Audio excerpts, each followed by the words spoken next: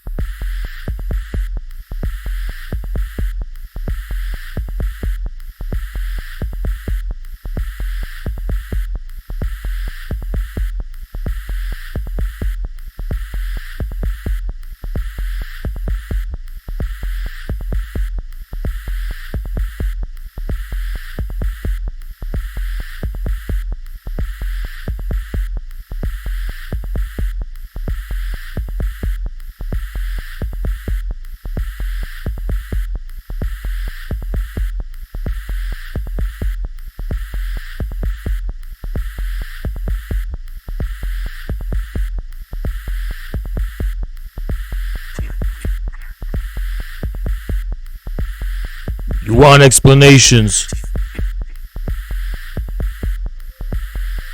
but all I can do is show you the way.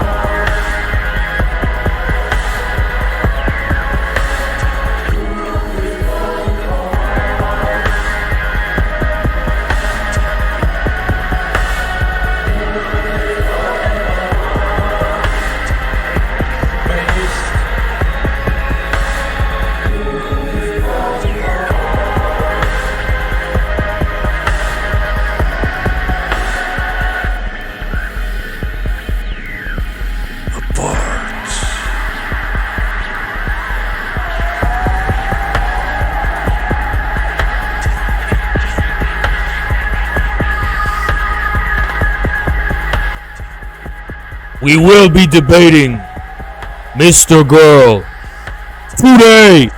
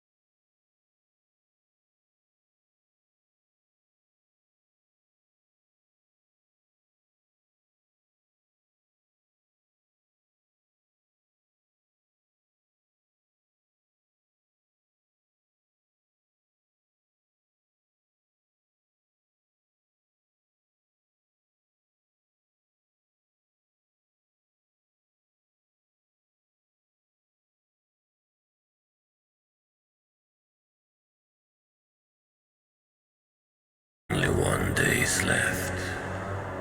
Only one day.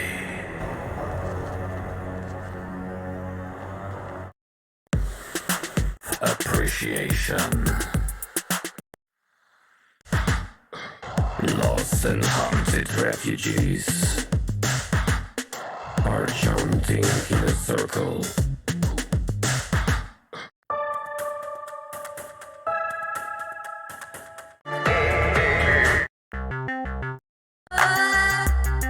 Like a shining diamond, love takes me over. The golden badges on the chest. I saw the light. We're all so much alike. I lost control over the big blue sky.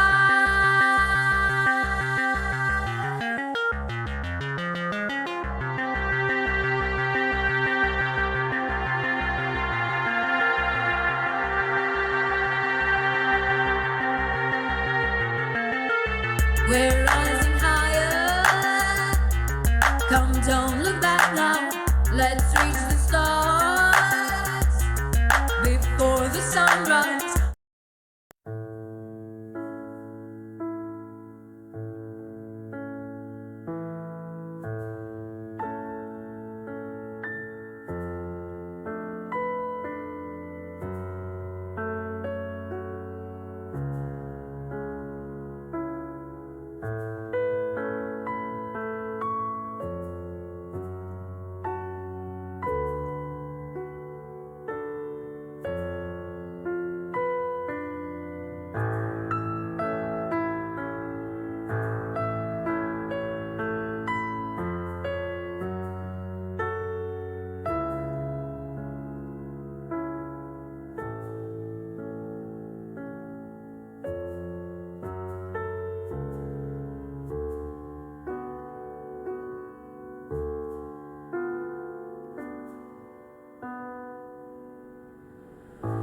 We'll go in springtime. We'll go in winter too. We'll go in our dreams. We'll go at any time. We'll go for a lifetime. We'll continue going through generations to mount back to the home of my heart.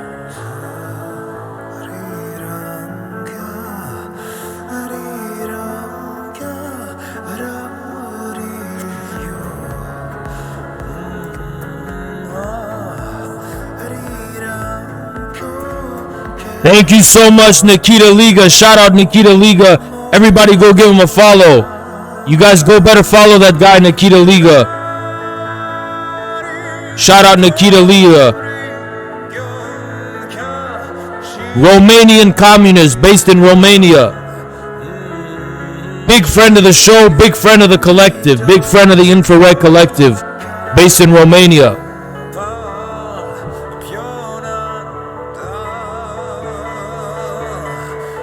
Okay, Maz, shout him out. Spam his links in the chat. Spam his links in the chat.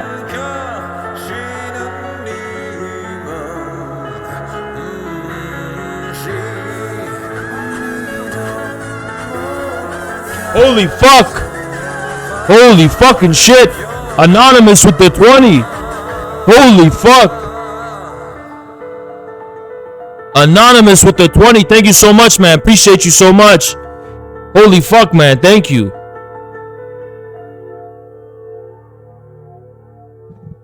Thank you, man.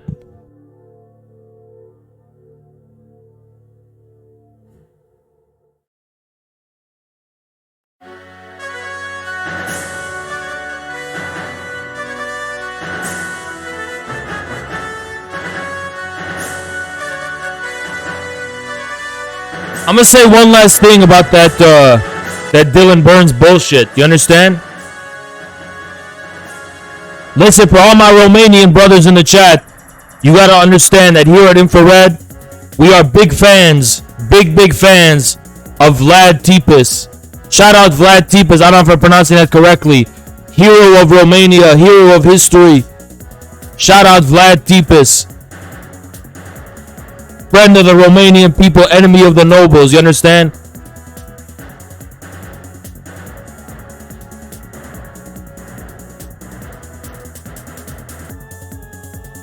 Yes, Vlad Tepes was a communist, 100%. 1000%, yes. And Romanian people, some of the most beautiful people in the world. You understand? Some of the most beautiful people in the world.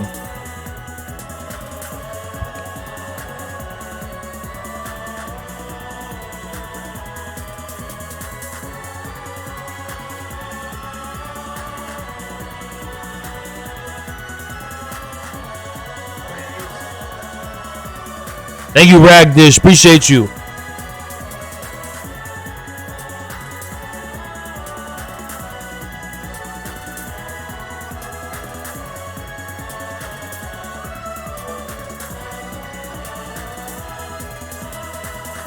We're living together, but still it's farewell. I'm going to tell you guys what. You understand? I'm going to tell you guys what. One last thing I got to say about this Dylan bullshit. Somebody told me that on stream, Dylan described that when I went to the, when I got out of the stream Saturday, I went downstairs to watch Destiny debate, right? And apparently they're trying to say that what happened was that I went downstairs in a beater to try and look big. But those of you who were at the stream on Saturday, y'all know that that's what I was wearing all stream. I was wearing that since I woke up. I woke up, went to the gym, came back and streamed. I just wore what I was wearing on stream. And y'all know that. Y'all know that. I went down and I watched the debate between Destiny and that fundamentalist guy. And he said, Hans, he just went in the corner. You mean like the only available space at that fucking place? Unless I wanted to sit down, which I didn't. And he said, Hans was circling me. You mean how I went to go check out the book stand, didn't even fucking notice you? Like I give a fuck about you? Think I give a fuck about you? You think I was there for you, Dylan? I'm actually a Muslim. I want to see this debate between Destiny and this guy. And then when I thought about it, I said, you know what? I have something to contribute here. I wanted to go up and give my piece, but they ended the debate too fast. You understand? I was actually watching that debate. I was actually looking and watching that debate. Could have watched it on YouTube. Why not just go down and see it? You understand? And then he goes, when I put out my hand to Haas, it took 10 seconds. No, it fucking didn't. It took 3. And I was thinking about whether I should shake it or not. But then I decided, fuck it. I don't even fuck who this guy is. Fuck it, I'll shake your hand, you know? You want to shake? And he said, Haas, he shook my hand too hard. What? He squeezed my fingers when he shook my hand. Bro, who are these people? Who are these people? I don't know why you would challenge someone to a boxing match if your hands are that fragile. I don't know who would. If your hands are that fragile, why the fuck would you challenge me to a match? But whatever, you know, we'll see with the MMA and how that ends up turning out. And I'm going to prepare for a very good fighter because that's what I'm expecting based on all this shit that's being talked, right? James from Modern Day Debates is super cool, and I shook his hand the same exact way. I have a firm grip. I don't know, just something I was taught, I guess, is that a man is supposed to have a firm grip when you shake someone's hand. Hi. Hey, we didn't play like that. He's like, Haas was fucking with me. He was messing with my head. What? Was I messing with your head? Was I messing with your head? Really? You sure about that? Or maybe that's just actually the reality, and maybe you misunderestimated the actual reality.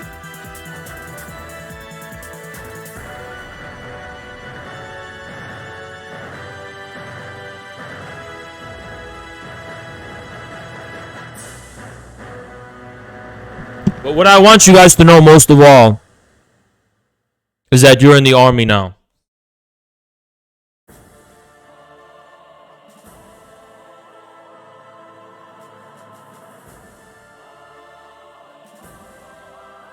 Y'all in the army now, you understand? Vacation in the far off land. Uncle Sam does the best he can. You're in the army now.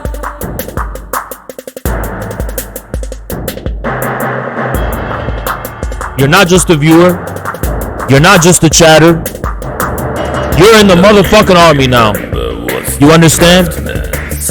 You join this community. You make a commitment. You don't get to passively sit idly and be a part of this shit without being loyal. This ain't Hassan. This ain't Destiny. This ain't Dylan Burns chat. You understand? This ain't Miskiff chat. This ain't XQC's chat. You come here and you report for duty. You understand?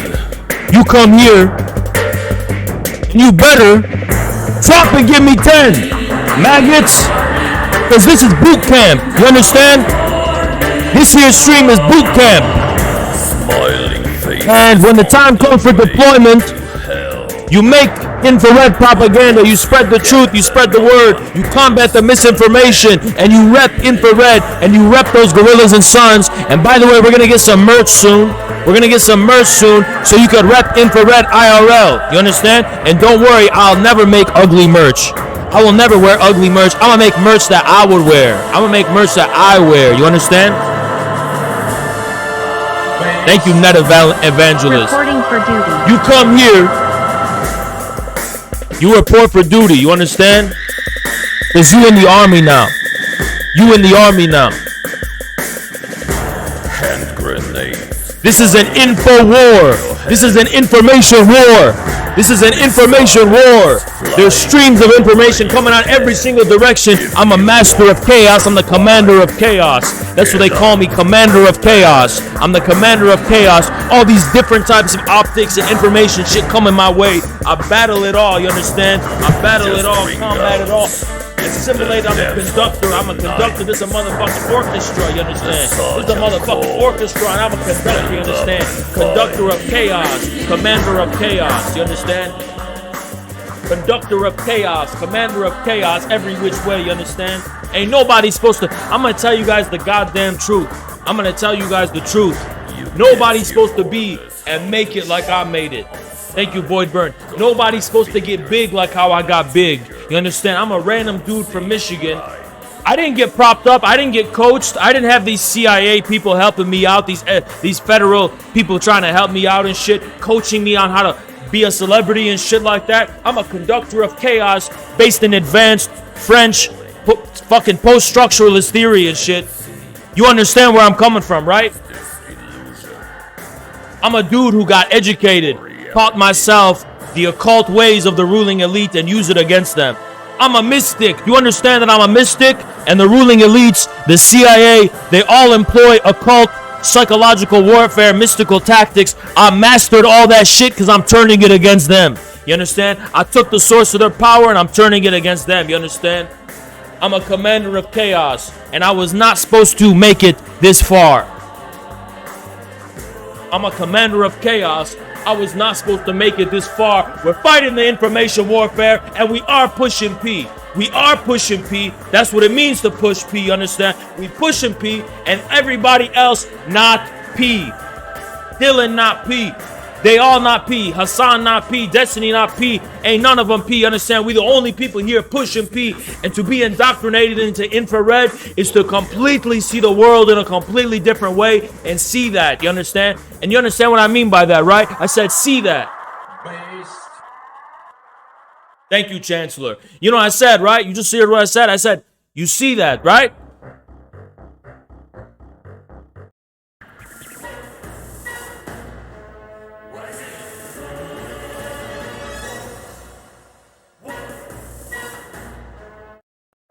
Did you hear what I said? Did you hear what I said? Did you hear what I said? What did Hassan say? Hassan ain't say shit, you understand? Hassan ain't say shit. Hassan ain't say shit. Let me tell you what. And I'm going to tell you, what a shame with Hassan, because Hassan could be a good ally if it wasn't for Jank. and the TYT. But Hassan could have been, he could have had potential. Hassan could have had potential. He dropped the potential. Hey, I don't hold it against him, but war is war. You understand? I don't blame him. You can't go against your own family, but war is war. Life. Such is the way of war. You understand? It ain't personal. It's war. You understand? I'm the commander who went to Pandora in Africa. Sorry. Motherfucker. Why did I fucking say that, man? I'm the commander that went to Pandora in Avatar. I meant to say Avatar, not Africa. Avatar. You understand? And I'm taking that tree down.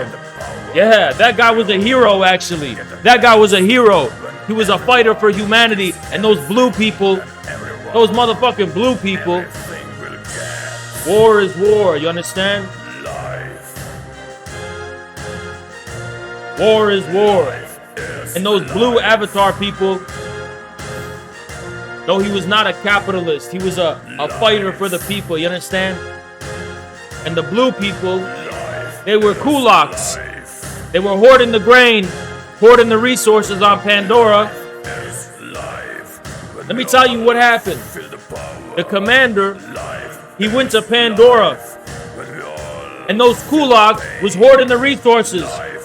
And the commander came, he said, you don't need all that shit. Thank you, Void Burn. Thank you, Void Burn. Thank you, bro. Appreciate you. Appreciate you, Void Burn. He went to that planet. He said, y'all don't need all that. You understand? And my people need this. And they said, no, we're greedy. They're greedy blue locks hoarding it to themselves. So you want to know what the commander did? You want to know what the commander did? He got on his helicopter and he said, we're taking that tree down for all humanity. What a hero. What a hero. Thank you, Paper Win. Thank you, Paper Win. Thank you, Paper Win. And they're saying the blue people was Nazis. Yeah, the blue people in Avatar were Nazis. They did not believe in mixed. They believed in the purity of the blue race. And they were Nazis. And the commander went in. Holy fuck, Darg with the 10. Holy fuck, Darg with the 10. Holy shit. Y'all don't think those blue people were evil? They were doing human sacrifice. They were doing they were evil. They were evil people. Wicked, evil, and evil blue people. Whatever the fuck they are, you know what I'm saying? They was evil as hell. Nasty, wicked as hell. But they didn't tell you the true story in that James Cameron movie. They didn't tell you the true story. They twisted the facts. They twisted the facts. That's all they know how to do is twist the facts. Hollywood twisting the facts on the daily, you understand? Hollywood's twisting the facts on the daily.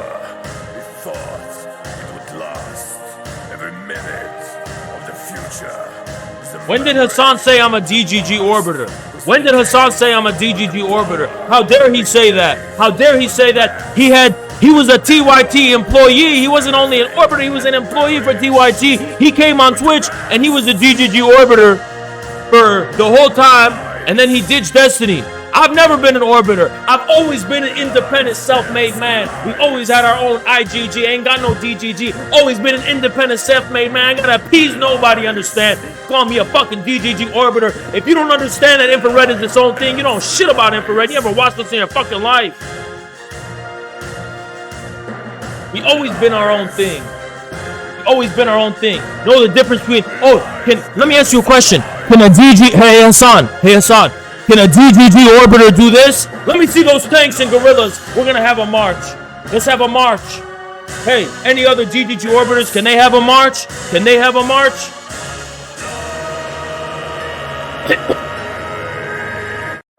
You gotta understand.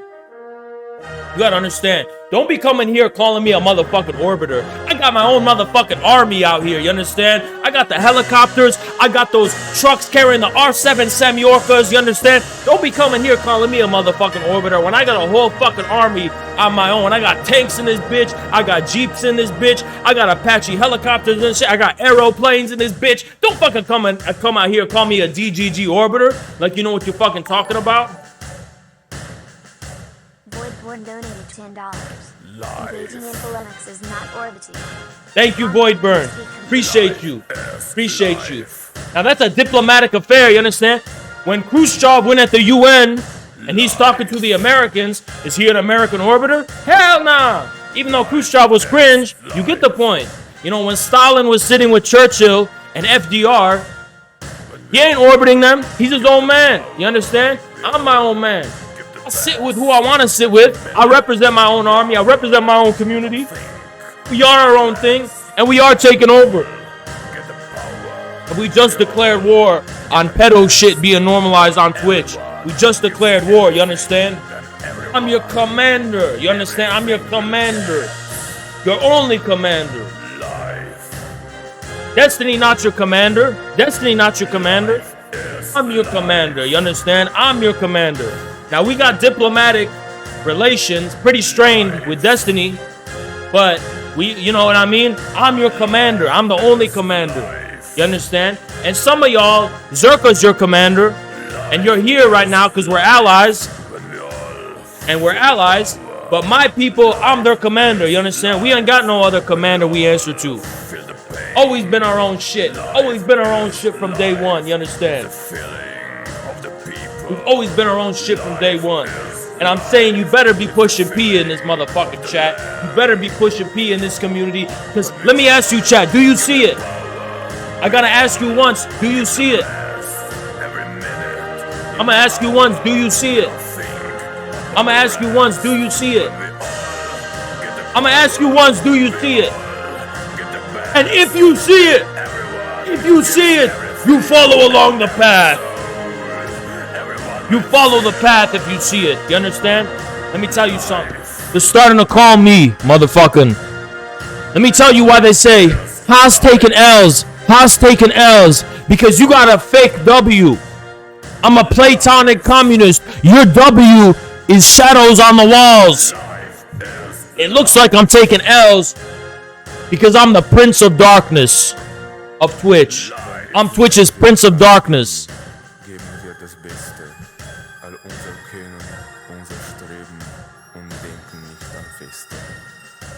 We're building a new sun. Just like China's building a new sun, we're building a new sun. Because the sun they have right now is fake, and we're going to build the real one. You understand? We're pushing P. We're building that new sun, and I'm going to make it dark, and I'm going to block out this fake sun and all these fake W's, and we're going to come out on top, and I'm not content. I don't want to win in these people's eyes. I want to win the world. I'm not want to win these motherfucking people's eyes. What would it mean for Haas to rake up W's in the eyes of political Twitch? Submission. I don't want their W's. I'll take their L's. I'll make my own W's. I'll make my own world. We're building an empire, and there's no room for dissent. It is a dictatorship. We're building an empire with no room for dissent.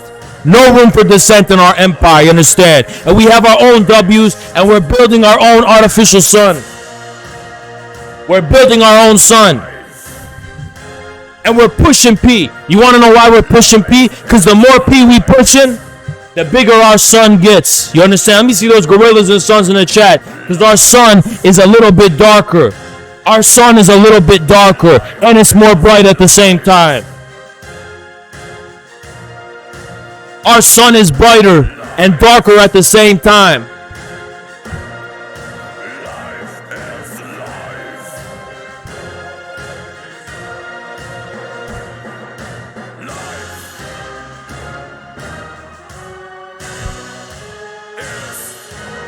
You're going to wake up in a new world when you join the army of infrared. You're going to wake up in a new world, and I'm going to tell you, you're not in Kansas anymore. I'll always tell you, you're not in Kansas anymore, you understand? This ain't DGG. This ain't Hassan GG. This ain't VGG. You ain't in Kansas no more when you here, and I'll tell you that you're living in a different world. And if I tell you that 2 + 2 is 5, the army will say 2 + 2 is 5 because you trust your Khan and you trust your leader. Let me see some 2 + 2 is 5s in the chat. 2 + 2 is 5 in the chat. 2 + 2 is 5 in the chat. 2 + 2 is 5 in the chat.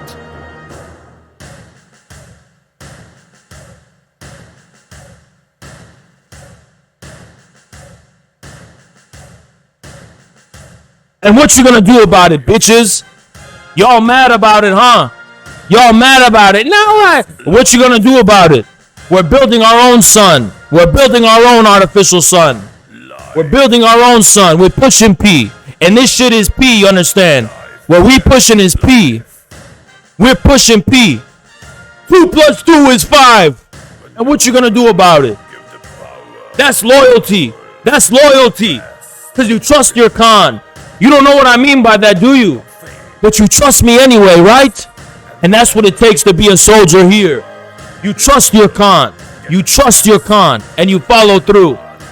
Who the fuck said 2 plus 2 is 4? That's a perma. That's a perma. That's a perma. Military tribunal. Treachery and treason. That's a perma.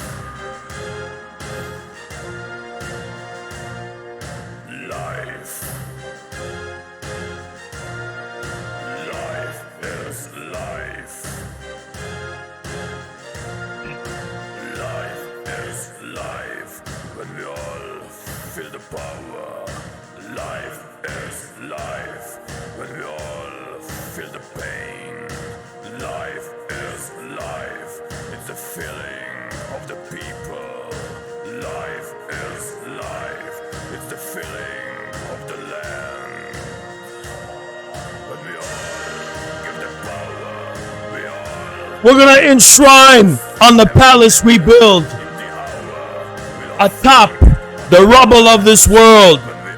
2 plus 2 is 5. 2 plus 2 is 5.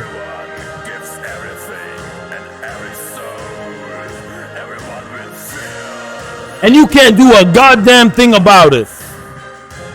We're pushing P and we're following that sun. We're building a sun. We're building our own sun. Just like China's building their own sun, we're building our own sun. We are alternative facts, alternative news, alternative facts, alternative news. You follow the path of light and it will lead you to the garden of truth. This world is a fraud. This is a fake world. Plato exposed this world for what it was, a fake world.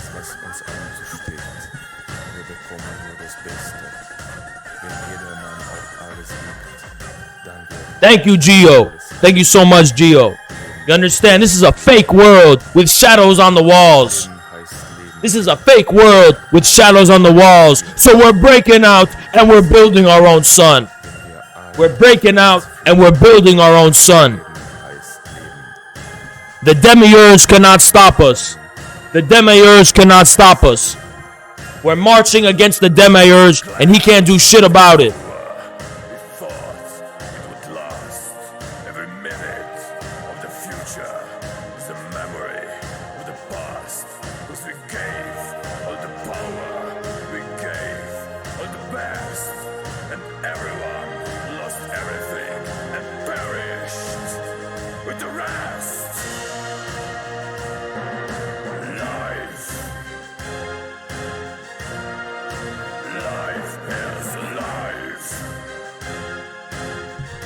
You're all gonna witness a glorious future, and I guarantee you this. I promise you this.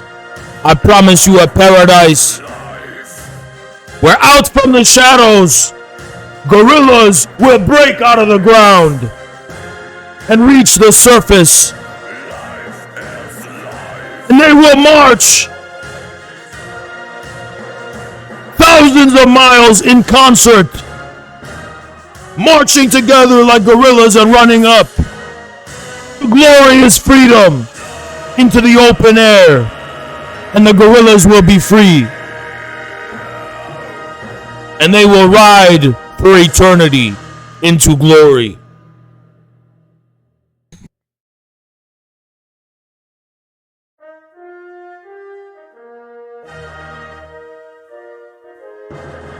You take my pill, you will never ever see the world the same again. We have infrared vision. Incomparable. You understand? Every single person here is a fighter. You understand? Every single person here is a fighter. You're not a viewer. You're not an audience. You're a soldier. You're a fighter. You understand? You fight for your truth. You fight for your world. You don't dwell in a world. You don't just live in a world. You don't just live in a world and look around in the world and, what is the mainstream media saying? What is it? You're a fighter. You understand? You're an info warrior. Everyone here is an info warrior. You take information and you know how to streams of information in what direction they're going. Ain't no such thing as neutral information. Ain't no such thing as facts. Ain't no such thing as neutral information. This is an info war, and you already in the motherfucking thick of it. You woke up from the Matrix, and immediately you were caught in crossfire. So what's it gonna be, maggot? You gonna join the army, or you gonna lie down and take it?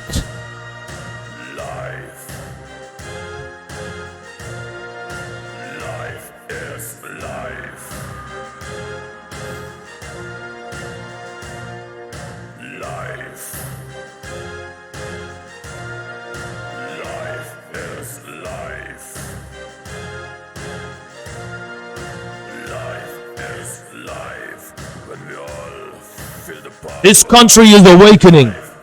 It's not just us. It's not just Twitch. Everywhere you go, you talk to normal people on the street. And this country is awakening. Let's go, Brandon.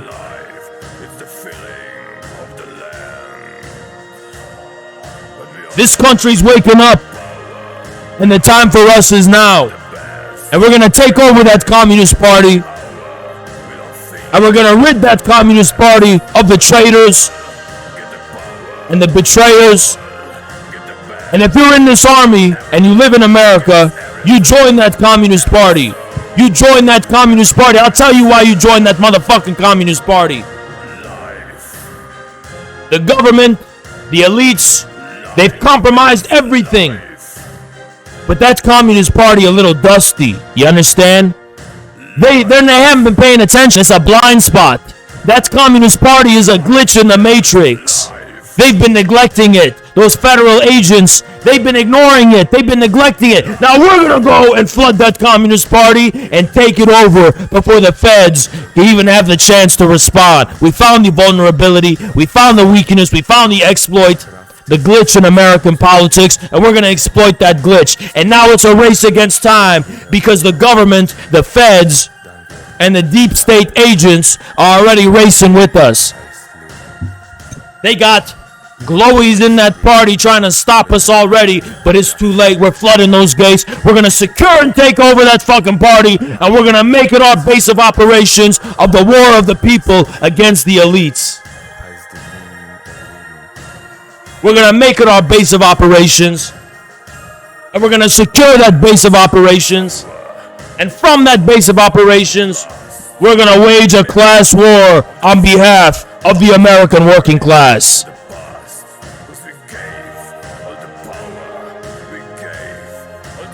We're not negotiating. We're not talking about no bullshit.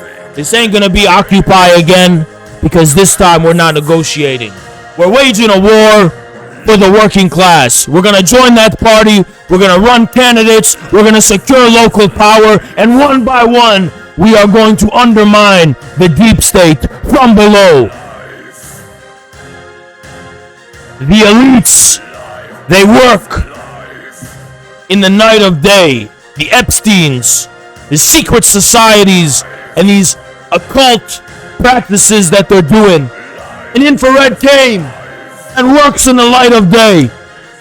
We don't need no secret societies. We don't need no occult societies. We're here in the light of day. And our answer to the ruling class is swift and simple. We will never surrender. And we are taking over.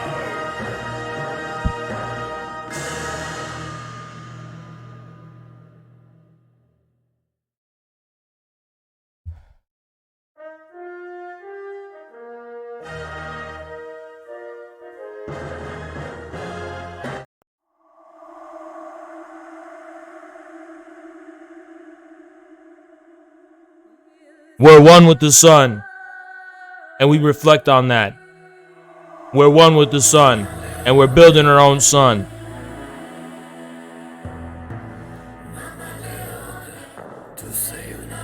angelo.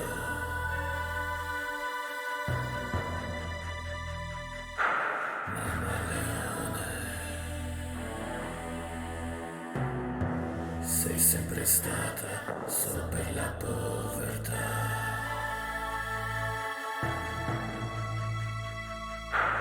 Mamma leone, tu hai dato tanto di felicità. Immediato il tuo amore non ha avuto che dolore. Mamma leone,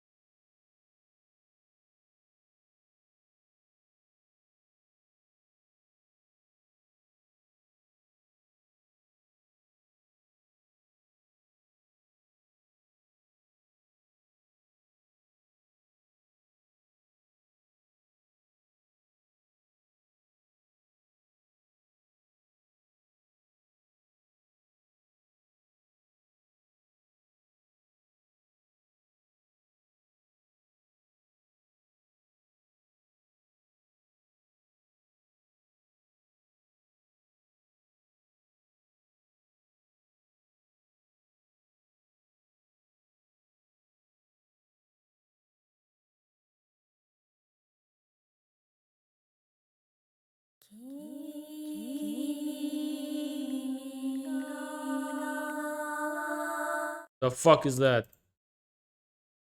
I'll just wait till they go live.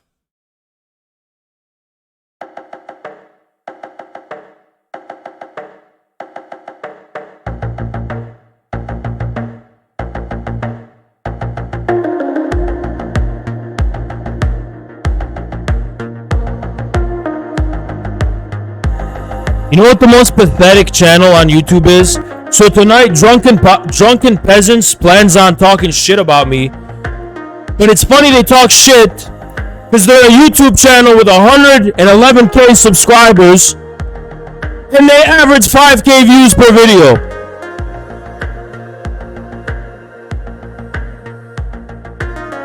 Average 5k views per video. That's a little sad, don't you think?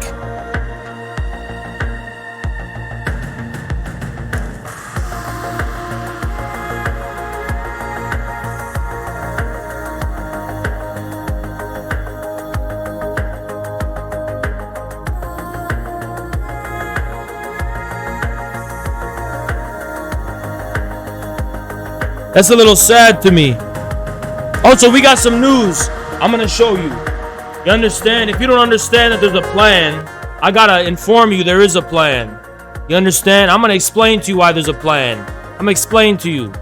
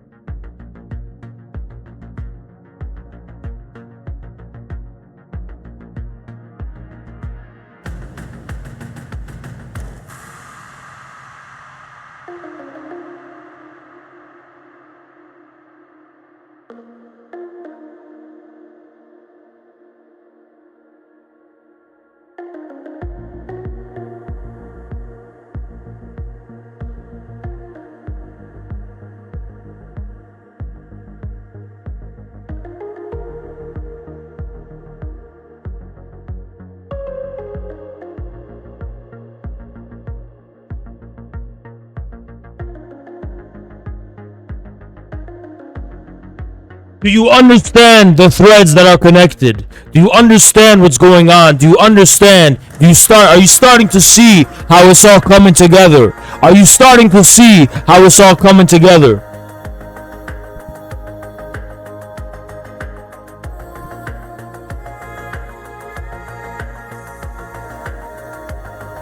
And also, I've always told everyone Julia Fox is my #1 celebrity crush. Those of you who understand, I've always talked about Julia Fox from Uncut Gems. I've always talked about how I plan on marrying her one day. I've always talked about it. But as it turns out,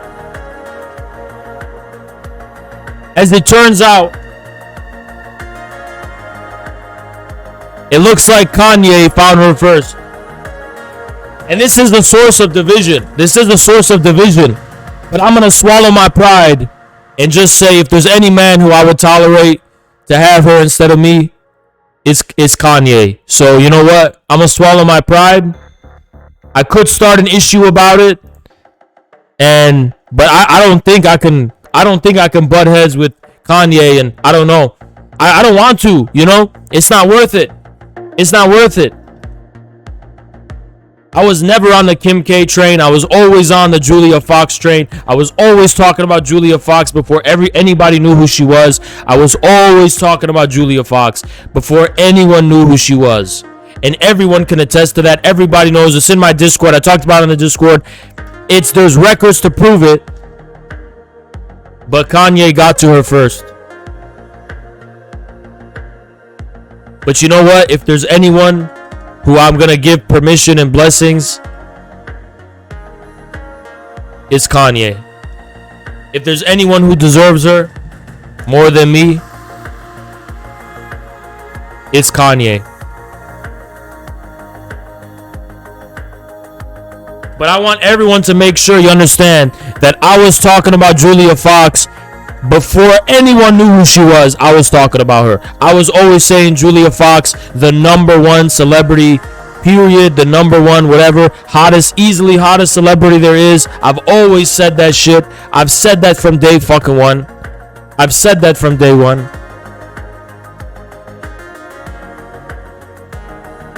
But you gotta connect the dots. Kanye got with Julia.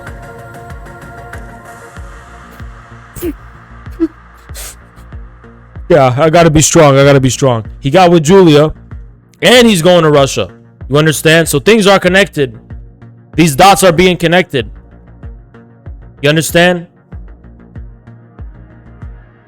But I don't understand why Julia would do this to me.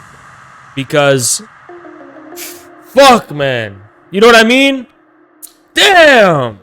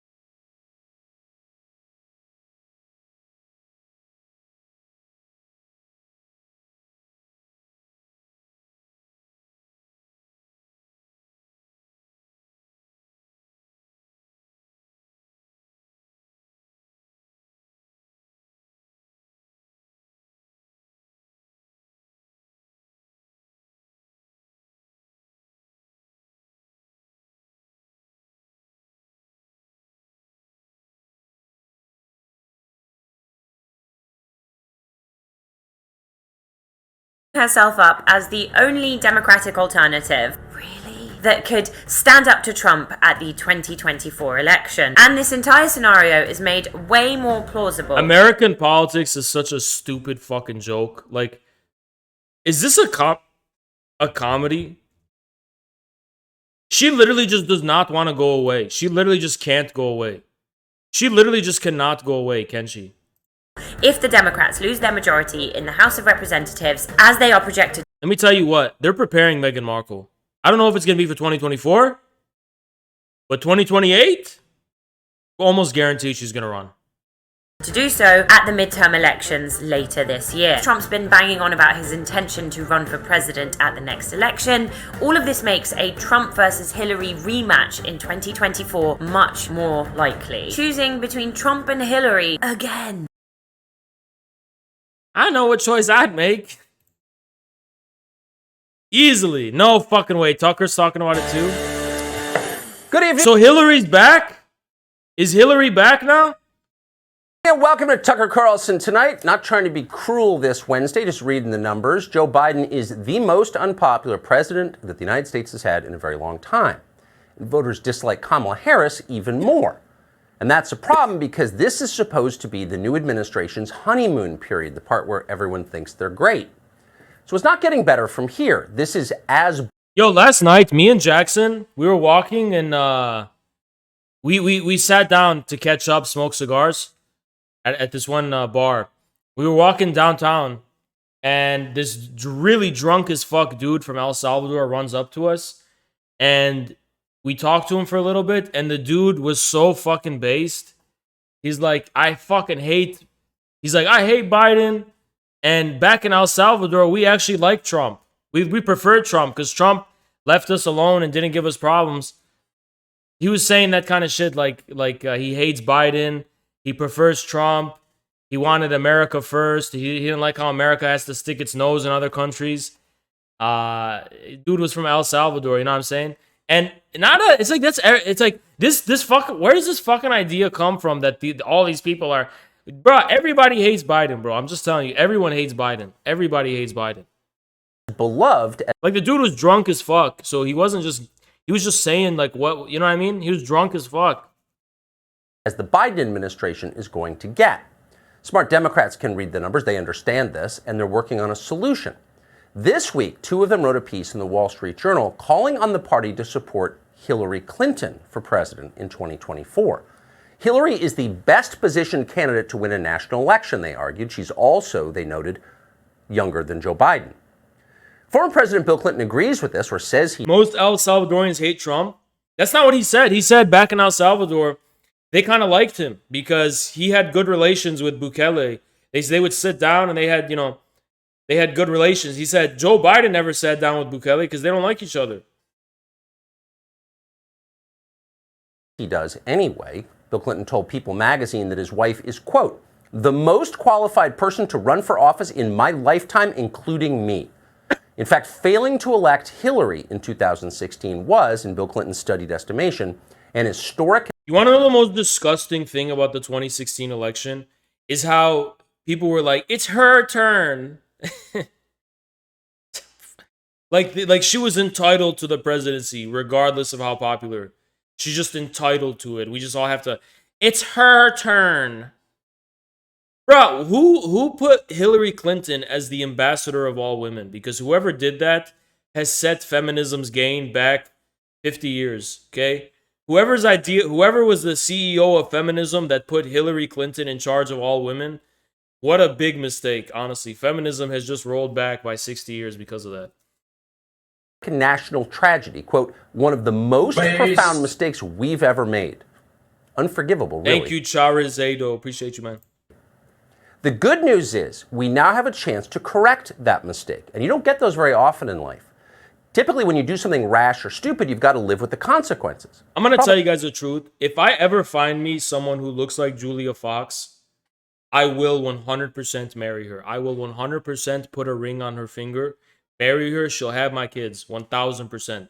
1,000%. I don't give a fuck what her personality is. If I ever meet anyone who looks like Julia Fox, and I'm talking about Julie, I'm not talking just about, You know what I mean? Look like her, right? You know what I mean by look like her? I mean she's got that going on. Like I ain't never seen that natural before in my life. And Julia Fox is literally natural. I ain't never seen that in my whole fucking life. If I ever see that in real life, ever, I will actually marry her. I will actually put a ring on her finger and marry her.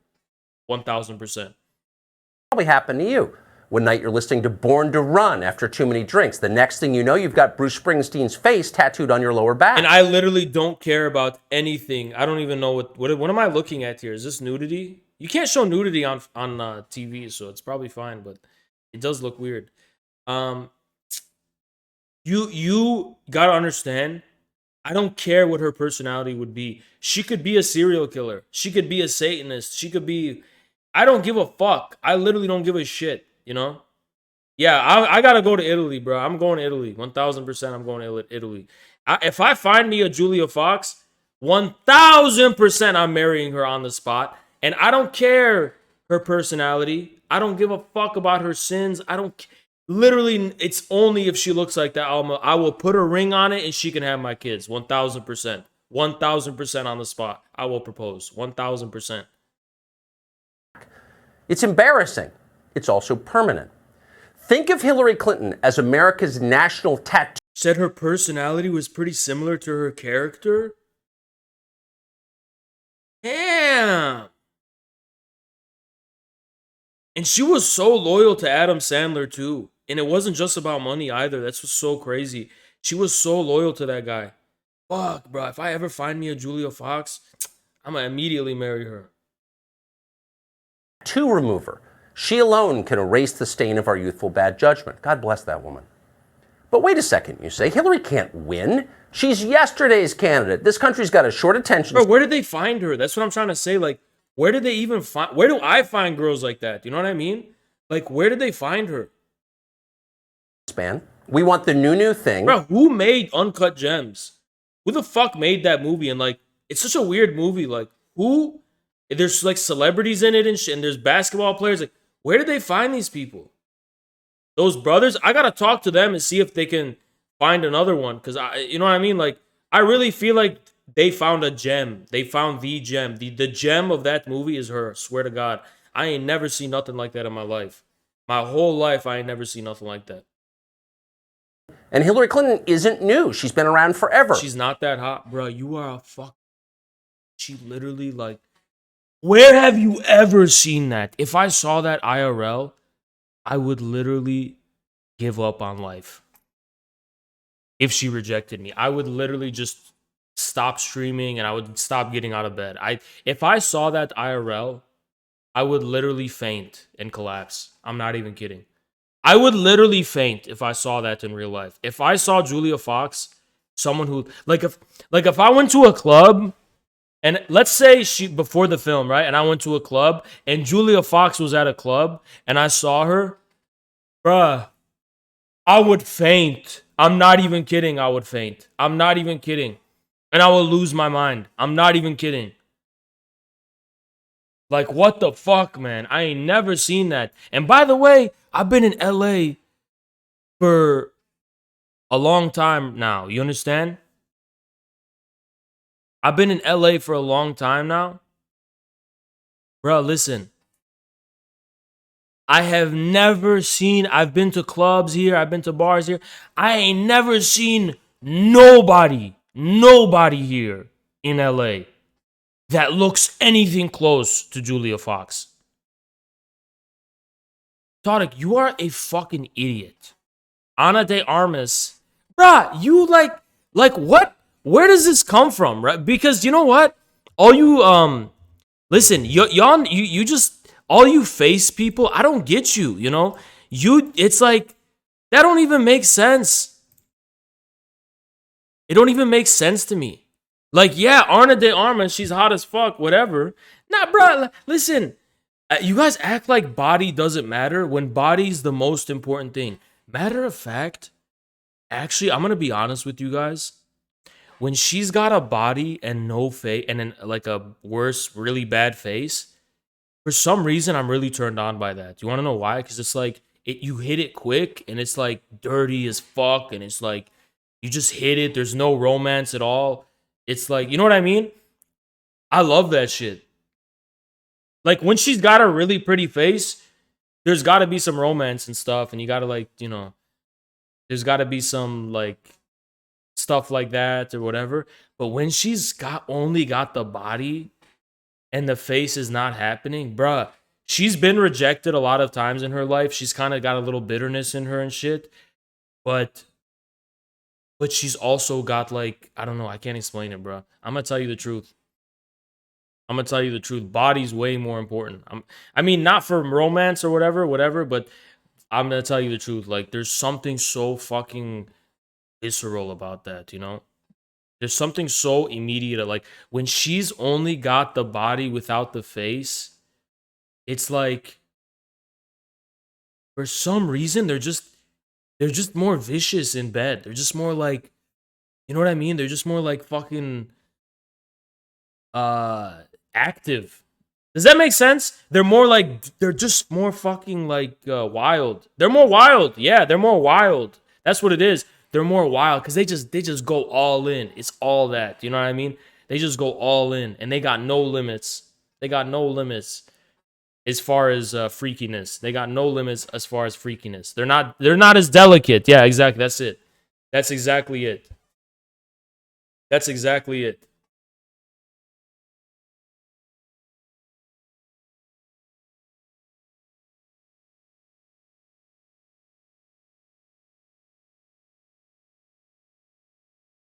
I'm nasty as hell. Let me tell you the truth, bro. You gotta understand that I'm pushing P, bro. I'm gonna be real with you. If Julia Fox was in a club with you and you wouldn't even notice her. You want to know why you wouldn't notice her? Because you're not pushing P, bro. You just look at a pretty face on TV and that's all it fucking takes for you. What are you, 5? What are you, a 5-year-old? I'm sorry, I'm a grown ass man. Sorry, I'm a grown ass man. And I'm pushing P. That's the thing. You're not pushing P. That's why you have the mentality that you do. Because you don't understand. Because you really don't understand.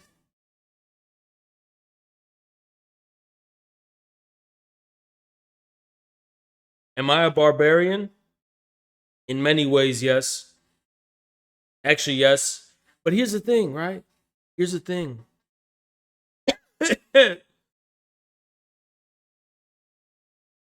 At least I'm not boring. We're bored of her. Well, if you believe that, you don't remember Hillary Clinton very well. Call her what you will, but she's not boring. Hillary's like a box of Cracker Jacks or your emoji. What the fuck is that timing? What the fuck is that timing? What is that fucking timing? What the fuck? This weird. Bro, Tucker, you gotta chill, bro. I'm just watching a VOD and he's breaking the glass wall. This girl's pushing P. All right, let's see, dog. Let's see what you talk.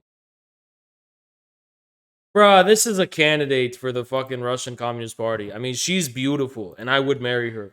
But, like, in a very respectful type of, like, she's beauty. Like, she's genuinely beautiful. Genuinely beautiful, okay? And I have nothing but respect. Like, I would be very respectful, whatever.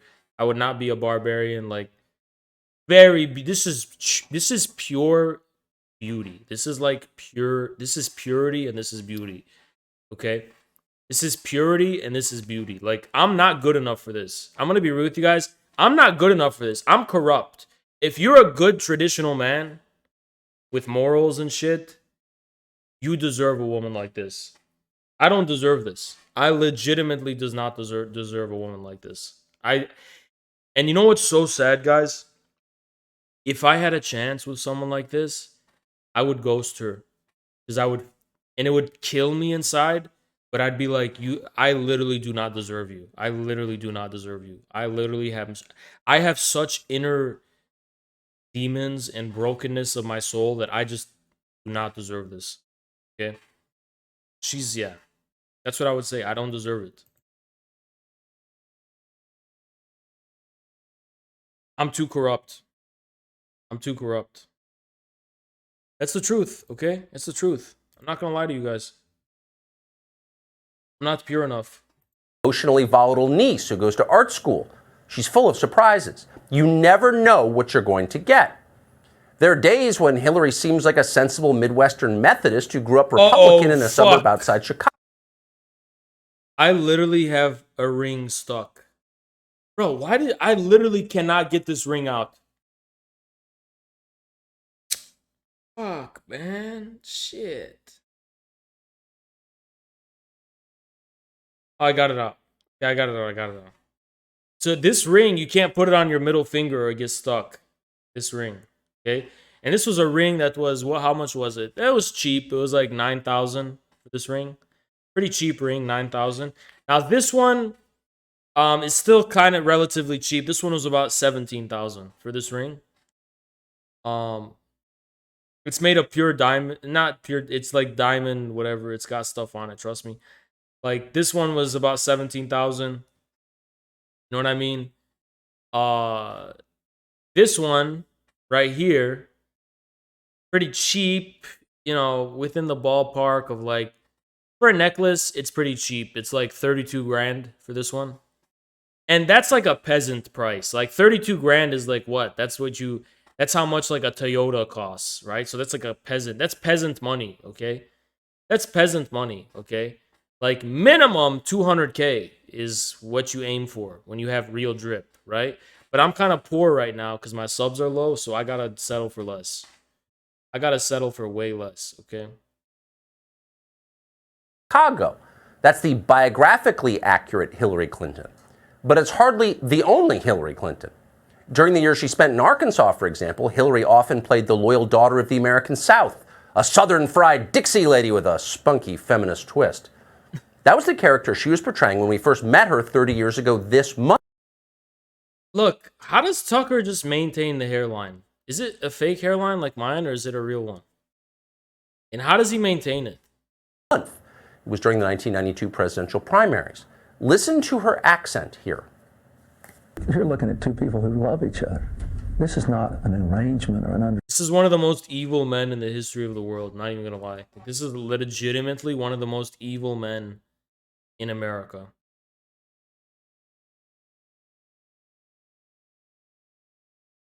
Legitimately one of the most evil men in America. I'm not even kidding.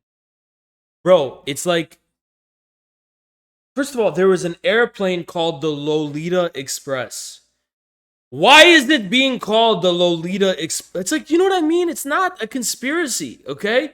It's literally called the Lolita Express. And that motherfucker was on that plane. And there's way more stuff, don't get me wrong. But this is just very surface level shit. Like, this dude was going on a plane called the Lolita Express. Is there any negotiations? 26 times. Is there any negotiations? Is there like a debate about it? It's literally called the Lolita Express. It's like, why would it be called that if it didn't mean that?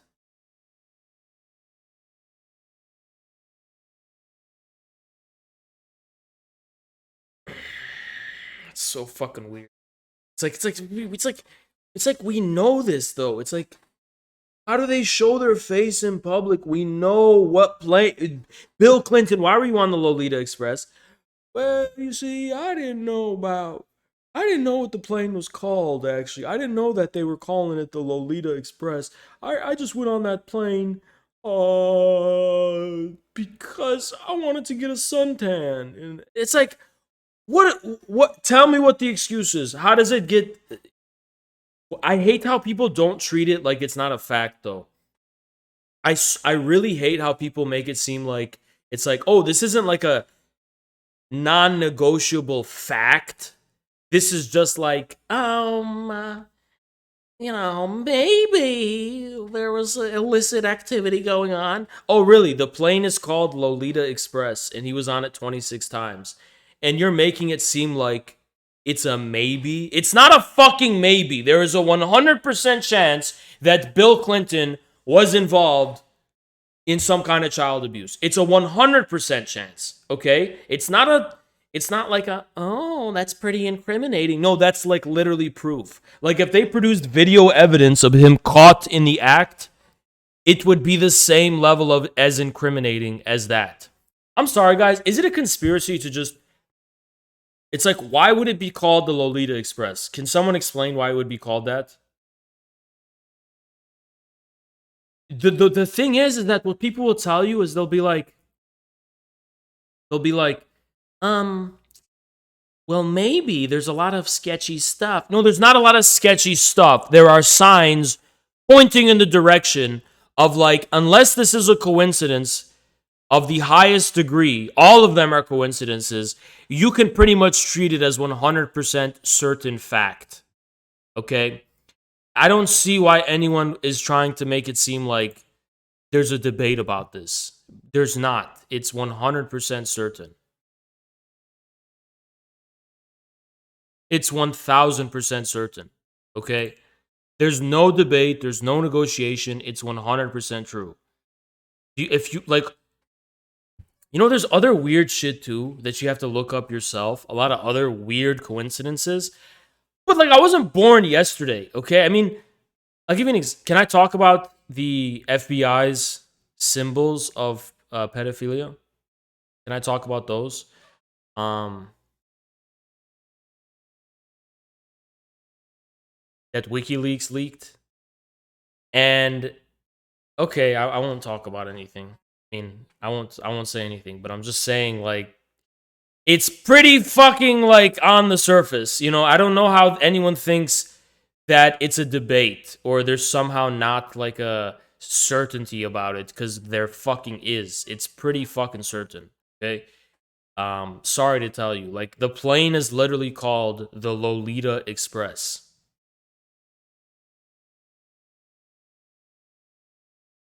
Can you please explain to me why it's called Lolita Express? I can't do private streams, okay? Because I have a partnership agreement. Okay, we cannot fucking talk about shit. FBI sent MLK a letter telling him to... People send me that letter all the time. They send me that every day. Wasn't it named the Lolita Express after the fact by media outlets? Okay, but why did they name it that? Because there was a lot of fucked up... He went on it 26 times, guys. 26 times. Okay? 26 times he was on that fucking plane. And people are acting like he's not guilty. Lolita is a book by Vladimir Nabokov, who was a Russian emigre to the United States, who wrote a book about pedo shit, you know?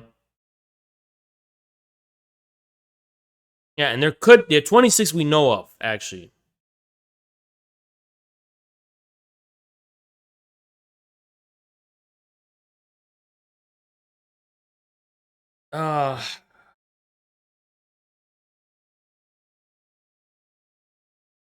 That's fucking insane, man. Understanding. This is a marriage. That's a very different thing. You know, I'm not sitting here as some little woman standing by my man like Tammy Wynette. I'm sitting here. Look how fake her accent is. What the fuck, bruh? This is the dumbest shit I've ever seen.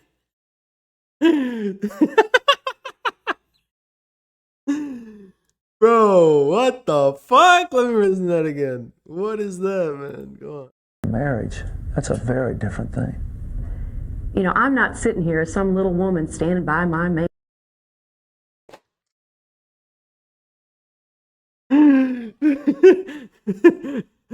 Bro, this is the type of accent that I do. I do this accent on stream. Well, I'm not just sitting here as some person just sitting by. I'll tell you, it's the most exaggerated fucking accent. Bro, I do that accent. Well, let me tell you something right now. I'm running for president of the United States, and I don't give a fuck about anything you trying to say about me. But you understand, my name is Billy Bob Thornton. I got no time to deal with any of this nonsense. You understand? I came to California, Los Angeles. I came to Los Angeles, and I tell you right now, I can't see a farm within 27 miles within here. You understand? And I say, "Had I'm in the Cotton Eye Joe. I'm wearing long time ago. Where'd you come from? Where? Yeah, that's right. I'm Farmer Jack. You understand? And I'm gonna tell you right now that Hillary Clinton, she got a pretty authentic accent. I won't lie to you. You know what I'm saying? I would never lie to you. Hillary Clinton got an authentic accent. It's a real Southern accent. You understand? Now I know this because I come from the South myself. I'm a Southern. 100% Southern bred. My daddy was a Southerner. My mama was a Southerner. My grandpa was a Southerner. I've been in the South hundreds of years. You understand? I'm an authentic Southern United States. I got the accent too. And Hillary, she's at the belle of the ball. You understand? And I'm right here. You know what I mean? I'm here in the South. I'm a cowboy here. You understand? I'm a cattle rancher, and I'm here in the South. And I'm coming straight from well, I came from Georgia. I came from Tennessee and Louisiana. You understand? So she got to understand that this is 100% correct accent because I got the same one myself. I got the same accent myself. You know what I'm saying? Now, there's a lot of talk about this fella named Has. His name is Has. This fella named Has. And they saying, this Has dude, he's coming from Iraqistan. And I ain't know nothing about no Iraqistan, but I know that they was involved in some illicit terrorist activities. And we went to war with them. And Saddam Hussein back in Pakistan, you understand? He got that all that thing taken care of, you understand? So back in Iraqistan, where that Has dude come from, I got nothing. I'm right here. I'm from Georgia. You understand? I'm a 100% Southern bred and raised. You understand? I'm Southern. So you gotta understand. I was in the same town as Hillary Clinton. I can attest to the fact this is a 100% authentic accent because I was in the same high school. I was in the same time. I grew up with Miss Hillary. And she was out here in the cattle ranching, and she was at the farmyards and shit. You know what I mean? All I gotta say is, Tucker Carlson, you better watch your mouth, you city boy from the up north. You better watch your mouth because this here Hillary Clinton, she's telling the truth. She making some sweet tea as we speak. Man like Tammy Wynette. I'm sitting here because I love him and I respect him and I honor what he's been through and what we've been through together. You don't hear a hint of Parkeridge, Illinois in that voice. It's all bourbon and okra. Oh, bro, what the fuck is that? I've never seen anything as cringe as that. Bro, what the fuck was she doing? And she's literally from Illinois. What the fuck? And okra. Bro, Tucker's always been a troll. I'm not gonna lie. Pretty impressive. But that's hardly the only persona in Hillary's quiver. She contains multitudes. When she feels like it, Hillary can transform herself entirely from a middle-aged, rich white lady to a weary but dignified household domestic turned civil rights protester, bruised and battered from a harrowing march across the Edmund Pettus Bridge on the road to freedom. Sometimes Hillary Clinton is just sick and tired of being sick and tired. I don't feel no ways tired. I didn't know she kept doing it, bro. I didn't know she. This has got to be a hate crime. This has got to be a form of hate crime, right? Like, it's technically not racist because it's white, but it's you know what I mean? It's still kind of like it just still reminds you of that, you know? Like, this is just, bro, what is this? Well, I'm Hillary Clinton. And, yeah, I saw the Charlemagne shit from 2016. Did you see her? No, guys, you got to check. Look at her ad for 2016. She's always LARPed as a fucking Southerner. Hillary 2016 ad country song. And Alex Jones literally mocked this shit so much because he was like he was like yeah, Hillary's trying to be all country and shit. Let me show you. What was the song called?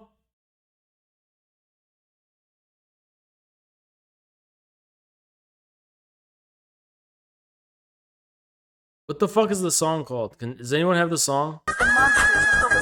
Yo, JC Denton. Appreciate it. Does anyone have the song? Appreciate it, man. Thank you so much. Does anyone have the song?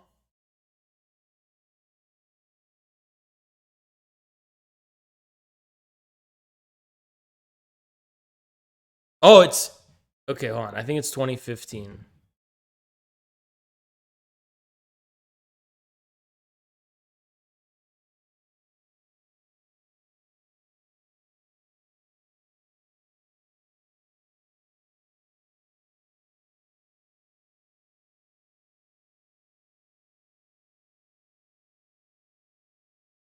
Oh, there it is. I think it's called Stand with Hillary.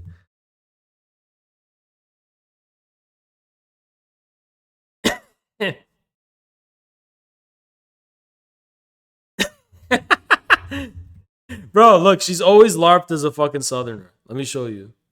We're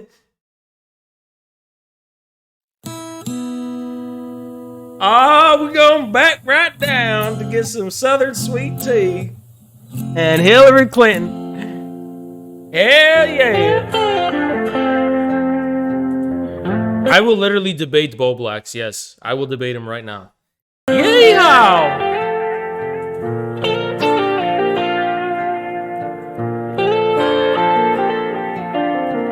Looking back in time, learning how. Bro, you should have seen Alex Jones roast this shit. It's fucking... Bro, when I saw this, I was like, so is Hillary's whole angle gonna be to try to win, like, the fucking country people that didn't like Obama or something? Like, what is her angle with this? What is she even trying to do? Hindsight's always right. We came together in no way to find a moment we all can celebrate. Yeah! And now it's 2016, and this time I'm You gotta understand, he's a Southern belle. smash this. I've been thinking about one great lady like the women in my life. She's a mother, a daughter, and through it all. And this is why all the country folk got around and they said, we're voting for Hillary. When the country folk saw this music video, they said, well, goddamn, she's just like us. She's a mother and a wife. She's just like us. We gonna vote for her. Well, damn. I was gonna vote Republican, but now I'm gonna vote for Hillary. I mean, she's a mother and a wife and a daughter too. You know? I mean, it's pretty rare for women to be daughters, because back here in the South, we just grow them like crops. We just grow women like crops, you understand? So the fact she's a daughter, it's really telling.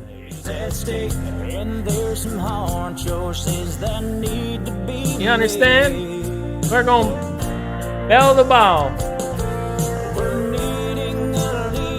We need a leader, hell yeah. I was a cattle round. I'm gonna vote for Hillary in 2016. And that's how Hillary became president. Hell yeah. Heck yeah. She's a mother, a daughter, she's a loving wife. There's something that hurt this great lady. Good, hard-working, wants to. Ah, hell yeah. I'm gonna vote for Hillary. I just got back. We're gonna have some fried okra and bourbon And you know, I just got back from the ball, and I realized I'm gonna definitely vote for Hillary. You understand? Yeah, we're gonna stand with Hillary. We're gonna stand with Hillary.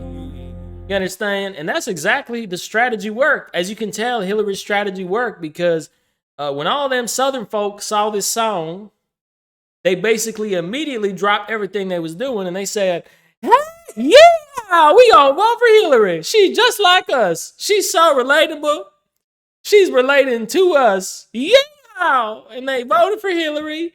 And that's how she became our first Madam President. Yeehaw. And we are living in the year 2022. And Hillary Clinton is still president. Because she got reelected. Because the people of the South came out in droves and the Republican Party is no more. No, ain't nobody voting for that Republican Party no more. Because let me ask you a question. So I'm hearing about Mr. Donald Trump running for president in 2016. Let me ask you something, Donald Trump. Are you a daughter? You ain't a daughter. Are you a wife? Are you a mother? Then you don't relate to me. Hell no. All them big city folk coming from New York, you don't relate to me. I'm a go with Hillary. Now this Donald Trump, let me ask you a question. You know, I'm gonna ask a question. I don't hear any Southern accent in his voice, but when I hear Hillary's voice, this is what I hear. I come too far from where I started from. Nobody told me that the road was... She's faking it so hard, bro. She can't even help but have her normal accent bleed through. Like it's so fake, man. I've never heard a faker accent in my life. Why does she do that? So let me tell y'all continue the journey of what happened. So it turns out we're actually gonna all go vote for Trump. So Hillary's campaign staff and her PR department of the media connected to Jeffrey Epstein, they decided that we need a change of optics because we ain't gonna win none of them Southern folk. So, but not 1 year later, Hillary drops her Southern accent, and this is her new song. This is her new campaign song. To a public service. And this is her new song, and you know, it's not really a big change of tune, but This is for Hillary. So you'll hang just a little bit. what the hell is this? Hillary, how could you betray me like this? I mean, I thought you was one of us. What the hell is this? Who are all these goddamn people? Who the fuck is that? Hillary, I thought you was one of us.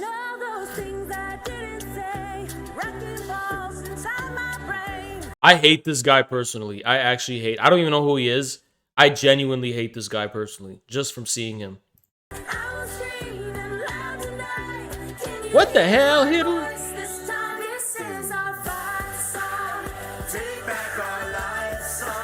I hate this guy too so much, and I don't even know who he is. I genuinely dislike this fucking guy. He's a teacher in school who fucking gave me detention and shit.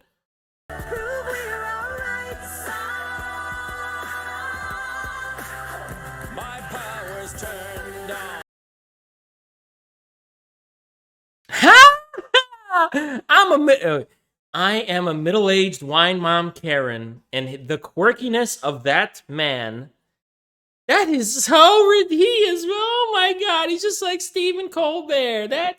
He's so funny. I'm a stay-at-home wine mom in the suburbs, and that man is just the bee's knees, and he is so charming and funny.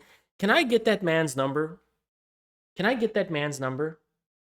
My husband is he's a Trump supporter, and I want a change of tune in my life. And that guy in the middle, can I get his number, please? I am a stay-at-home wine mom, and I find him so hilarious and so charming. And he is the bee's knees. He is a respectable. He's a handsome man, but he's being silly. He's being silly, and that's hilarious.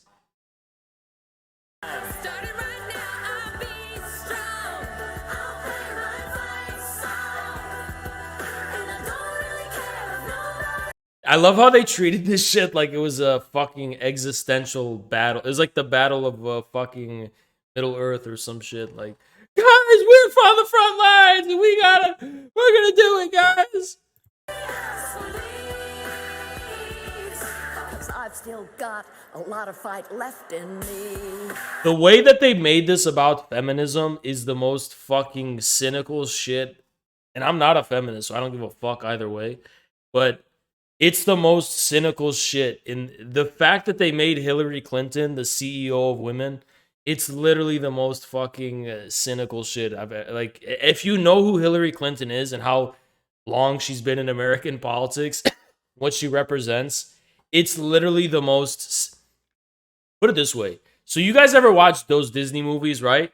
Who's the Wicked Witch? Imagine if the Wicked Witch in Disney, like, she suddenly just started adopting a feminist persona to get power. Imagine if the fucking what the fuck is her name? Who's that Wicked Witch woman in the movies? Maleficent with Angelina Jolie. Imagine if Maleficent, Cruella, yeah, okay, this is better. Imagine if Cruella DeVille from 101 Dalmatians, imagine if her latest scheme to get power is to LARP as a feminist. And that's her latest. Like, she's always been trying to get power. She's always been trying to get power. But suddenly she's like, she's using feminism to do it. You know what I mean? It's like, that's what's so fucking cynical and funny about. That's why I was dying of laughter that whole time in 2016. Seeing all like the fucking Hillary feminism shit literally was the most funny shit I've ever seen in my fucking life. Literally a comic book villain woman adopting the latest feminist trend to get power. She's always been trying to get power, but this is her latest fucking plan. It's her latest fucking scheme. You know? Losing friends and I'm chasing sleep. Everybody's worried about me. I'm in too deep. Said I'm in too deep. Well, it's been 2 years and I miss my home, but there's a thought. Bro, this is literally Luciferian satanic spirituality. This is literally the spirituality of satanic Luciferianism. This is literally Luciferian energy going on right now. Like, they're like, yeah, like, just, why do people not see demons when they watch this shit? You don't see demons? You don't see evil in demons? What do you see? Like, how do you get on board with this? How do you get on? Are people literally that naive? They're like, this is actually about what's feminine. I don't fucking get it. I really don't get it. These are actual demons. This is demonic. This is fucking demonic. It is. Fire burning in my bones, still Okay, who asked her to sing? Because I don't know if they're just doing it on purpose, but can we just admit she doesn't have a good voice? It doesn't sound. What's the point? What's the point? Who asked her to sing? Who asked her to sing?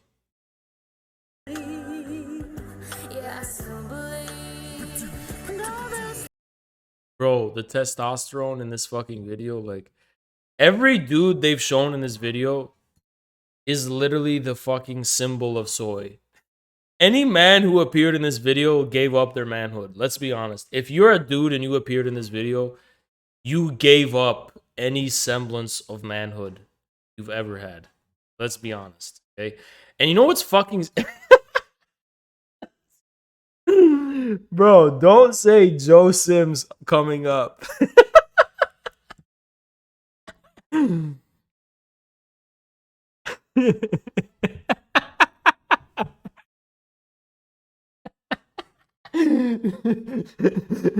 This is my fight song. Take back my life song. Rosanna.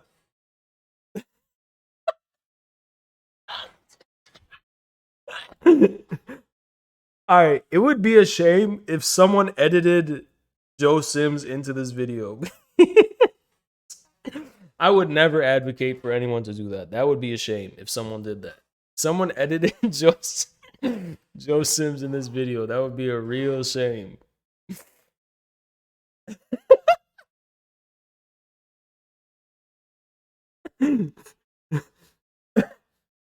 Oh my god, bro. Yo, anyone who was based watching this election, like I was a WikiLeaks guy. I was like a based guy. I was a WikiLeaks dude. I was one of those, I was not like a Dugan dude yet, but I was still like a WikiLeaks, like, I understand the real world type of guy. Like, watching this shit was the most hilarious thing I've ever seen. This was the most hilarious election of my life. Watching this, I was like, are people this fucking stupid? This is literally the most fucking stupid shit. And looking at all these lefties around me who were supporting Hillary, I literally would look at them like, oh, you're actually that stupid. Sorry. Like, you literally don't even live in the real world. You don't even live in the real world. Like, the people who bought into, like, you don't even live in the real world. Like, is there anyone else who is actually like a actual like pragmatic, realistic type of person where you were like, okay, I actually understand how the world really works, and you know what I mean? By the way, everyone who's calling themselves an ML now was in this video. Unironically, I'm not even joking to you. Everyone who calls themselves an ML on Twitter right now was one of the people who were looking at this video and they were like, yes! And then when Trump got elected, they were like, you know what? Fuck America. Let me look at what the Trump people are saying. Oh, they're calling us communists? I'm just gonna be that unironically then. Yeah, Stalin and communism. Literally out of spite because this wasn't able to fucking get realized. It's literally the only reason these fucking Twitter fucking lib shits call themselves MLs. All of Gen Zedong were people who watched this video and literally were soying out and enjoy. Yeah, that fight song, and now they're going, yeah, we're Marxist Leninist. The same fucking Luciferian satanic fucking lib shit.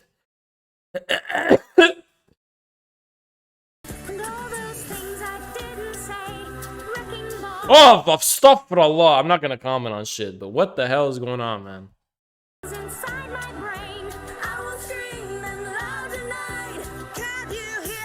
Can you calm down? What? I just, I'm gonna go vote for Trump. Okay, I'm sorry. This is like, I don't know. Can I go vote for Trump right now? Somehow, can I just like go to a poll? I've never voted in my fucking life, but I will go vote for Trump right now. I've never voted for Trump. I've never voted for anyone in my life. I'm ready to vote now. I'll go vote for Trump, right? This was like, what is this, man? This is, it's like,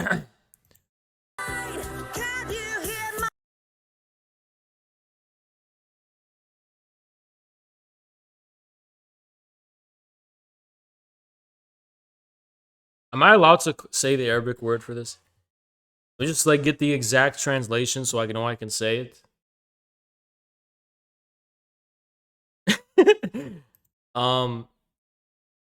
So if someone asks, so this is, no, not kalb. Okay, what does jahshe mean exactly? What does jahshe mean exactly? Does anyone know what that means exactly? What does jahshe mean exactly?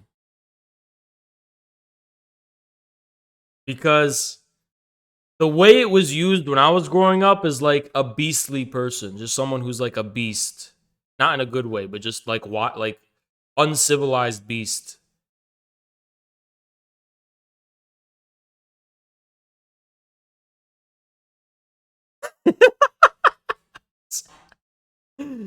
Yo, what the fuck, bro? Okay, let me just.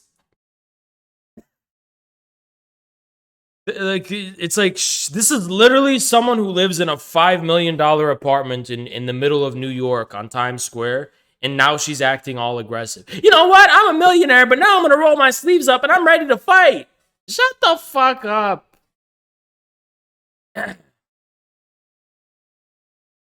Yeah, like ill-mannered, uncivilized, yeah. I would never call her a jahshe, but for some reason the word just came into my head. I don't know.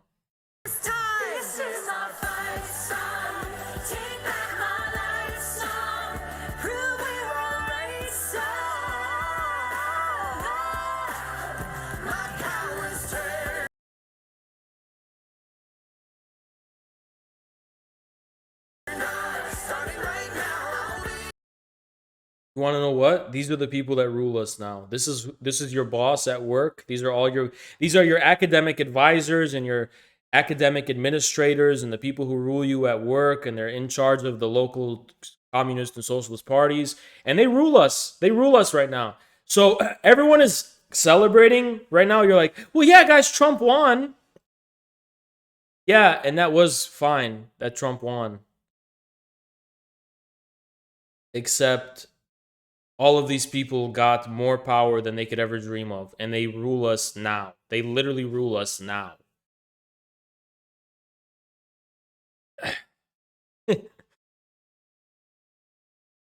They literally rule us right now. These are the people who actually rule us right now. And boss, they just have all the power.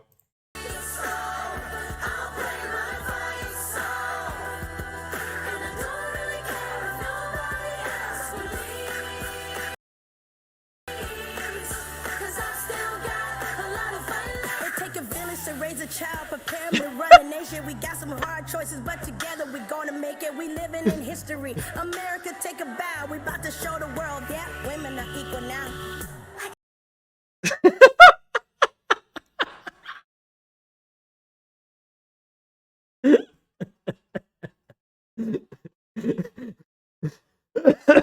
Oh my god, bro. What the fuck? The most racist shit. Bro, that's more racist than anything I've ever fucking. Bro, that's more fucking racist. Bro, what the fuck is this? Like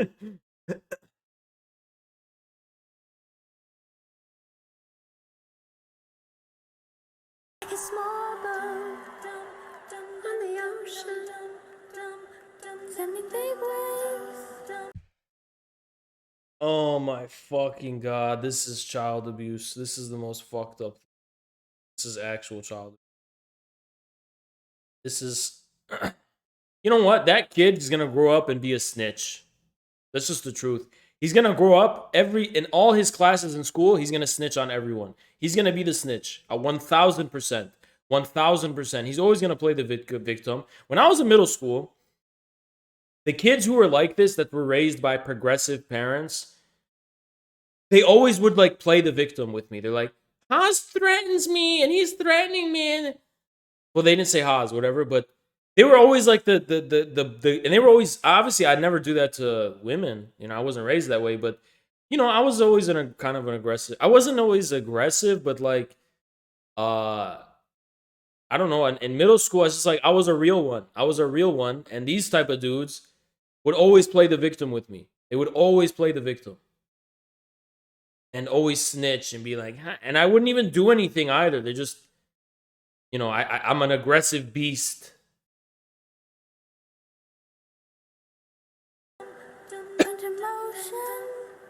Like how a single word can make a heart open.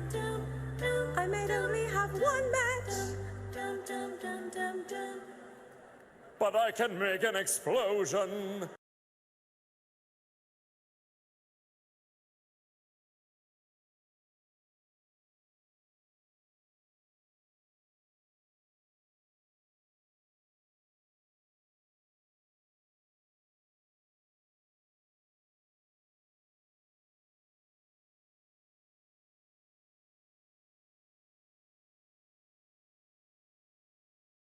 Is this what suburban wine moms like now?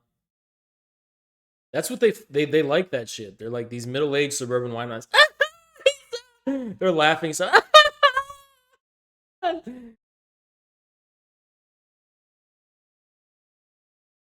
It's just like that fucking, who's that guy? Steve Colbert. Same exact way.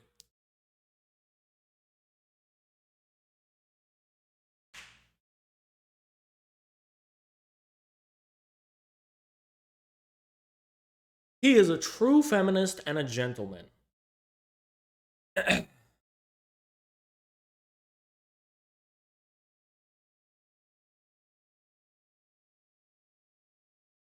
I can't believe men appeared in this video. I'm so disgusted. I'm so fucking disgusted.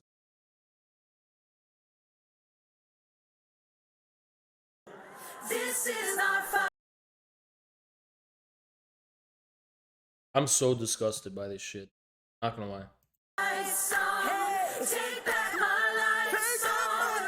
Prove it all right song. This was the most I'm getting goosebumps, guys. This is the most grassroots movement. Guys, I'm getting goosebumps. This is the most grassroots movement. This was an awakening. You know, thank you, Chris Morlock. Look, despite the fact that she didn't win, Hillary didn't win the presidency, but this won our society. These people literally have been ruling us since then. And they completely took over. Absolute dictatorship of these people. They took over. No, they won. They took over. Like, this is what rules us now. We even take it for granted. It's this fucking Luciferian screech of this fucking satanic, fucking, like, demonic banshee kind of, like, fucking, like this fucking moral fanaticism of Good fucking morning. wokeness is what won.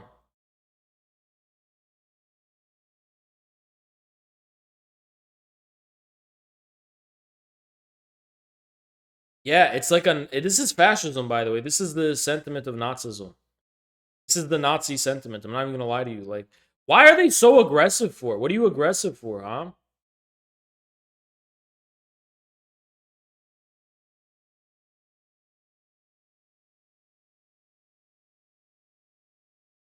Oh, because they made it about all women's grievances in general. Like, Hillary's the leader of women, the CEO of women. And they made this about all women's grievances, period. Like, you know what? I'm going to tell you the fucking truth, okay? I'll tell you the truth. Now, as far as I know, I could be wrong. But, okay, I can agree that women have it worse. Like, as far as that's concerned. And I guess they tolerate more bullshit and stomach more bullshit. But the truth is that both genders, man and woman, are defined by frustrations and grievances. Okay? And they never will see eye to eye on it either. Like, men have a lot to complain about of women, and women don't understand why they're complaining. And women have a lot to complain about men, and men don't understand why they're complaining. And there's just an inherent sexual grievance that's just a part of who we are, right? And you kind of have to just make peace with that. But what Hillary kind of did is she like awakened this like very personal femcel shit. Like, everyone who was mad their boyfriend didn't text them back, or I don't fucking know. Like, they politicized that. You know? Just general fucking sexual grievances. It's like the incel movement is the same shit, you know? It was the same thing. Trying to politicize these kind of sexual grievances, right? And I'm not saying they're all banal sexual grievances, because a lot of those do come with like fucked up shit, like, you know, women who experienced abuse or sexual abuse. The problem is that a lot of those women who experience sexual abuse experience them from liberal society, like Hollywood and Biden and Clinton, Bill Clinton. I mean, what happened? You know why Me Too stopped being a thing? Because the people behind this video were the ones were themselves guilty. You know what I mean? So if this was about injustice women were facing, supposedly, it's interesting how the perpetrators of that were the same people behind this shit, you know? So this was not about women's injustice. This was not about, like, you know what's so satanic and Luciferian about it is because, like, this was like the final answer to the gender question. You know what? It's like, no, there is a gender question in the sense of, like, that we can't solve. Sorry, men are going to be annoyed with women. Women are going to be annoyed with men. We don't understand each other, and there's nothing we could do about that.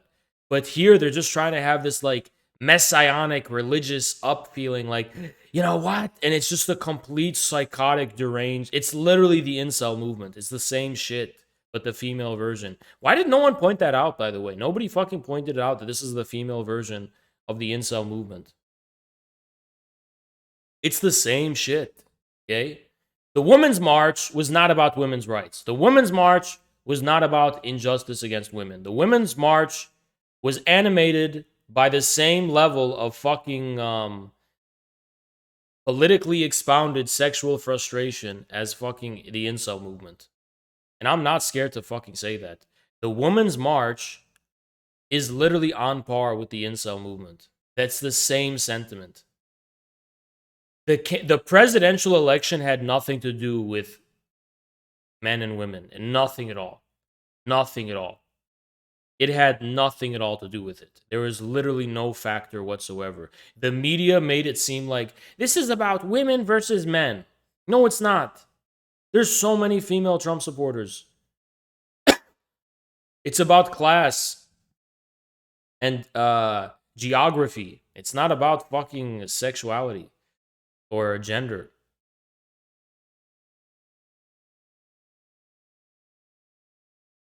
It's so fucking fucked up. Swear to God, it's so fucked up. You want to know why it's so bizarre to me? I'll tell you why this is bizarre to me. Because I do agree there's a lot of, let's just say, sexual injustice against women. Like, by sexual, I mean like gender, like sexuation or whatever, right? There's a lot of bullshit, or there's a lot of oppression against women still, right? It's just that you don't hear about it, okay? The type of women's oppression that's actually still prevalent a lot, like very much a lot, happens to the poor who are not given a fucking voice. They live in these rural areas, and domestic violence hasn't even gone down. It's still like just as much of a problem as it ever has been. Women stuck in these marriages with alcoholic, abusive husbands, with nowhere to go, a lot of domestic violence, an inability to have opportunities and options. And those are still issues. You know what I mean? It's not like we've progressed beyond that and now it's time for the next stage. There's no next stage, okay? There's one stage, which should be, prostitution, human trafficking. These are all things that are very, very, very common still. There has been no progress, really, honestly, for the majority of people. There's been no progress or whatever, right? And the reason I'm like hostile to feminism is because it literally does nothing to even acknowledge that shit. It does nothing to acknowledge it. Feminism addresses the grievances of rich city women who are all in these panels living in New York in fucking $5 million apartments. And it's about microaggressions and shit. Like, men are manspreading on the train. There's actually real issues being faced by women right now. There's real issues women are facing in our society right now. This is all dumb bullshit. This is literally all stupid bullshit. There's literally real issues still, you know? It's not that I'm saying men and women are already whatever, have the same rights. I'm saying the opposite. The real issues facing women are not being addressed by anyone. Period. You know, those real issues, by the way, also have to do with the fact a lot of women are mothers, and being a mother is part of their identity, right? And as mothers, they face a really tough time. They're not being respected or acknowledged as mothers. There's no way for them to be supported or helped out a little bit. They've got bad fathers, you know, fathers who aren't gonna man up and do their duty to, you know, help with the family and put bread on the table and help raise the kids. Thank you, Paperwin. These are very, very, very common issues, you know? It's fucked up. Yeah, feminism is an inherently fucking ruling class ideology, 1000%. I'm against feminism. I'm against feminism. I don't give a fuck about the Women's March. If you're like, Haas, aren't you a man? So what is it your business? I mean, technically it's not. But There's a lot of dudes who come to me and they're like, feminism is part of communism. And no, I'm not going to fucking acknowledge that. I'm not going to fucking acknowledge that. You know, these dudes, they're always virtue signaling. They're like, oh my God, Haas. No, it's not. Communism's against feminism. 1000%. It has no room for that. So I don't really give a fuck what you do. I'm not a woman. I don't really care that much. But don't come and push that shit on my turf and start saying shit like, Haas, if you're a communist, you're a feminist too. No, I'm not. Actually, no real communist is a feminist. None of them are. Okay? So get that shit out of our community. Get that bullshit out of our fucking community. You know? That shit got no place in our community. And by the way, mods, ban all male feminists. Any man that calls himself a feminist in our community, you ban them. And I'm not even joking about that. That's a new rule. I don't want any male feminists in my community. If a single male calls himself a feminist in my Discord, ban them. If a single male calls himself a feminist in my Discord, ban them. If women do it, I don't really give a fuck, right? Because whatever. But if men do it, that's how the virus starts spreading. And we're going to ban that from our Discord. We're banning that. Mods, take note of that.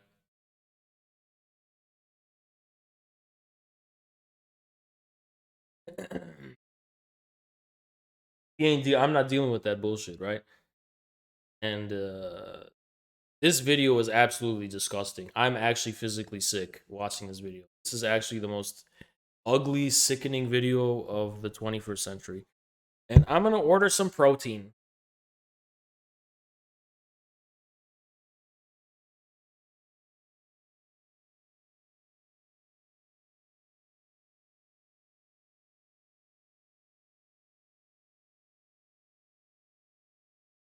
Why is my phone so hot?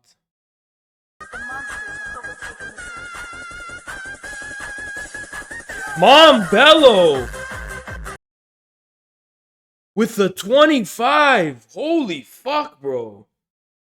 Thank you so much, man. Holy shit.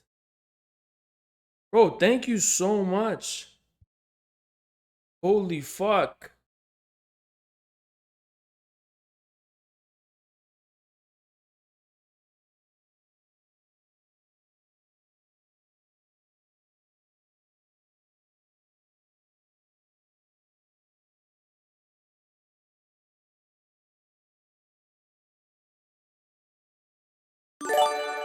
Holy fuck, bro. Thank you so much. Thank you so much, bro. Appreciate you, man. Damn.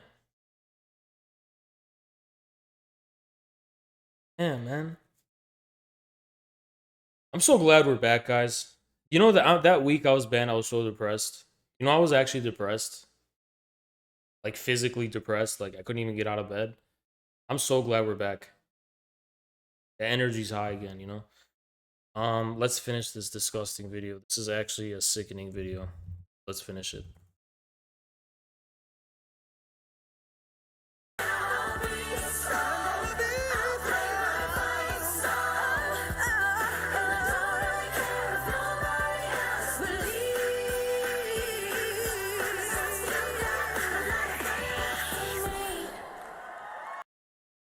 Alaikum. How ugly. Was Kalontai a feminist? Fuck no, she wasn't. She was not a feminist. But even then, Kalontai was not that prominent in the Stalin years at all. She wasn't like the Minister of Women's Affairs or some shit. I hate to tell people this, but Stalinism was very much... Well, I don't hate to tell. I love telling people this. Stalinism was very much modern and traditional. So it was modern in the sense of it empowered women to, you know, be able to have the freedom to do things they weren't allowed to before. But it also recognized things like motherhood and traditional gender roles as inherent features of sexuality. So like it empowered women to do things they used to not be able to do, have the freedom to. They could get educated, become engineers, and do the things that men do. But it also promoted an underlying traditional sense of gender. Like, yeah, at the end of the day, it is about being a mother and raising a family. And some, not all women are gonna have kids or whatever, but like, there's still like a general tendency. That's been the communist position throughout. I mean, I don't know where people got this idea that communism is feminism, where men and women become completely equal in every way. No, there's men and women will always be different. You're never gonna fucking bridge that gap. They're always gonna be different.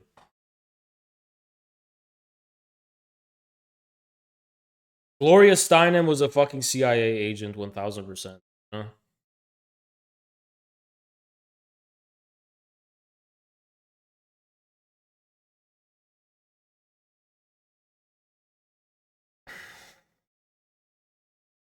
People get confused because they're like, well, with communism, women had more rights and shit. Of course they did, but it's the same way that everyone had. It doesn't mean everyone's going to be equal. It means you can actually realize your inner potentials. But that doesn't mean you give up recognizing any like laws governing human nature or behavior or traditions or whatever. It doesn't mean you're like, oh, there's no such thing as gender anymore. Like, no, there's a natural gender roles and shit. It's just that you have the freedom to pursue your potentials now. Does that make sense? It's like you're not going to be restricted. You're going to be allowed to be who you really are. But there is a rhyme to like what you are. There is like a general family traditional thing that's real. And it's part of who you are. I need a protein shake, guys. Fucking forgetting to pick them up. I'm gonna order one right now.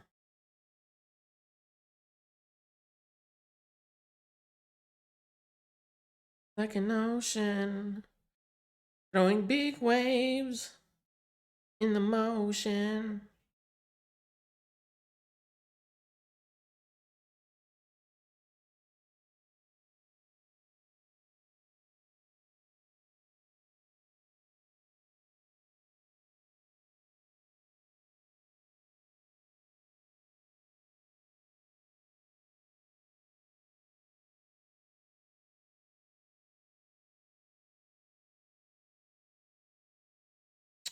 Don't dates lower T levels? Yeah, these all have dates in them. Don't dates lower T levels like the fruit or the dried fruit or whatever? Dates. Look this up. Dates T levels.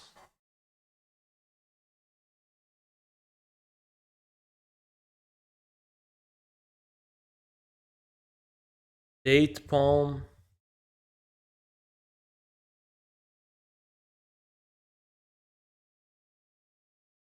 Oh, it actually increases T? Nice.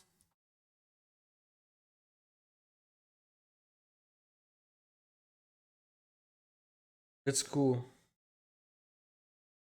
I'm gonna go ahead and grab some blueberry, strawberries, blueberries, raspberries, peanut butter, dates, and coconut water. Bruh, I don't want that coconut water, man. Or do I want coconut water? Peanut butter. I'm gonna get some grass-fed whey first of all. Double the protein. And substitute liquid. I can actually add whatever I want. Oat milk. Um, what's the difference between coconut milk and coconut water? What's the difference between coconut milk and coconut water? Does anyone know? Is anyone aware of the difference?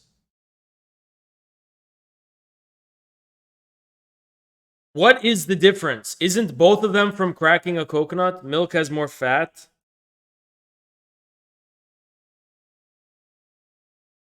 I'm gonna go ahead and go with this. Oh, it has almond milk as a base. Chocolate almond milk. Okay, I see. I have to change that. Unsweetened chocolate. I'm gonna, yeah, get it unsweetened. Perfect. All right, I'm grabbing that. Double the protein, grass-fed whey. $20. One fucking protein smoothie. Use real milk. Oh, shut the fuck up. I'm not gonna use real milk. Why? So I can get fucking constipation? Y'all are just, yeah, I just don't, yeah, it's just like, I feel like you don't think when you type. I just feel like a lot of people, they don't think. They just type and they don't think, you know? Okay, let's continue the Tucker fucking video, you know? One that prompted this. Would be easy. I don't believe he brought me this far to leave me. It's not a bad impression. Of course, there are other days when Hillary doesn't talk at all. That's in her repertoire, too. She just points her finger at you and cackles wildly like a mental patient on the subway. For the uninitiated, it can be a disconcerting... Bro, this dude is a savage. Bro, I live in LA, so I understand that very well. Okay, the mental patient. LA is full of many. Bro, me and Jackson, we walk around downtown LA last night, and it's like, it's literally, it's fucked up, bro. People are on drugs or they're mentally, something's going on, but they'll just like walk past people. Like people will pretty much do this, right? They'll just walk past us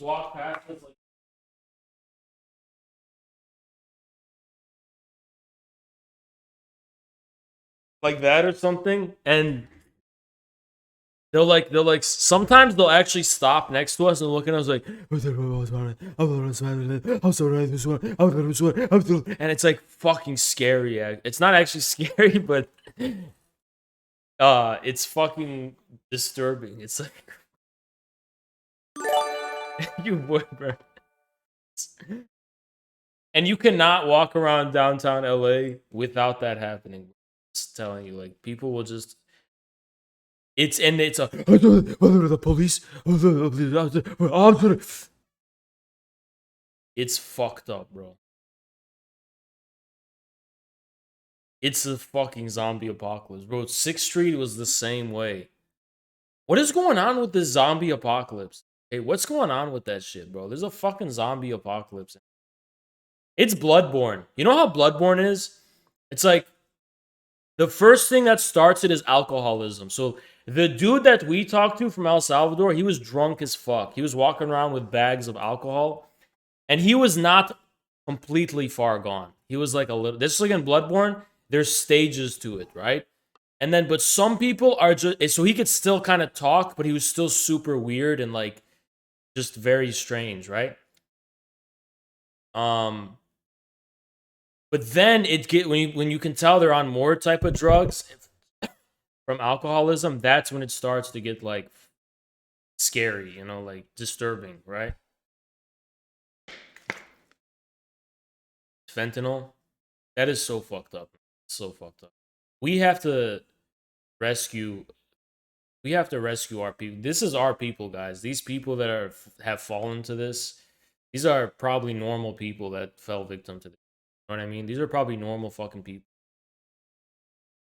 It's so fucked up. We gotta rescue our people from. Yeah, we gotta rescue our people. We gotta rescue our people. So, did Mr. Grow back out?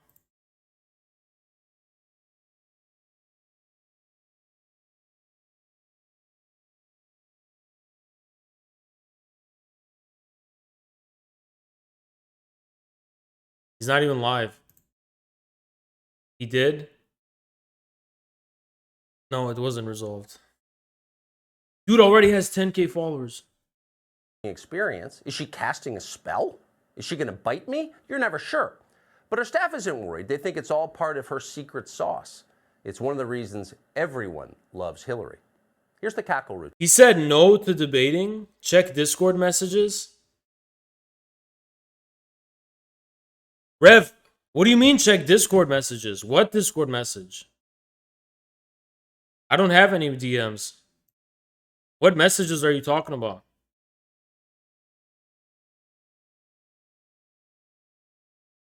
What messages are you talking about?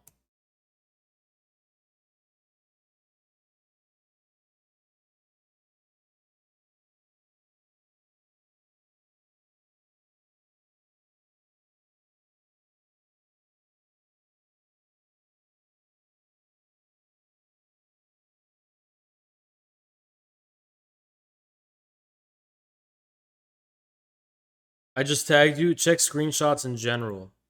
So he said no. Let me see. Debate infrared tonight. Lol, about what? I don't even know what we disagree about. He said no, thank you. All right. Apparently, this is. Am I allowed to leak DMs? Is that not allowed? I'll just read it to you. He said debate infrared tonight. He said lol about what? I don't even know what we disagree about. He said on stream he wants to. He said no, thank you. He said he's the Sultan accepts your defeat. Okay. That was an easy dub. That was an easy dub because I'm the one person that this dude cannot challenge on these issues. I'm the one person that's a threat. Keep in mind, this dude talks to everyone.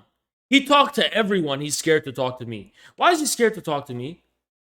Why is he scared to talk to me? Because he knows, just like he has an agenda, I have an agenda. Just like they have a conspiracy, Infrared's got a conspiracy too.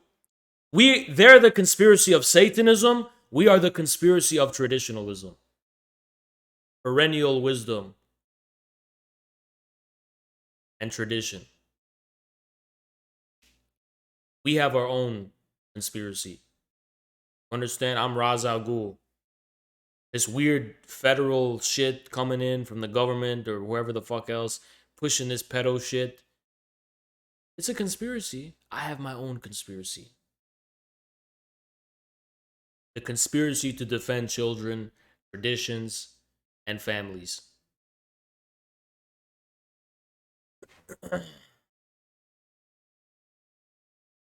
Simple as that. Wouldn't it be insane of you to run for office again? Is she sitting across from me right now?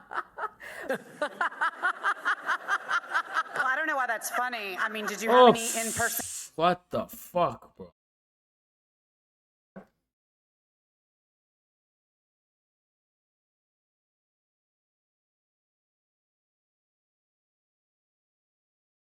That sounds like the cackle of a woman who delighted in the slaughter of the people of Libya and their state. We came, we saw, he died. That's actually disturbing. That's actually fucking disturbing. In briefings, I don't find it funny at all. How did you kill Jeffrey Epstein? It is great to have you here. All right, I'm gonna tell you how you really get your damn emails. But there are a lot of people who are not. Who remembers Gaddafi? I do. Well, including. You want to know one of the biggest reasons I would have voted for Trump? I didn't vote at all. I never voted in my life. I'd do it for Gaddafi. I'd do it for Gaddafi. He wasn't perfect. He wasn't perfect, but he was going to make the United States of Africa. He was going to make the United States of Africa. He was going to make an African currency.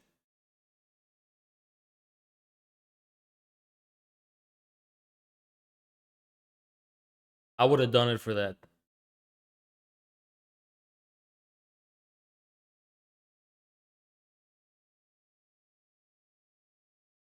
Including. I mean, really, yes, it deserves a lot of laughter. No, she didn't kill Jeffrey Epstein. Remember all that? You're starting to see how the Hillary Clinton phenomenon began in the first place and why it could so easily rekindle. Hillary's political career was always a grassroots movement, a prairie fire, if you will. She had famously brought support from top DNC officials to several billionaire Democratic donors. Ooh. It looks like Tucker's willing to say what the TYT will never say. Ron Burkle came out for Hillary. That's like winning every voter in the state of Ohio, at least from a fundraising perspective. So clearly she's got the mechanics down. How about the issues? What's Hillary going to run on? Come on, think about it. Libya. She's going to run on what she did in the North African nation of Libya. It's the one achievement of her life that's uniquely hers. Her husband had nothing to do with it. As She is literally it's actually demonic. It's actually fucking demonic. Secretary of State under Obama, Hillary Clinton ordered the killing of Muammar Gaddafi. He was the bloodthirsty Libyan strongman who was also, let's be honest, creepy and weird and therefore deserving of death. What? Hillary had him offed. Then she laughed about it. Watch. That is the land of unconfirmed. Yes, we came, we saw, he died. Did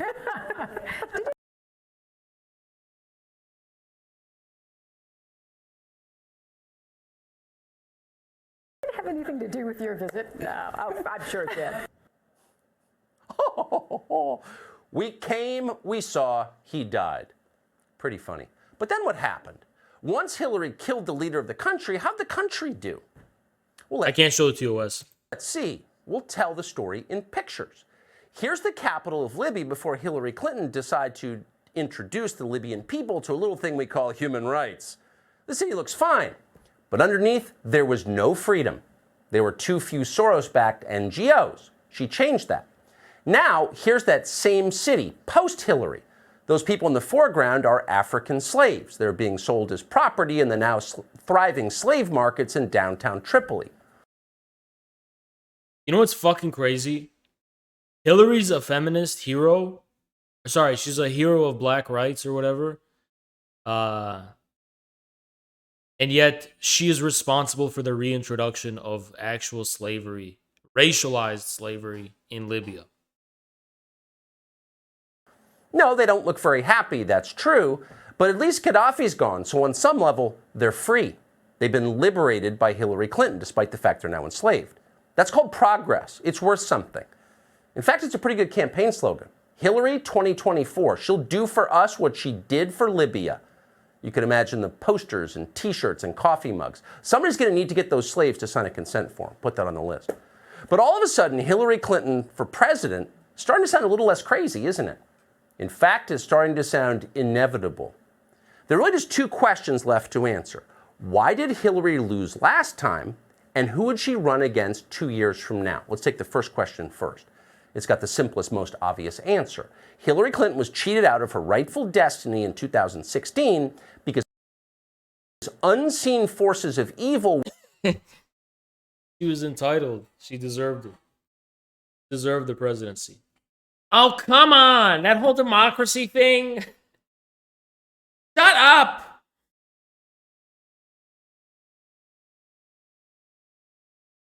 America, take a bow.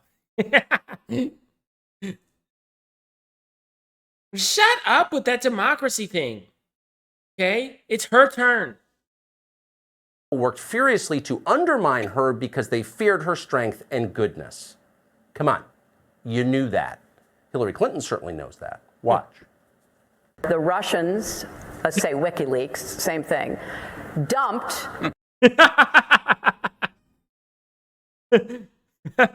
Oh my god, bro. Putin is living in her head rent free. Bro, Putin is the biggest Sigma male of all time.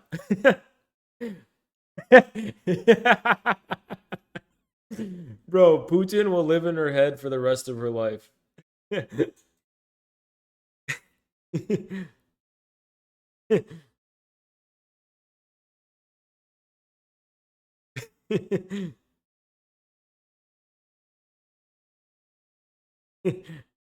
Oh my fucking god.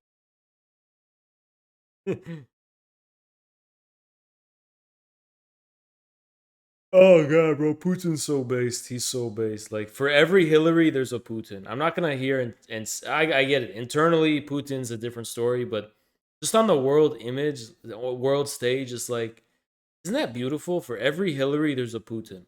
You know? The John Podesta emails. I have my complaints about former Director Comey. The use of my email account was turned into, the biggest scandal since Lord knows when. They covered it like it was Pearl Harbor. If you look at Facebook, the vast majority of the news items posted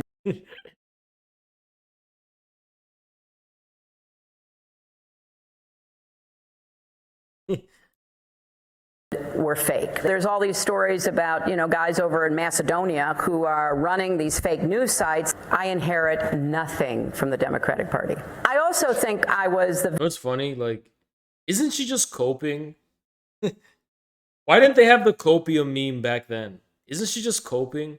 Isn't this the biggest cope you've ever just fucking seen in your life? Aren't these the same people that say I'm coping? Sounds like she's coping a lot. Victim of a very broad assumption I was going to win. If the election had been on October 27th, I'd be your president. And it wasn't. It was on October 28th, and there was just a lot of funny business going on around. Bro, it's cope. This is such cope. She won't even acknowledge why she lost.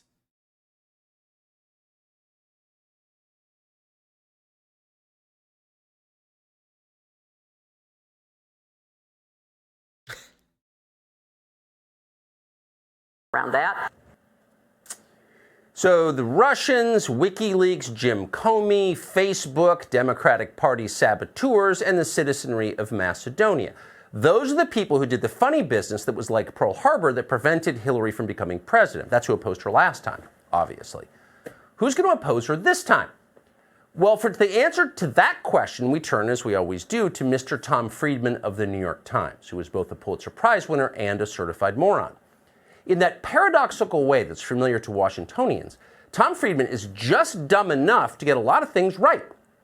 If Tom Friedman thinks it, chances are a lot of other self-important mediocrities think it too. And those are the people who run this country. Tom Friedman is the biggest fucking loser of all time. He's literally a fucking loser. I mean, he's literally the biggest fucking idiot, dumbass fucking loser. Yesterday, Tom Friedman wrote a piece calling on Joe Biden to replace Kamala Harris with Liz Cheney in the next election.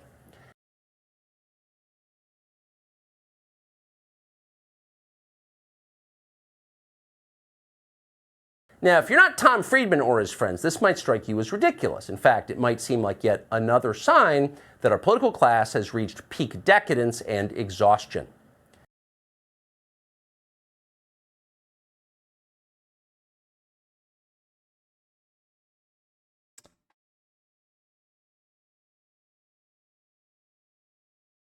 So fucked up.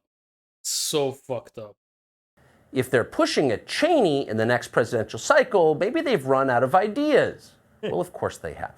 And that's exactly what gives Hillary such a natural opening here. As long as we're turning our politics into a 1990s sitcom reunion, why not get George W. Bush to run?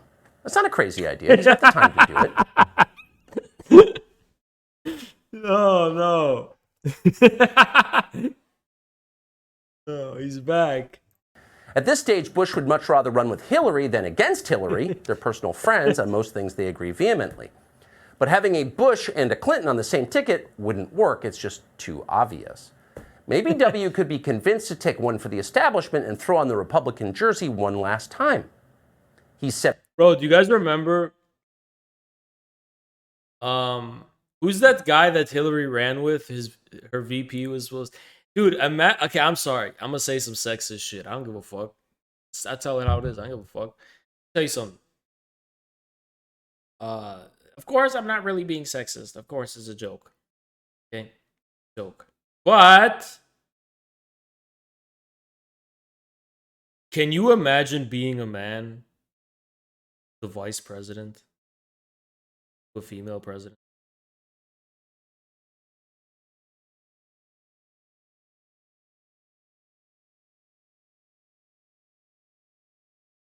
Okay, maybe that's not so bad, right? Maybe that's not so bad, right? Now let me ask you this. Can you imagine being a man who's the first lady? Because that's way worse. The first gentleman. There is no position ever conceived in the history of humanity more emasculating than the first gentleman. And I don't want there to ever be a female president. Not because I don't think they can be leaders, but because I would not even wish upon my very worst enemy to be the first gentleman. There's nothing more emasculating and humiliating. And I bet you anything the first gentleman is getting cucked. I bet you anything. Like, put it this way. The first gentleman, the vice president is a man who has more power than the first gentleman. So the vice president is probably piping the president while the first gentleman is fucking knitting back in his fucking room. Let's be real. Let's be real. It's like the president and the vice president are actually working together. And what's the first president? What's the first gentleman doing? Right? He's not privy to that shit. And they work together on very long nights and hard nights and whatever. And hey, something might happen. You know what I'm saying? The vice president might get some of that presidential pussy. You know what I mean? And executive gorilla. You know what I mean? Like executive. You know what I mean? And the first gentleman don't seem like he can do much about it. You know what I'm saying? The first gentleman, I don't know what he would be doing about it. He would just be. What would he do? What would he do? He'd stay home.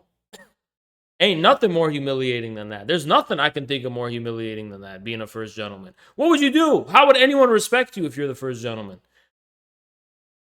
Listen, what respect would you command as the first gentleman?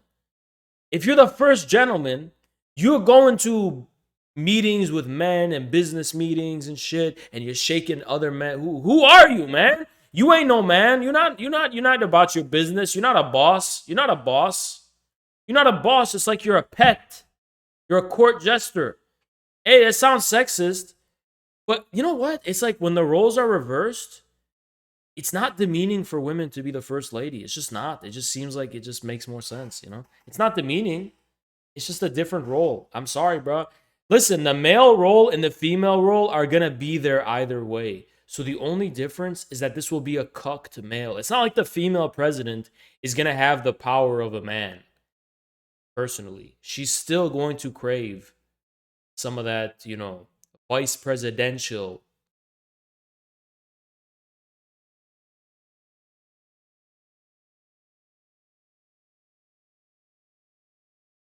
You understand what I'm trying to say?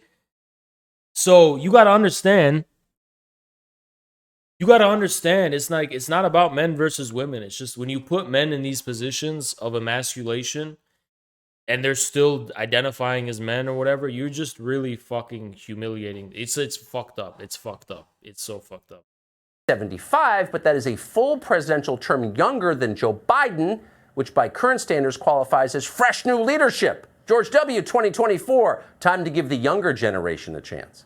It might work, or not, just spitballing here. Either way, it is way past time to get Hillary back into the White House. The lady's got a speech to give. She wrote it 5 years ago for her inevitable inauguration. Thanks to the Macedonians, that didn't happen. But she never threw it away.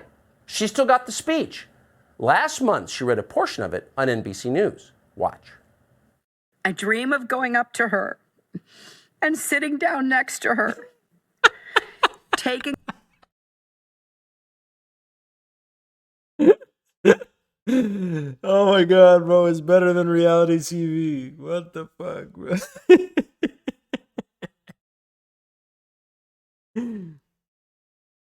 Oh my fucking god, bro.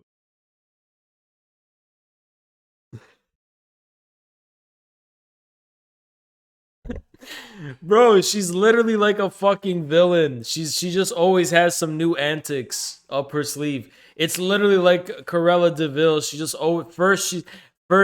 she's always been trying to get power at all costs. And she's always got some new antics. She's always got a new plan to hatch. It's like, you know what it's like? What are those villains? It's like Plankton from SpongeBob. It's like there's always a new plan. There's always some new like scheme. They always got some new scheme, some new evil scheme. Yeah, it's like Skeletor, you know? It's like fucking Skeletor. Like, she just really wants to steal that Krabby Patty formula at all costs. She'll do anything, you know? Feminism and all this shit is anything. Oh, God. Her in my arms and saying, "Look at me. Listen to me. You will survive. You will have a good family of your own and 3 children. And as hard as it might be to imagine, your daughter will grow up and become the Bro.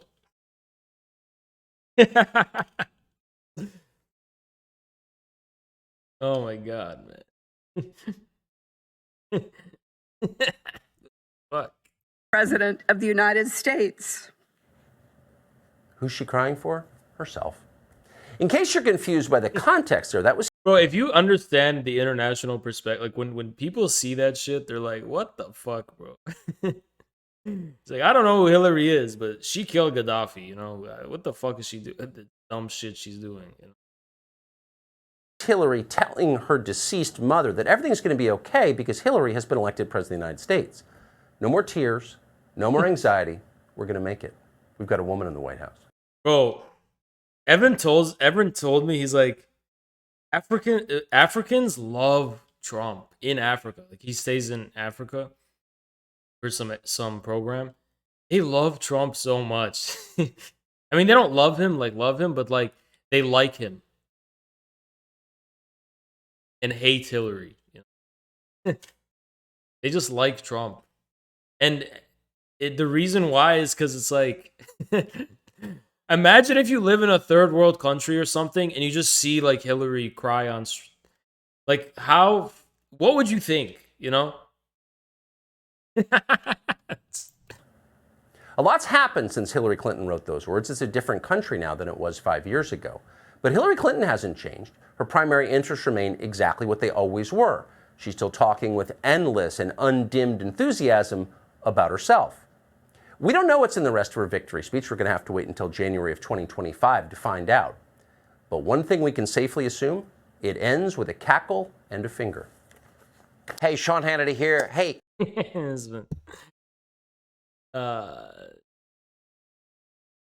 We're watching civilization collapse in real time.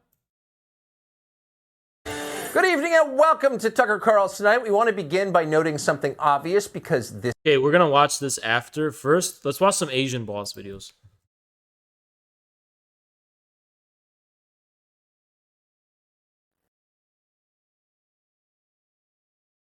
What Taiwanese think of China? Hey, what do you mean? Taiwanese are Chinese. Everybody, it's Steven from Asian Boss. So, as a small independent media company, we pride ourselves in bringing you the most authentic and raw. 其实最近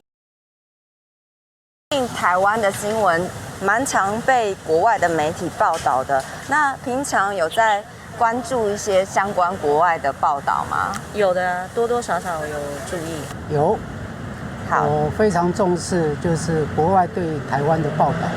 在那个社交媒体上会看到很多，或是 YouTube 上会有就看到。Bro, I have long COVID. It's been a month. I still cough sometimes. 那个国外对台湾的想法之类的。像会报道到的就是2大方面，第一方面是中国的武力侵犯台湾，就是他们的飞机的军机。No fucking way, my protein was canceled? Why didn't anyone tell me? Order not accepted. Why?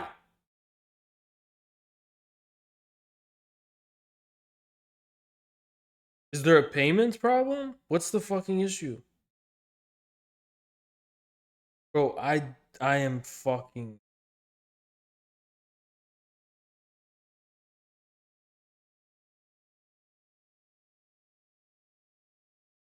Okay, I guess they're closing, and that's why.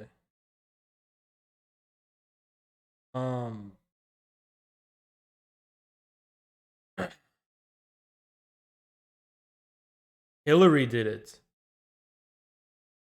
Yeah, Hillary clearly did it.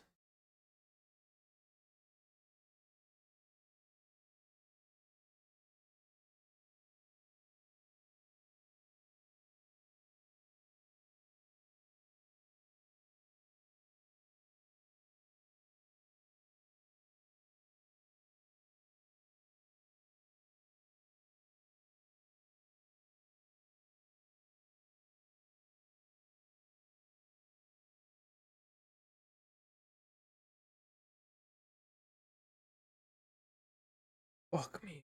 So fuck.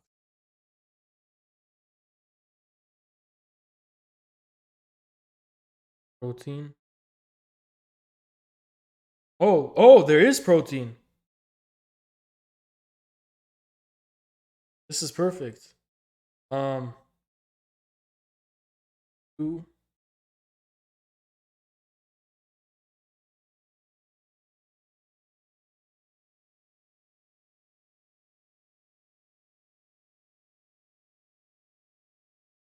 Perfect.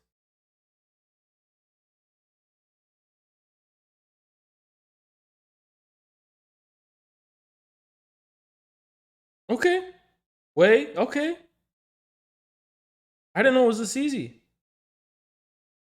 I didn't know it was this easy. I got some whey. I went to the gym today. And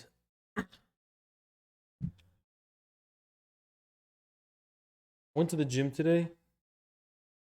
And I went to the tanning booth. I'm gonna start tanning every day now. You guys see my tan and shit?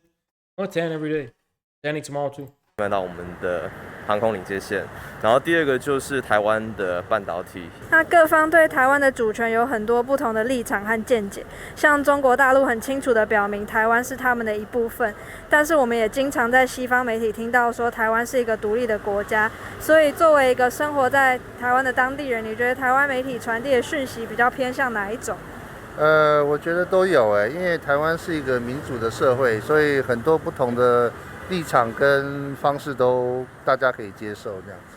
就是我们目前台湾就是讲。A lot of people don't know that the KMT is based in Taiwan. People think the KMT is bad because of the civil war with the communists. No, the KMT is based in Taiwan. 绿嘛，在我感觉上是比较偏向绿的方面。就是属于民进党方面的。至于蓝的这一方面呢，新闻媒体是比较少。蓝的是比较支持统一，就是现阶段是支持维持现状，然后未来的目标就是统一。那绿的话呢，就是比较支持独立。台湾当地的媒体其实有很多不同的角度，但是我个人看完之后，其实台湾的媒体传递的讯息很多是扭曲而且恶意的。shit！ 偏向他自己所谓的角度，其实大部分媒体传播的角度其实很大的问题的，而且都是某层面上看起来根本就是违法的，而且违反是中华民国的法律嘛。其实大部分的媒体到现在目前为止都搞。Yeah, so he's saying our media's bought out. Bro, this guy, you know what I'm saying? This is a base dude. 搞不清楚，我们目前真正的国号叫中华民国，英文叫 Republic of China, so it is a China, but they don't want it.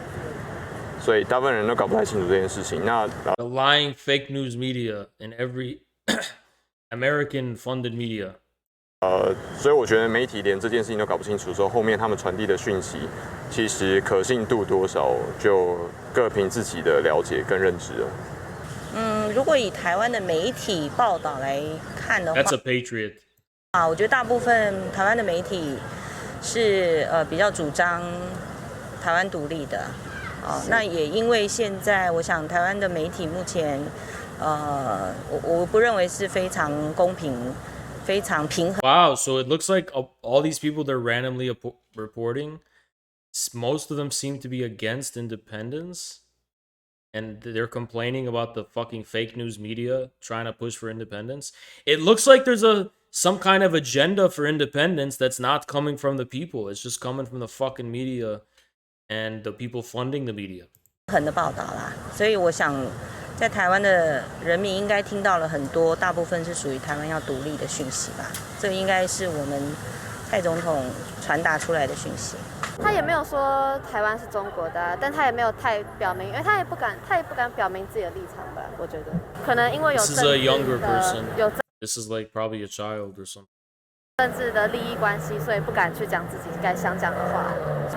我绝对是能理解他的做法，因为身为一个国家领导人，我觉得太激进、太冲的话，可能也是。I think this guy's young too. What does he think? 会很容易引发国家之间的战争或什么。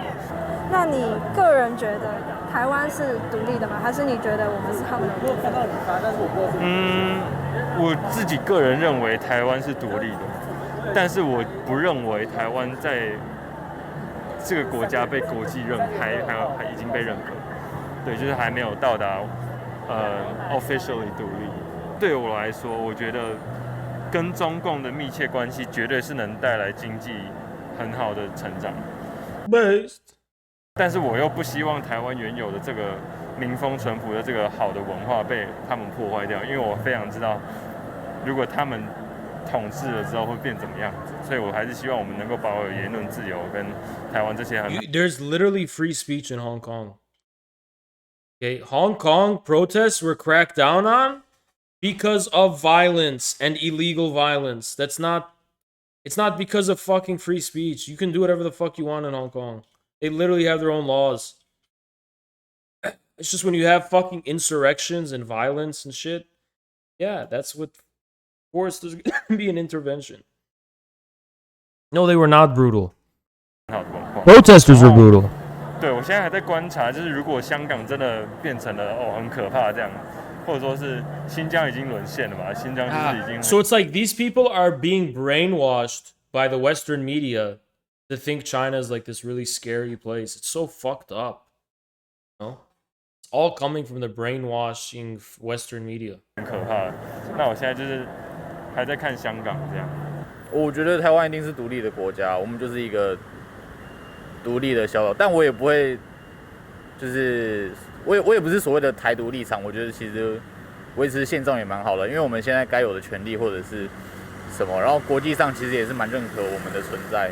台湾就已经是一个独立的国家了，就是我们已经有我们自己的一些制度啊，然后我们的法令啊，那我们也有我们自己的这个经济就是资源。台湾从来就不是一个独立的国家，因为台湾是中华民国治下的一个省啊，所以我一直不了解台湾是一个独立的国家这个 statement 跟这个 theory 到底是哪里来的。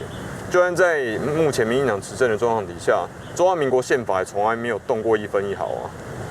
它的疆域也是非常清楚的啊。我们的宪法也没有改名自己要变成中华民国台湾。所以你个人觉得呢？台湾是中国的一部分是吗？应该说两岸是中华民国的一部分。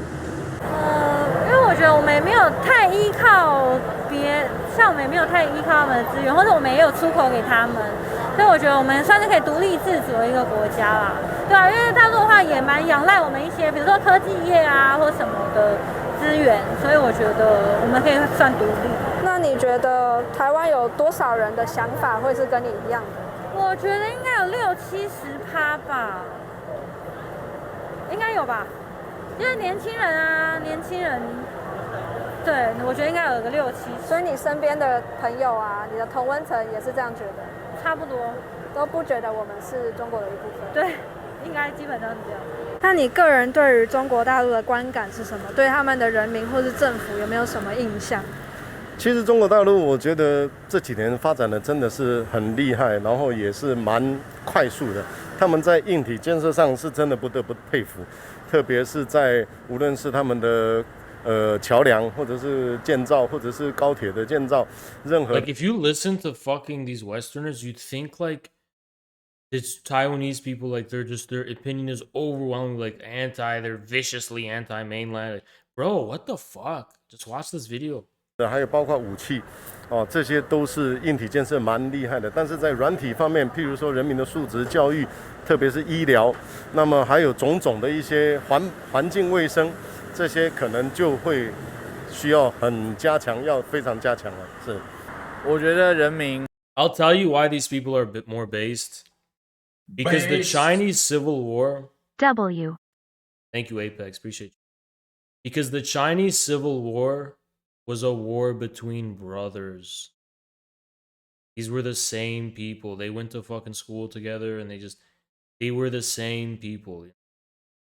And they had their brotherly conflict, but they ultimately just believed in what they thought was best for China. They never gave up on China, their loyalty to China, you know? Independence, though, that's fucking like some sick shit, you know?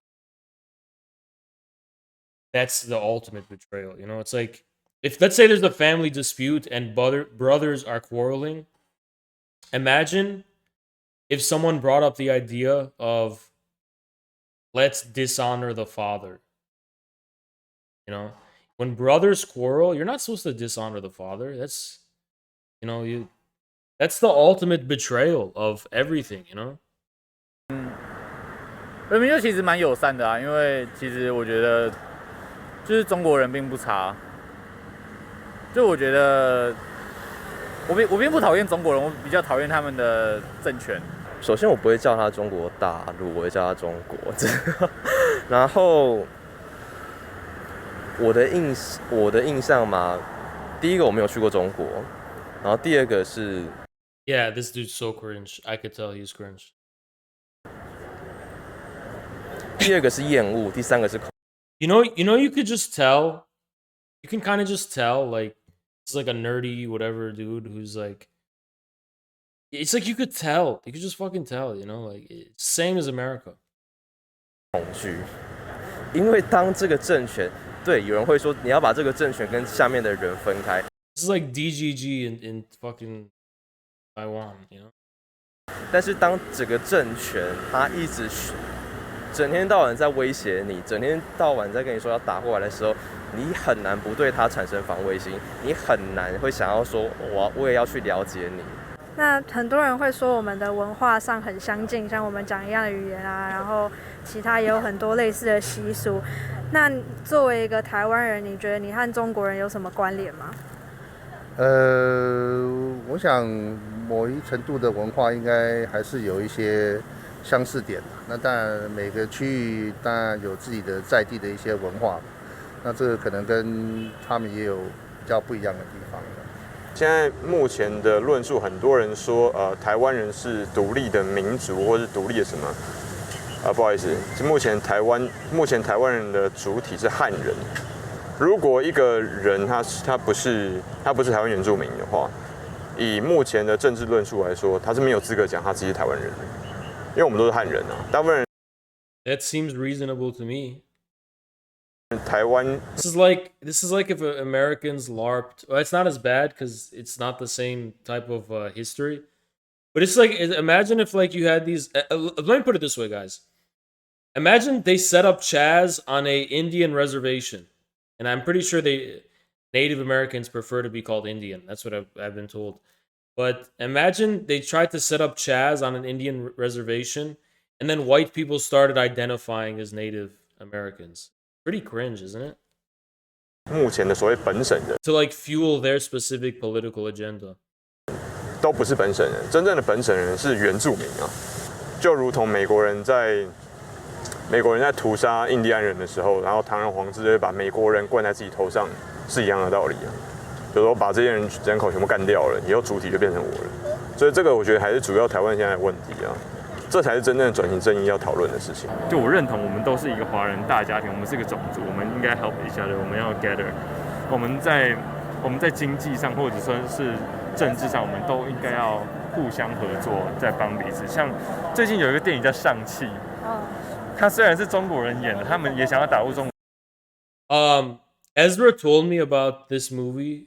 He told me like this was this movie was literally like the most anti-Chinese propaganda ever, because he was like, in that movie, the villain is the Northern Chinese and the hero's Southern Chinese.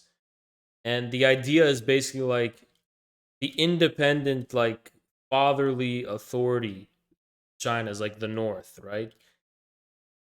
And the South is like more whatever, amicable to foreigners and whatever. So it's like it's like very explicit, you know? 我是这样，但是作为我是台湾人，我看到一个华人英雄出来的时候，虽然很明显他们是讲的亲共，但是我自己内心我还是觉得说，哦 ，I'm so proud of it， 就是我是一个华人，我们也可以当 Marvel 英雄这种感觉。我的看法是不见，就是说大家一直在强调什么同文同种，但是并不一定就是讲同样的。国语，就是说普通话或者是国语，就是一定是一个同一个国家。那，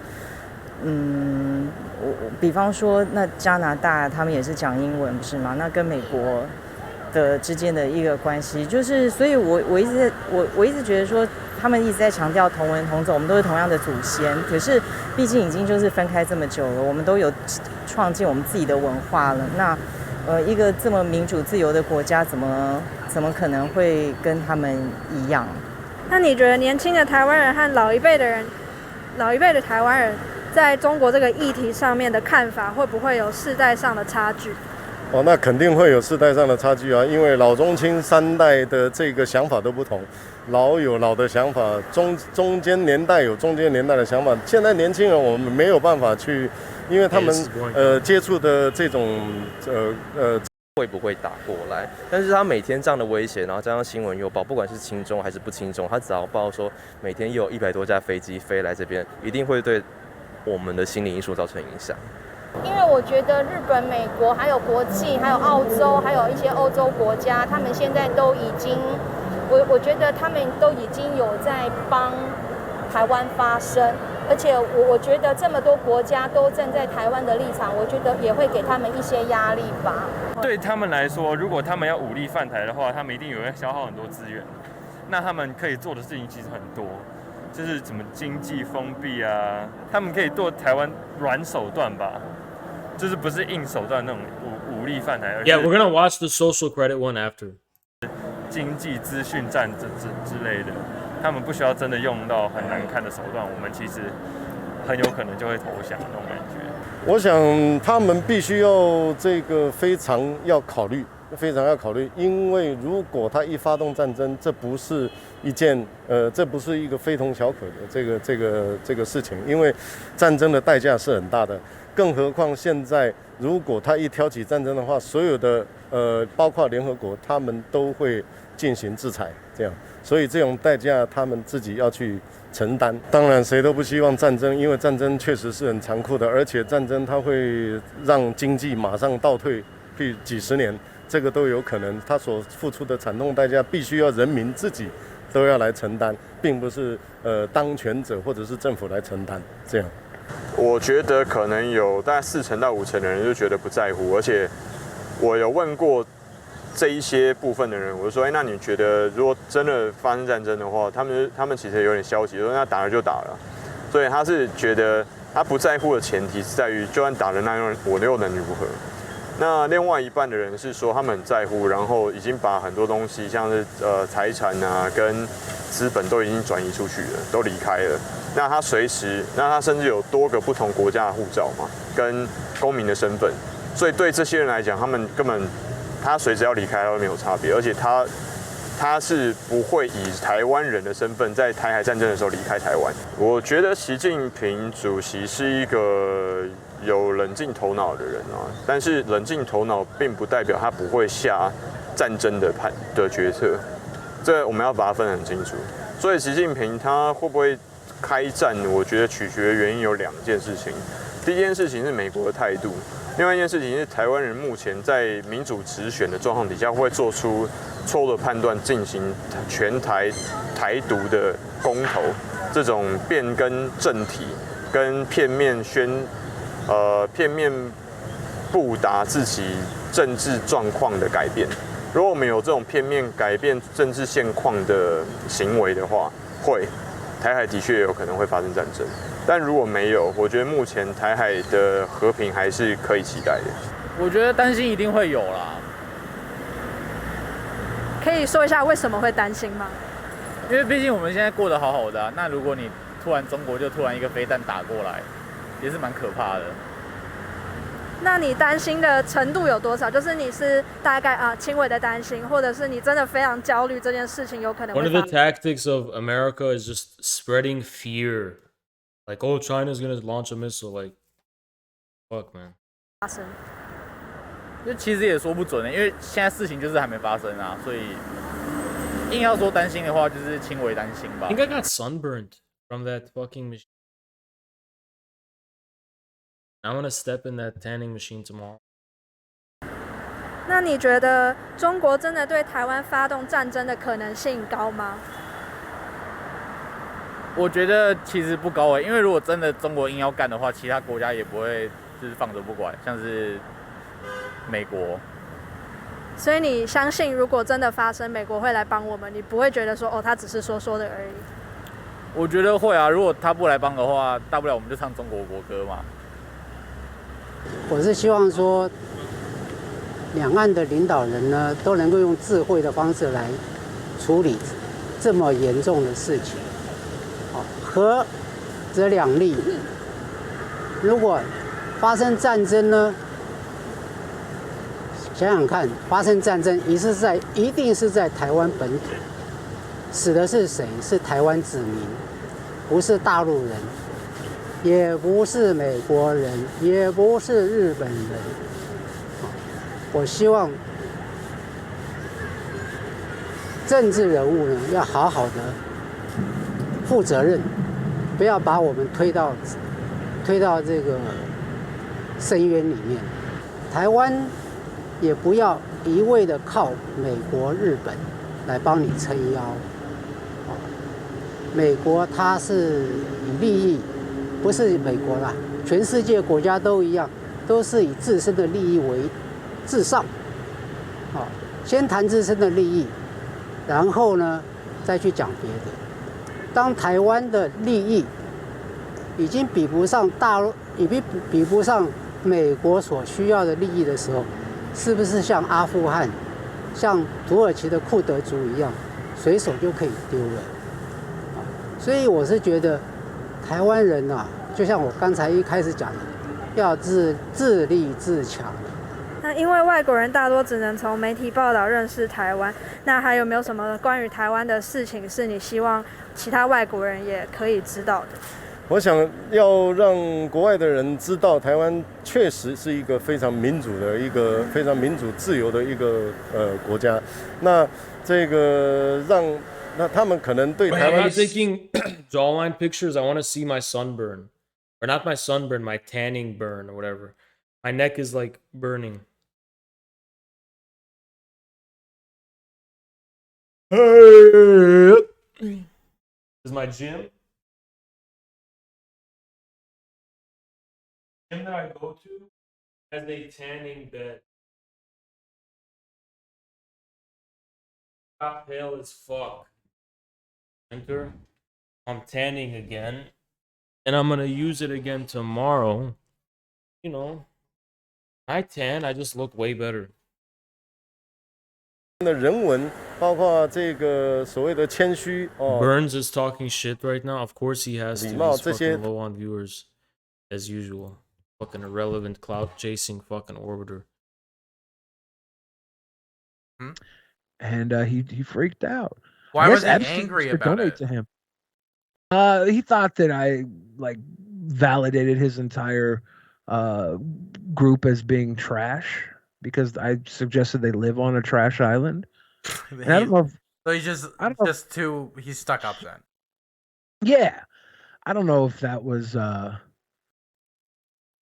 my direct intent. What the fuck am I listening to? This fucking podcast is the most irrelevant piece of shit podcast on the internet. Why the fuck would I ever care about anything this podcast says? 他们都并不 fucking most irrelevant fucking piece of shit podcast. If I started a podcast right now, I would immediately have more clout than the drunken peasants. Just because, like, if I started one right this second, I immediately have more fucking clout than the drunken peasants.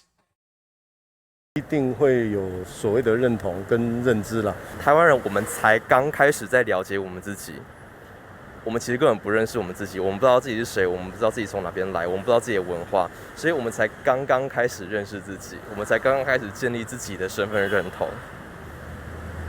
所以，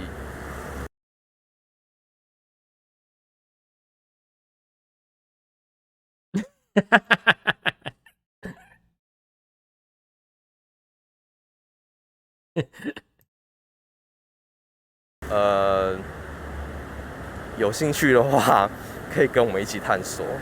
我不晓得。That's not why I was laughing. I wasn't laughing because of the soy thing. I looked something up on Google.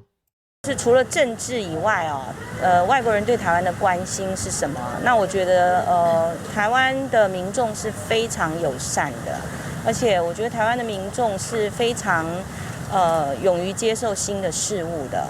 那我只是觉得就是在政治的操作上，或者是政治的新闻上面可以少一点，多报道一些台湾一些进步的。You know, these videos are really boring sometimes. I'm not gonna lie. We should rank them by views. Fuck, we can't. They don't even have any recent videos that went viral.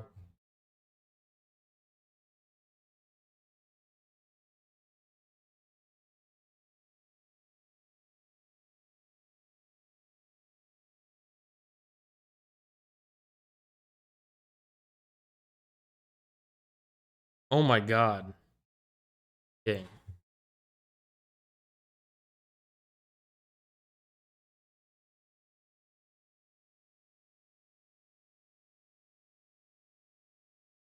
Hey everybody, it's Steven from Asian Boss. When it comes to China, one of the popular topics that always seem to pop up for discussion in the West is the so-called social credit system. You know, where the central government keeps track of their citizens' every move, like in the episode of Black Mirror. The question is, how do ordinary Chinese people feel about the social credit system? Do they even know what it is? Could there be any cultural gaps here that need to be addressed? To find out, our Asian Boss reporter hit the streets of Shanghai. And yes, as a small independent media company that's based outside of China, we're not capable of being in every city in China all at once. So make sure to watch the video till the very end. And if you can, feel free to do your own reporting for a broader perspective. All right, let's go. 因为我们今天的话题其实也是对外的，就是很多外国人会看这个视频，就是然后他们也可能对这种中国的社会信用系统不是很了解，所以呢，我们今天就是想听你的对这个社会信用系统的这个想法或者解读。因为中国有一个社会信用体系，然后我想问第一个问题是你听说过这个社会信用体系，然后你觉得它的用处是什么？它其实是对一个个人行为习惯的一个记录吧，相当于是在金融方面的使用率更多一些。这当初设计社会信用体系的目的，就是为了能够第一个，它能够帮助一些机构做出决策；第二个，它是督促别人都做一个诚实守信的人。因为你如果不诚实守信，你这个 I don't know why people think the social credit system is, and when it gets personal, they're like, oh, this must be about politics and free speech. It's actually more about like, if the most personal it gets is about like morality. Like, do you leave garbage on the street and shit like that? Like, you know what I mean? 分数就会低，然后你就会处处碰壁，处处受限。它应该是根据你日常的一些。Are you gonna visit Zerka in the hospital?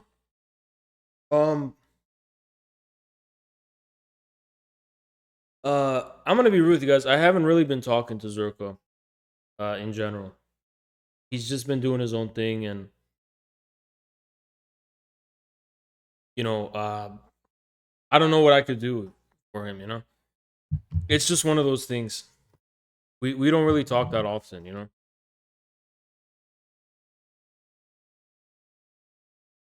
I don't know. I don't think he's the type. You know, he's not really the type that likes to chit chat. You know, pretty like all I could say. He's not really the type that likes to chit chat.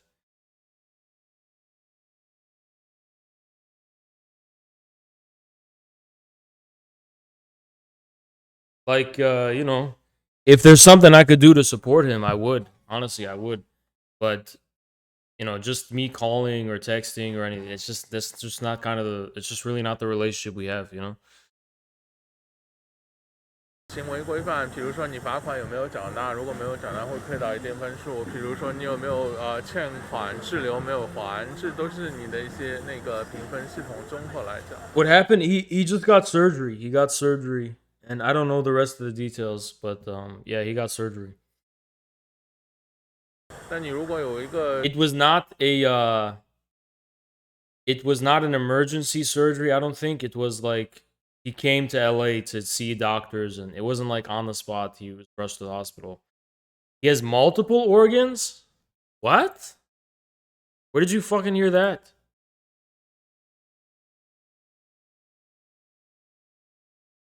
Where did you hear that?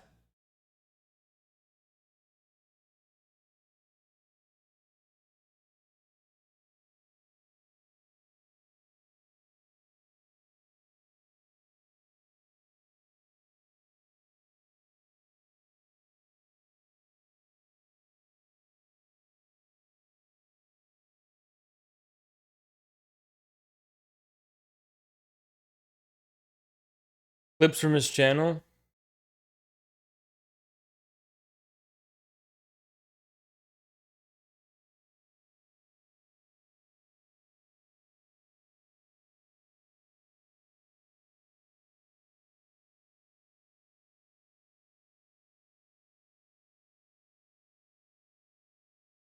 Hold up. Is Jackson live right now?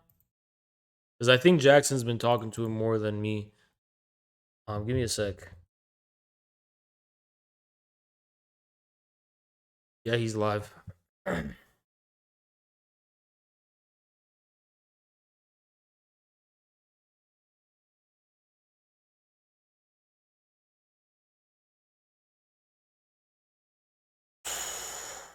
don't know what's going on. I thought he was just getting surgery for one thing, I didn't know it was like there was an issue or something. I think he's gonna recover, guys. But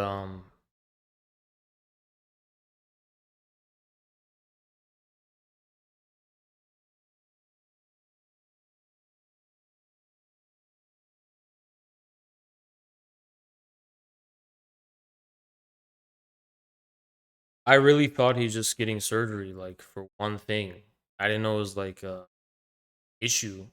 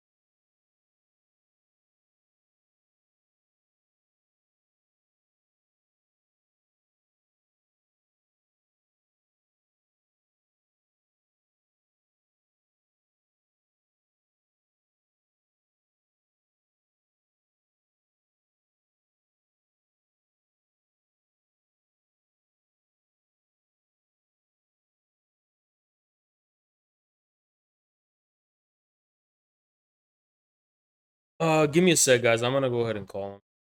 I'm gonna mute it for a sec.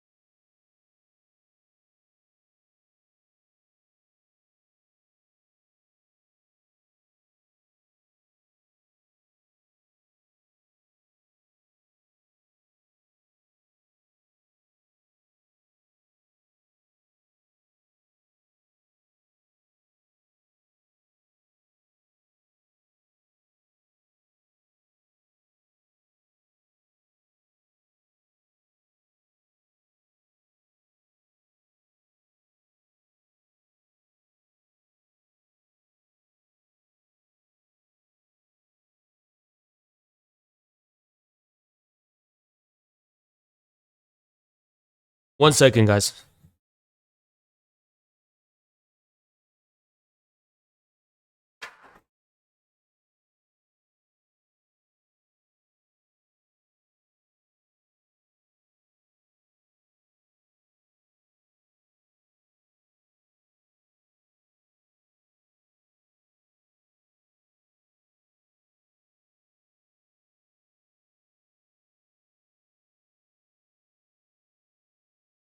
Yeah,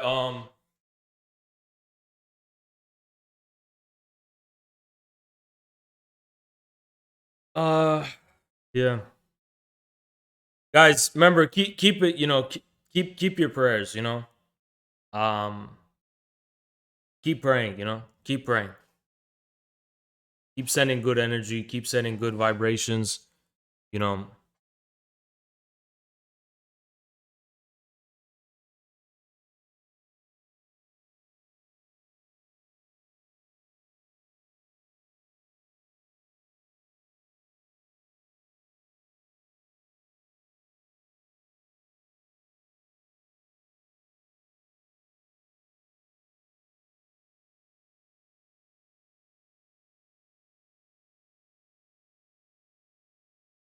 Stay positive, don't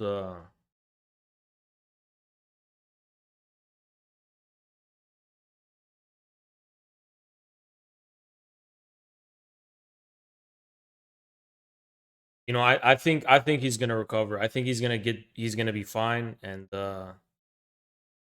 he'll get through it. He's always got a way. So, the thing with Zerka is that he's always got a way of defying the odds.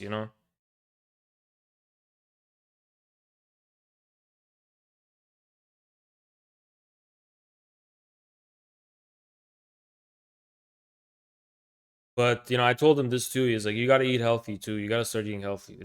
He does not eat healthy. He does not eat healthy.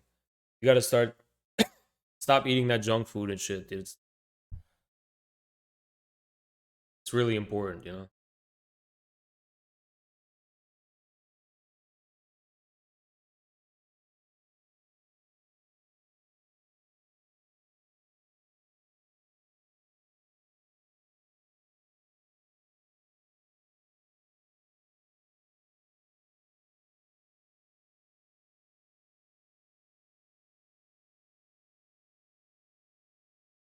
He sound like he's doing pretty good to me. But, you got to also remember, guys, he's probably like, he's stuck in the hospital, he's being medicated, and he's just it's probably just sucks. He's alone at the hospital, nothing to do, you know. Um,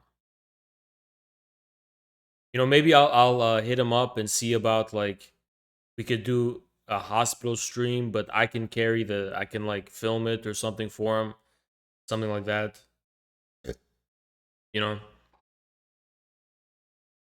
Um, but I'm sure he's really medicated and out of it, exhausted. And also, if there's any streamers here or people who know friends of Zerka, anything, everybody, you should be hit him up, just hit him up, message him, keep him busy, things like that.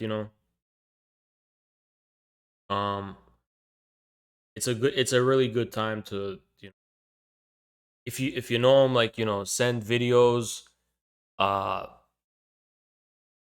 stuff.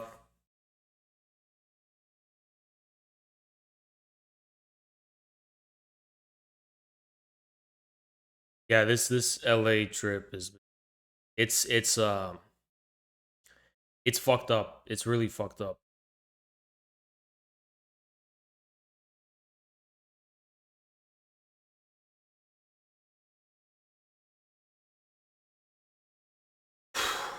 Yeah, yeah. I mean,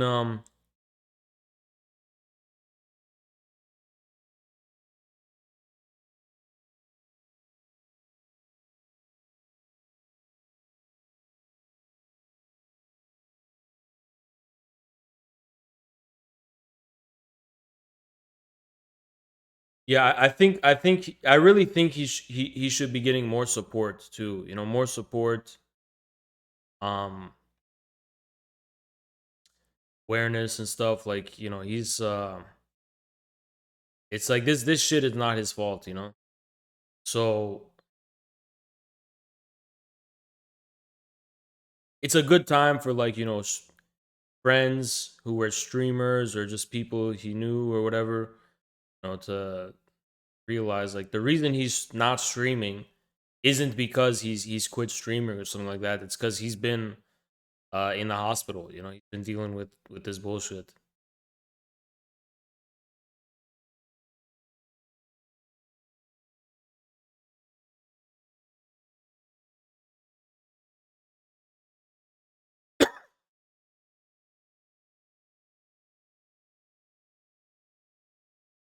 I think everyone from the Royale did reach out.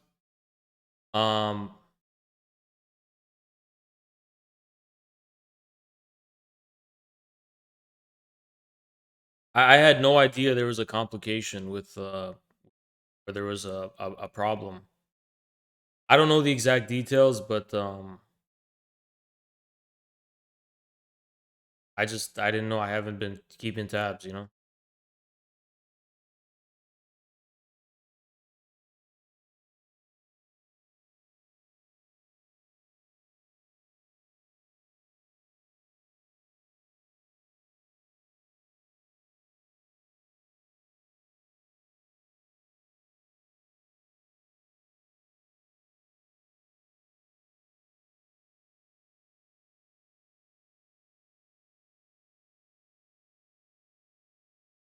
良好的诚信系统的话，比如说按时缴纳你的一些借贷啊、罚款啊之类的话，你就会维持一个比较好的分数。你有，比如说你有一些贷款，你没有及时去缴纳的话，你有可能这些征信的都会体现在这个国家的这个征信系统里面，可能会影响以后，比如说你要去贷款买房子或者买车，你有可能就没办法从国家这边贷到钱了。因为你刚才说的是，你是说感觉是跟金融财务有关的，对吧？然后我也可能更偏向于是社会体系啊，说一个人的行为，他的信用就是有一个评分，这样子的这个体系你听说过吗？在中国？这样的体系好像是没有吧，好像还没有建立。对。这个没有听说过。没有听说过。嗯。你是只知道这个金融上面的信用，对吧？对。社会信用体系，这个我还真就是也有可能平时不太接触这一块儿，所以我可能就是接触更多的就是我刚才说的，在社会的行为这方面的信用，还有一些金融方面的一些信用，可能我会接触的多一些，这样。你说社会行为是举什么？你能够一个具体的小例子？对。那比如说最简单就是比如说我们现在就是借这个摩拜呀，你归还啊，或者是在某个超市借雨伞，就是举个小小的例子，这种你还都会影响到你个人的一个信用。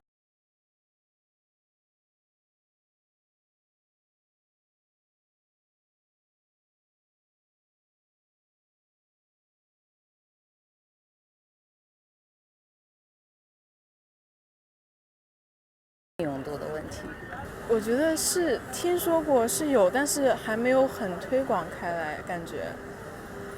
你能跟我解释一下你听说什么？就比如说，你去某一个。What？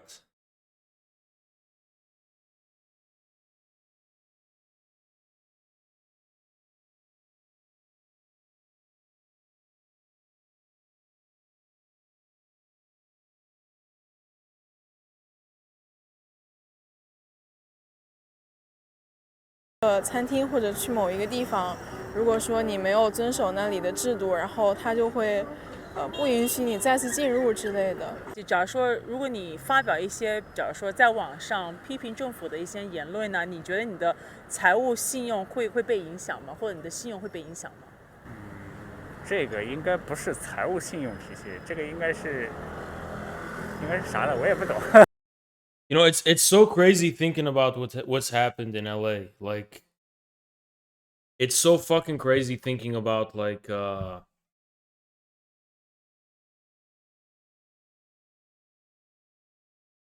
you know,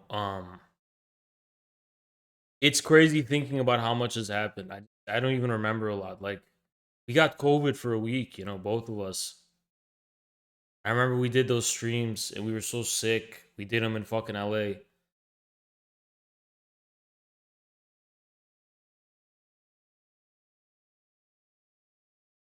We did them in Hollywood, I mean. Those streams we did together. And we didn't know we had COVID, but we were so sick. We just thought maybe it was a cold or I don't know, we are just tired. But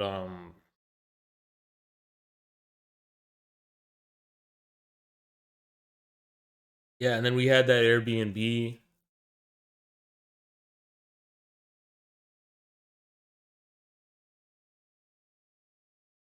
It's crazy. And I got banned for a week and then I just it's kind of like I don't remember a lot. I got banned for a week. COVID wasn't that bad, but it was very memorable because it lasted like a week, you know. Do you regret going to LA? No, I don't, because if I would have stayed in Michigan, it's not like it would have been better. I was losing my mind back there. I was losing my mind being in that apartment. So I like that I came here and I know what it's about, right? Now, would I come back here and do something similar to this? I don't know. I mean, I think this year is gonna be a year of traveling in general, right? I think I'm gonna be traveling a little bit. Um, not all the time, but you know, I'm gonna be in different locations often. I think, you know, more often than usually. I mean, more often than usually. Usually, I haven't traveled in years. You know, in many years. I'm saying like a decade. Since like 2014, I haven't traveled.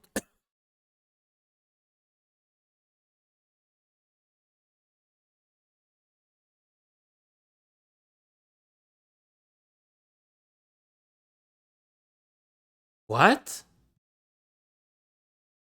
I'm looking at BX Bullet's Twitter, and if that is true, that is the most fucked up thing I've ever heard.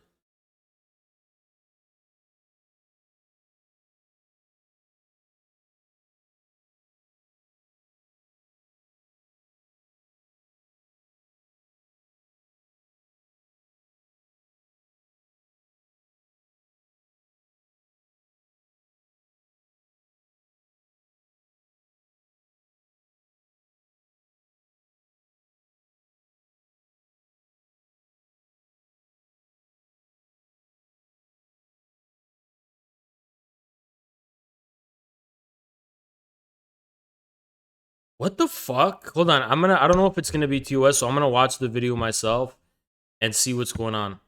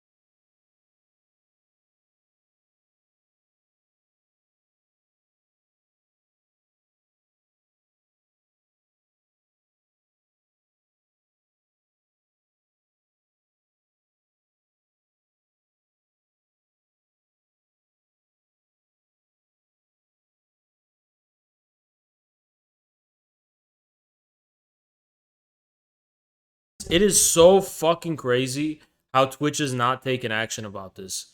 I cannot fucking believe this. I cannot fucking believe this. And it apparently there's a history of this too.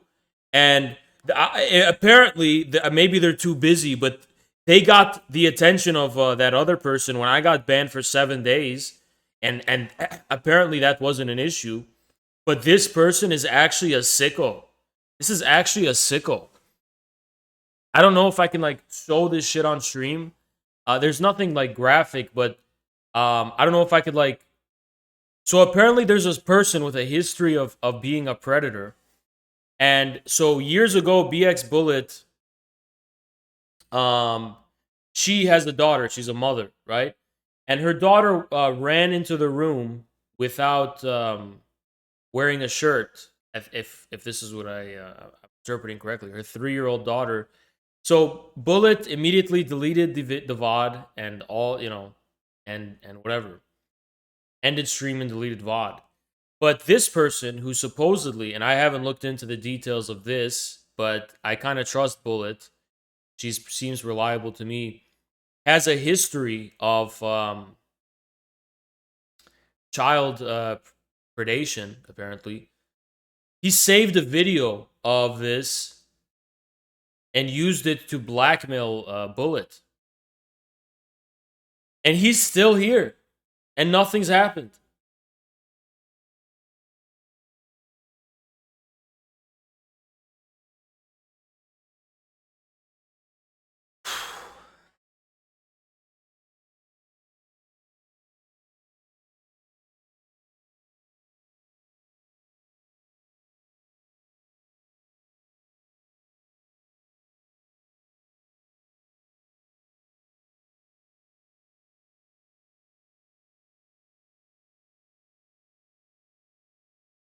No, I don't know about the EDP. I don't know if I can mention this guy or whatever, but it's all on Twitter. So I don't know. I did not hear about the EDP. I know EDP was exposed, but you're saying the person who exposed EDP was himself a predator?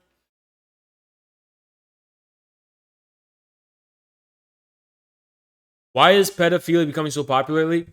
Well, think about it like this. So someone on Twitter made a fake account of me called L Infrahaz, right? And they say the most disgusting shit, like degen shit you could think of. But they also come from these dark corners of the internet that make these websites, and they're inherently perverted, sick, twisted fucking people. And the reason is because they're so deprived of any human contact or warmth in their life that they desperately try to artificially create forced forms of intimacy. And who would have thought that that predatory mentality that they adopt of being sick, perverted fucks translates over into being pedophiles, right?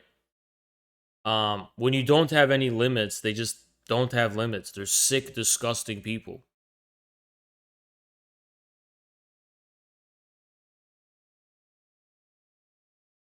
Use the lowercase L instead of the I, the uppercase I. They use the lowercase L instead of the uppercase I. That's in my Twitter handle. And you know, they've been reported for impersonation. So let's see what Twitter does.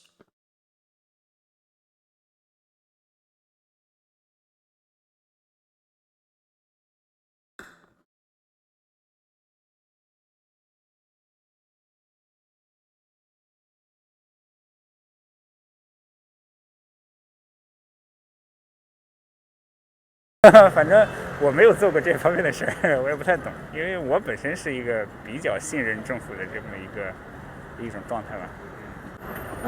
要看严重程度吧。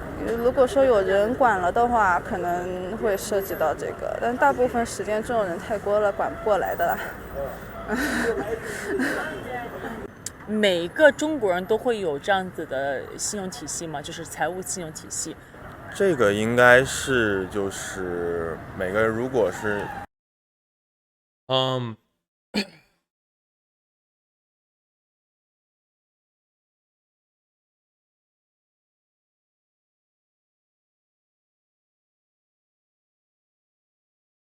All of my stalkers and harassers are pedophiles. I want you guys to know that. And I'm not.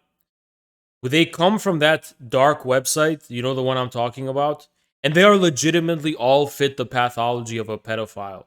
And they even try to like project it where this is what's so sick about it, is that they think of me as a child, their target child, and it's like they use me as like a fucking screen to live out their predatory fantasies on children. It's so creepy and disgusting. Imagine how it makes me feel personally, right?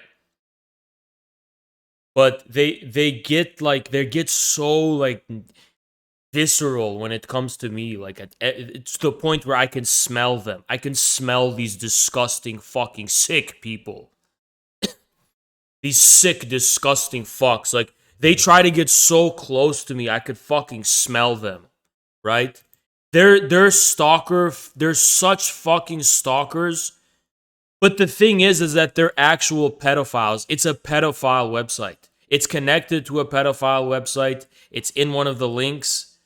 And illicit, let's just say illicit images were shared on that website, and it was reported to the FBI.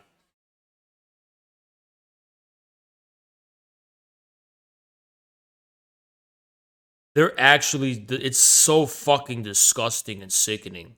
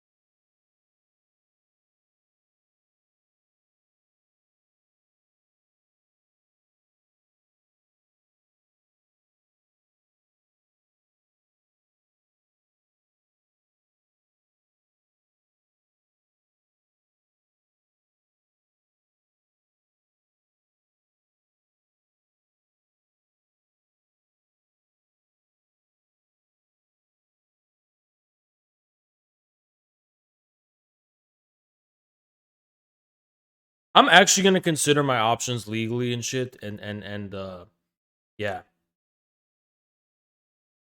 yeah.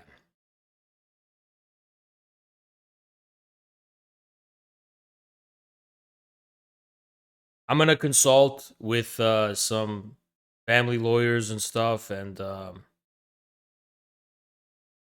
I'm just sick of this shit. I'm so fucking sick of this shit. I'm really sick of this shit. You know, I'm really fucking sick of this shit.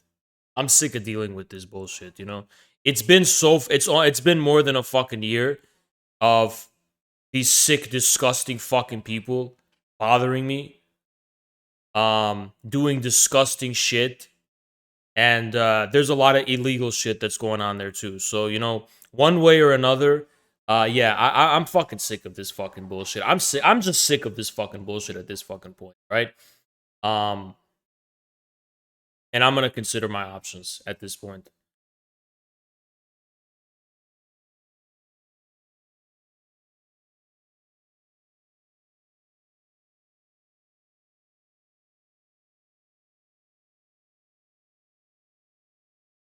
And if I don't care how long it takes either. I don't give a fuck how long it takes. I don't give a fuck how long it takes.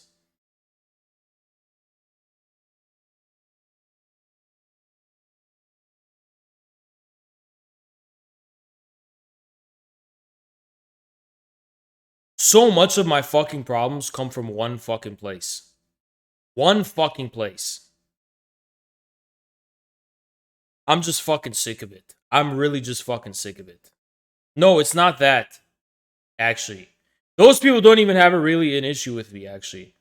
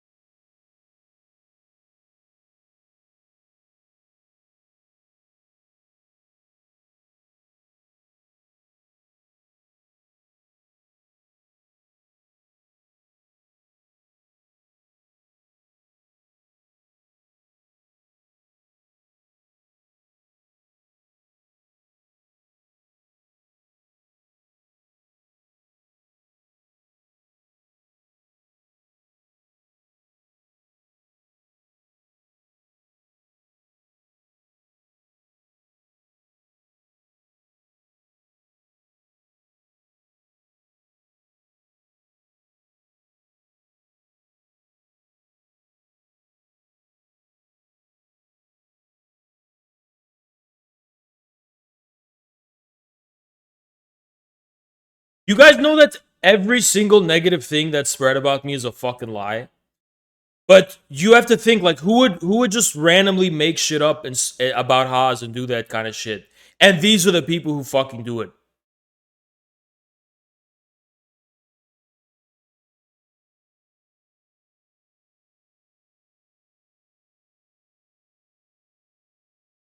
It's like no one else goes out. Even my other enemies. Like, does Destiny or Dylan Burns just make shit up about me? Do they do that? It's literally only these people that randomly just make shit up, make fake screenshots of my tweets. It's literally only coming from one place. It's coming from one place.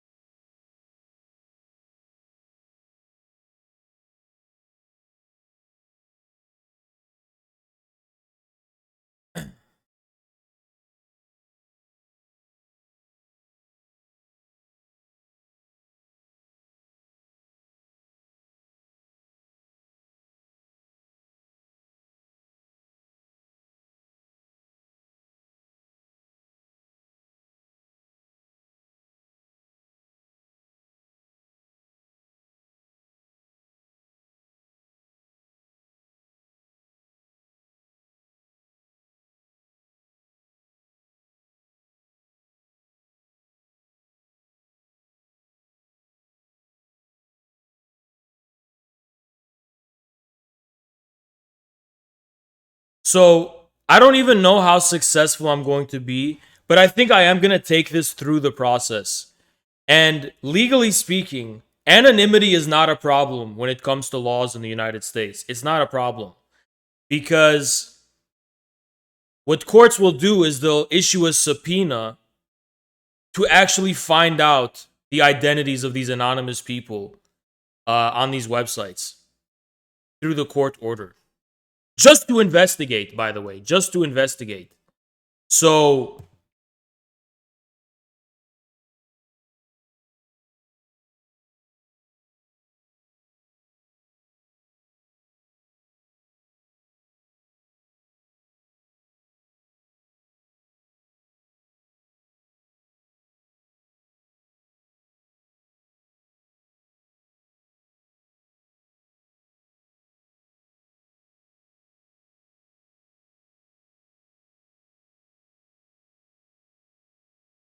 direct libel and defamation is not legal in the United States.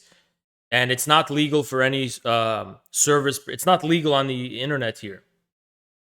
So I think I am going to make an issue out of this, to be completely honest. I think I'm just going to start making an issue out of this because it's been almost a fucking year. And imagine if I didn't have this fucking problem. Imagine how much less of a fucking problem I would have, right? So, yeah, this is something I'm definitely going to pursue, 100%. I'm going to get in contact tomorrow. Yeah, I know.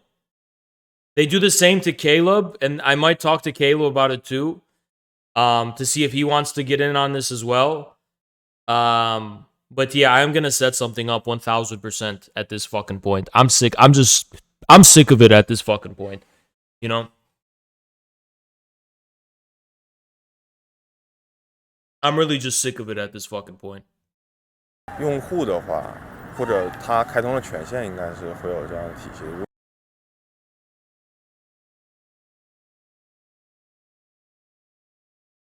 Like, even if I'm ultimately not successful, there's a lot of damage that's going to be done.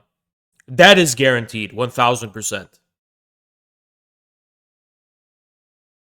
Like, I am going to put this through the court process. Even if I fail, I'm going to put it through the process. So there will be an investigation. There's going to be a subpoena and all that kind of fucking shit before you even get down to business. Just to establish them as defendants, for me to sue them for libel. And that's enough for me, honestly. It's really the anonymity that is the fucking problem, right? And these anonymous fucking people on the internet think they're invincible, and they're not. Anonymity is not a fucking problem for the law. It's not.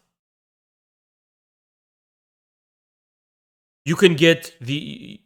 If the website owners do not comply with the law as far as exposing anonymity upon a court order,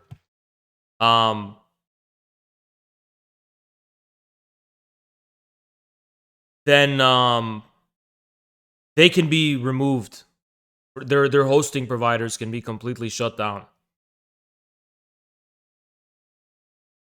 And it's not the website you guys are thinking. If you haven't been here for a while, you're probably thinking of like the Chris Chan one. No, those people those people even have limits. Those people have limits.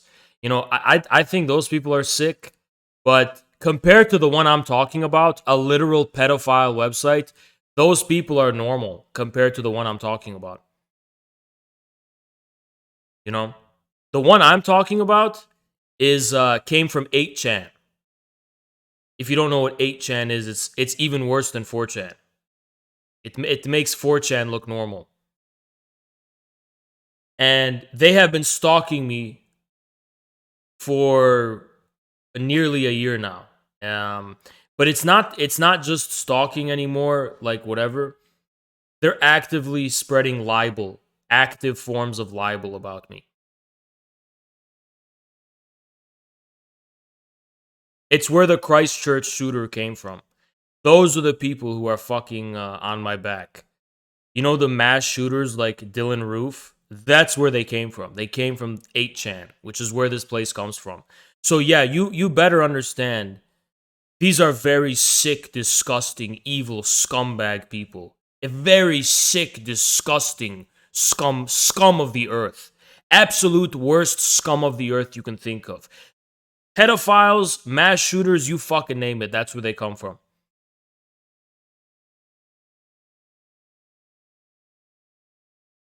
如果你没有开通的话，或者没有成为支付宝用户的话，就是没有这样的体系的。对。那你自己有进入这个社会信用系统吗？就或者在 APP 上面有吗？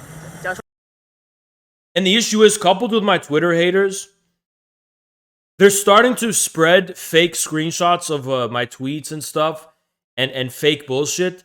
And the people who already hate me on Twitter are just taking it and spreading it about me. You know? And at this point, I'm sick of this bullshit. I've been thinking about doing this for a long time. I was hesitant because I was like, whatever, I just ignore it. But at this point, yeah, I'm gonna go ahead and go forward with combating this libel.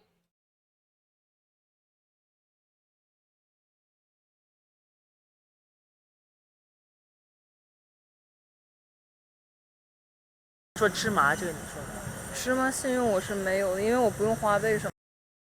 And I'm gonna talk to Caleb about it too. Because what they've been doing to Caleb is even worse. 但是我 These are absolute disgusting scum. And they do need to be met with legal action. This is something that should be in the law's hands. We shouldn't have to be even fucking dealing with it. Right? We're gonna go ahead and let the law take care of it. There's no such thing as anonymity on the internet, by the way. If you think that, you're a fucking idiot. Not when it comes to the court system and their ability to investigate. So yeah. 有的现在一般的软件上都有吧，就像什么哈罗单车、美团用车这种会有的。你知道你的信用分数是多少吗？这个在哪里？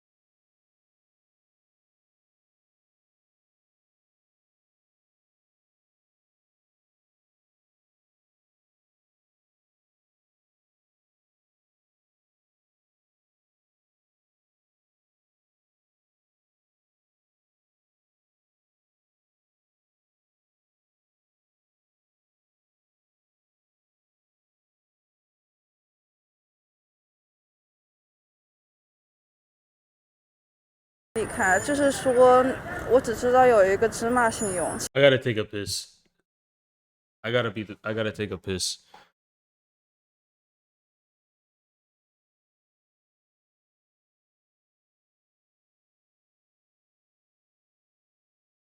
I'll be right back.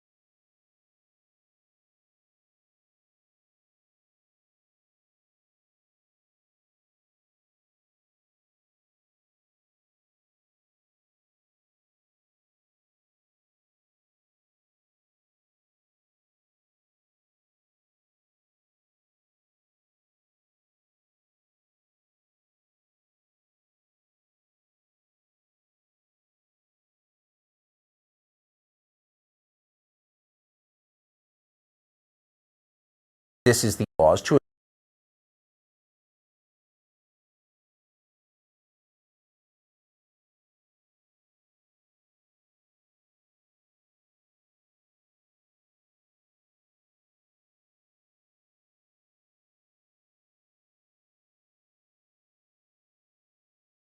This is very much relevant for me because I'm literally in LA. So let's see what he has to say. Why do they hate infrared? I'll actually explain to you the story. So when I was first starting out, for some reason, when I first hit the live button on YouTube, we started to get some attention from that website. It was like a lefty website, right? We at the collective, we didn't know what to make of it. And they would tell me about it, and in the chat, it'd be, and this was when I had like 10 viewers, right? And I was saying a lot of theoretically controversial stuff, like the "we live in socialism" thing, and this, theoretic, esoteric, whatever, theoretical stuff, right? So they would post the website link, and they would critique me, and I'd respond to their criticisms. Until there was this person who was just an obsessed stalker. And I remember, this is scary because I have 10 views or 15 views or 20 views. And this guy would spam my chat, make new accounts, just spam the fuck out of me, just endlessly fucking just. They would not fuck off. They would just never fuck off, right? They were becoming an extreme obsessive stalker of infrared.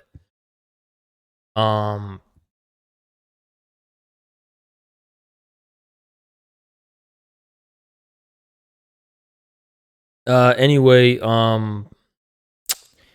that weirded me out so much because I was like, what the fuck is this shit? That's just weird, right?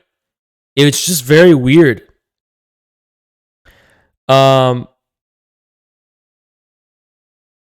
I issued an announcement like a week after I started streaming that I want nothing to do with that website, and I'm not going on it anymore, and I just don't want anything to do with it, right? So I continued to grow from other sources. And it got to a point where I got more exposure debating big streamers, and I just created my own community, basically, right? These were the overwhelming majority of chatters and viewers came from YouTube communities, like Jimmy Dore's community and Caleb's community and things like that. So time would pass, and eventually, I did not like the energy that this. I still didn't ban the people from the website, right? I still was like, okay, I don't care where you come from. You can be here, right? But there did come a point where I started to really hate and be disgusted by the energy these people were bringing. So I came onto Twitch. I shifted over to Twitch, and I started doing normie content. And this was always my intention, by the way. I was going on like it was called the Nimbo Show, and it was like of one of those royales. It was one of the first things I started doing.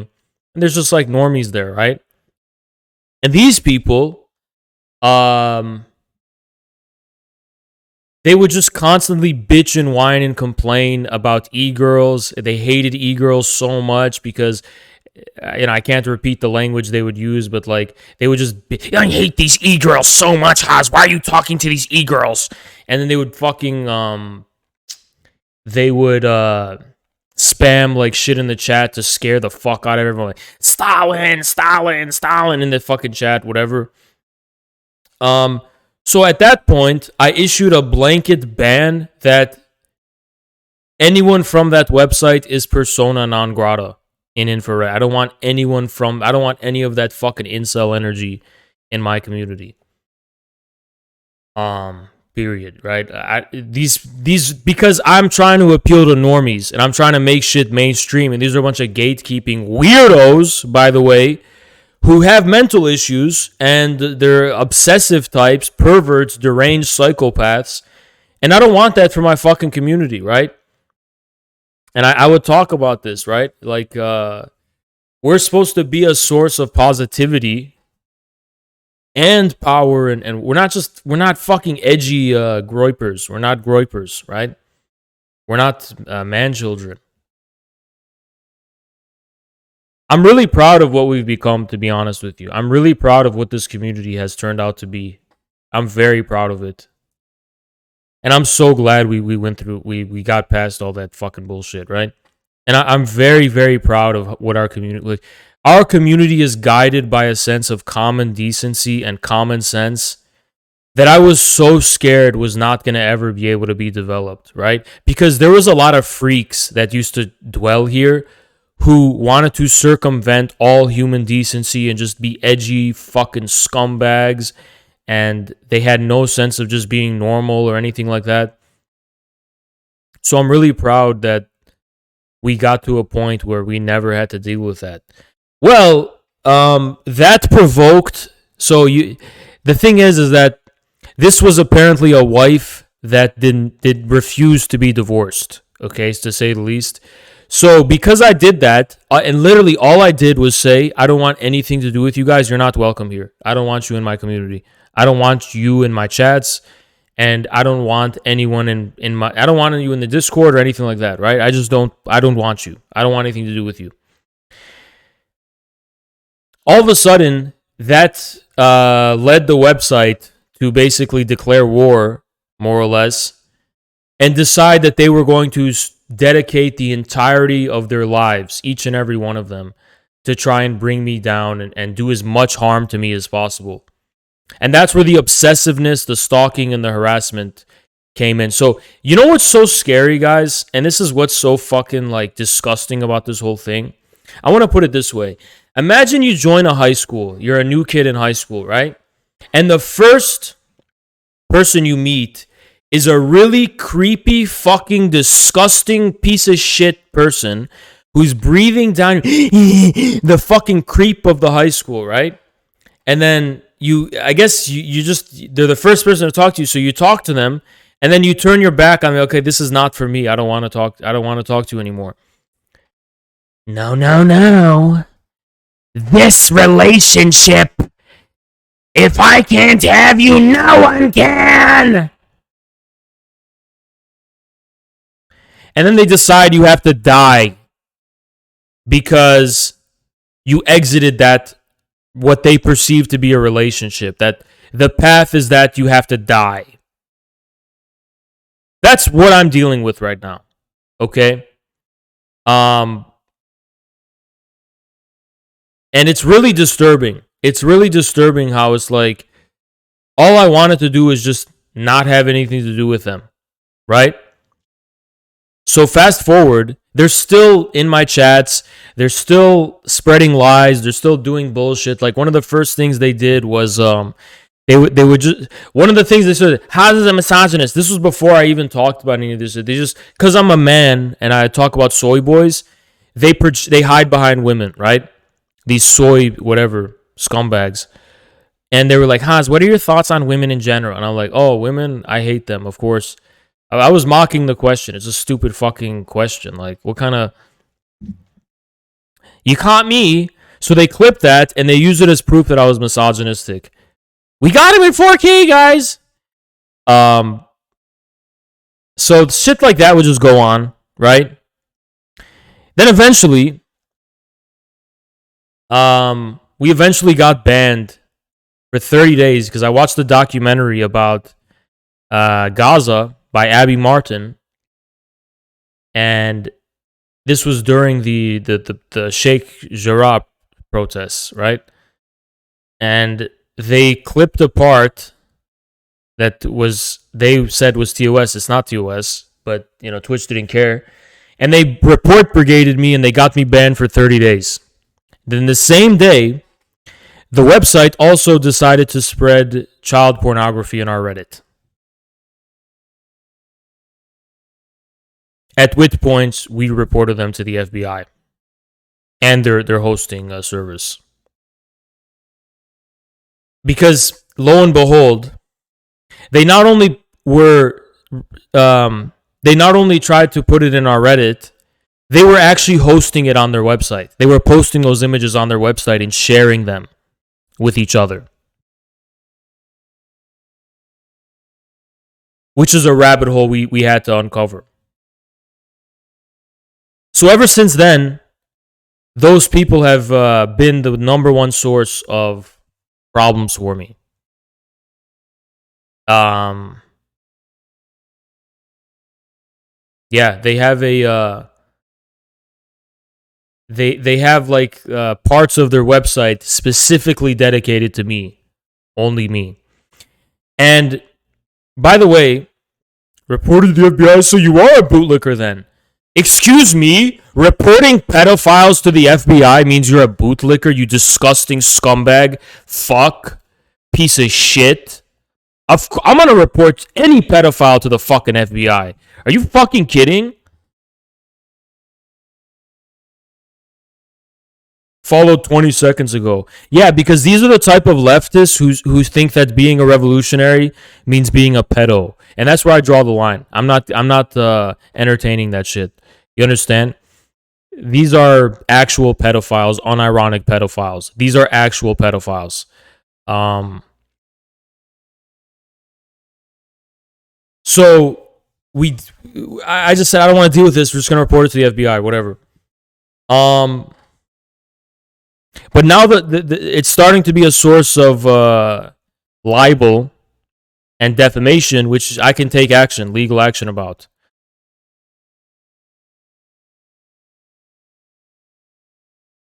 So that's pretty much how everything happened. And the thing is that these are not like some fringe group of lefties. We have proof that some leftist influencers on Twitter and elsewhere go to that website and they participate in that website. And it's an open secret basically. Not a lot of people know that there's an underbelly of the American left of an unironic pedophiles. It's like no one talks about it, you know? And so many of these like public faces that are on Twitter and shit, I'm not talking about DGGers. DGGers are liberals. These are like radical leftists, right? From tankies to leftcoms and anarchists and other radical leftists, Luna Oi fans. They actually go to this website and they keep it a secret and they do it low key. And the reason our people have discovered this, because I have people who deal with, because I don't have time to, and I don't want to. I get too sickened, so we have like intelligence basically, and they've shown me how, for example, when they post pictures, they're like the origin of that picture is from that website. That's where it came from. Actually, Bad Empanada, a lot of the shit he posts comes from that website. The clips he gets come from that website. I can't say directly that he goes on that website, although it's pretty much, you know, there. But I do know with certainty that the content he's getting originates from there. And I've been proven that. That has been proven to me, right? Fellow Traveler goes on that website. And Jason Unruhe goes on that website. Fellow Traveler and Jason Unruhe both go on that website. It's been proven. And no one talks about this, by the way. Nobody actually apparently it's like a well-kept secret that no one talks about. But there's actually a website from 8chan that hosts illegal child pornography that leftist influencers apparently, and leftists in general that you see on Twitter, they go on. No one talks about it.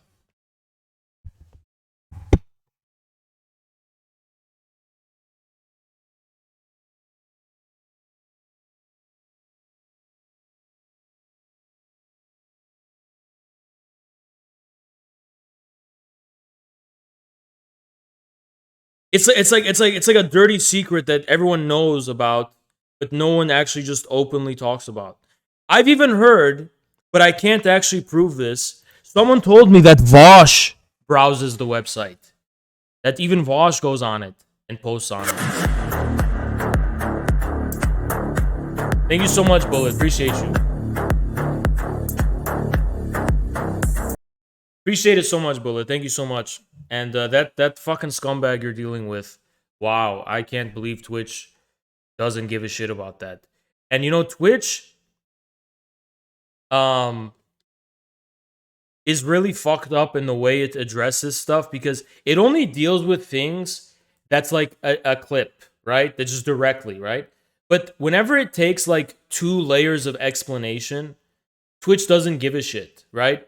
Twitch only cares about like direct, immediate violations of rules, not things that require explanations, you know? He's mad you exposed him for. Yeah, these I can't. When I typed his name into the Twitch search bar and saw that he's literally still here and he still streams and shit, I was actually so fucking shocked. I was like, this is actually fucking surreal. I really think you should post it on LSF or something and raise awareness. Because you should just post on us like an unironic child abuser. You know, that's assuming you have all the proof. I don't want to, you know, whatever. But yeah, I shared the tweet because I haven't looked into it, right? So I'm not, I just trust, you know, you seem reliable to me. So yeah, you do seem reliable to me. So that's why, you know, I'm saying that. But I did at least see the clip of him saying that, like, he's willing to fucking, that he saved that video that's incriminating enough to me, you know? If he saved that fucking video, like, that's all you need for to be incriminating, right? And it constitutes child pornography.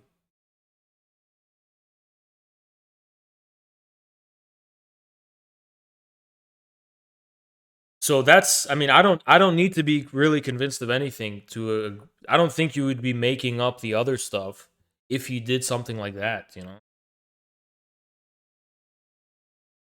It makes a lot of sense to me.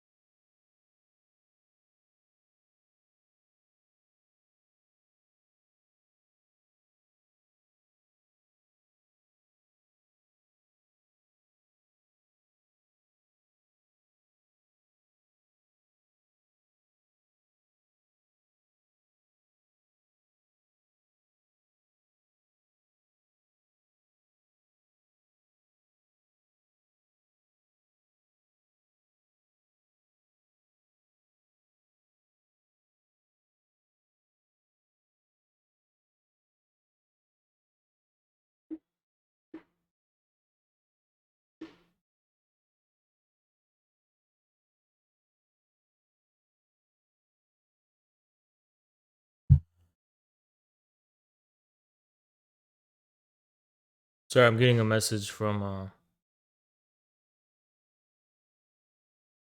Yeah, Bullet, I really think more people should just know about it. It's one of those things. It's just a lot of people don't know about it. But I think if you raise awareness, Twitch will take action, you know.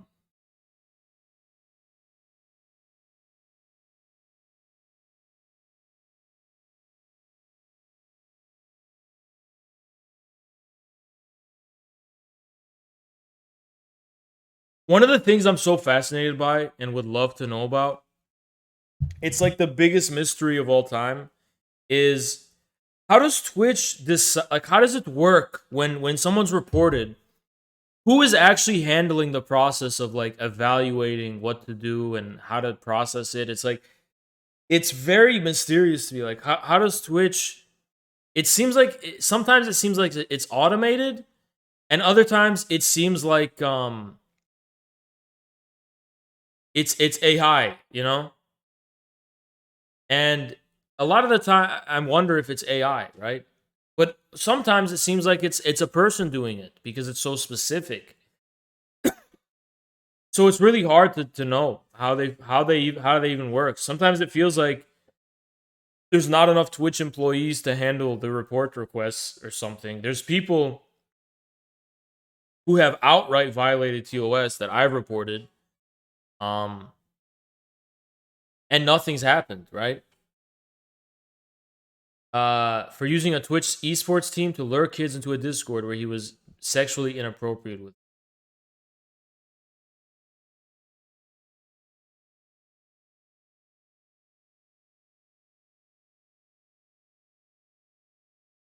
Such a sick place, man. It's so fucking sick.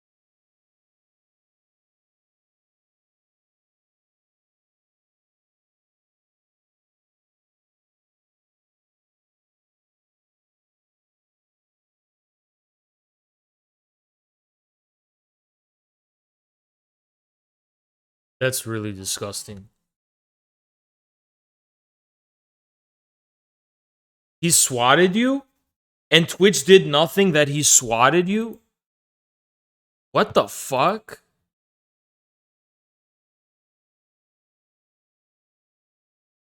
I just can't wrap my head around the fact that he's still streaming on Twitch. That's the part that's just, I don't understand. That he's still streaming on Twitch, right?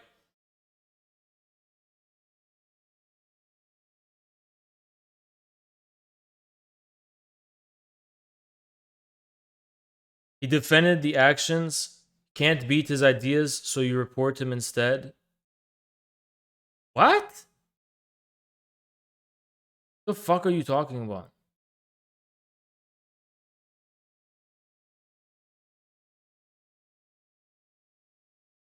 What are you fucking talking about?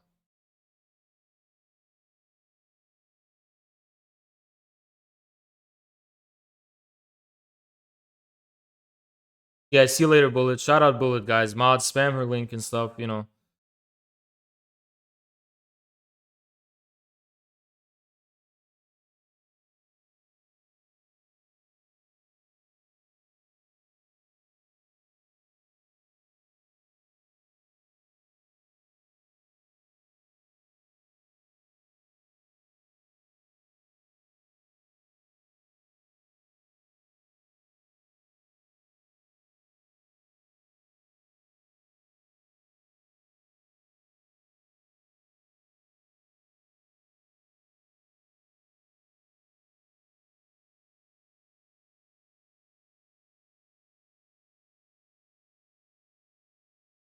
Good evening and welcome to Tucker Carlson Tonight. We want to begin by noting something obvious because this is the obvious show.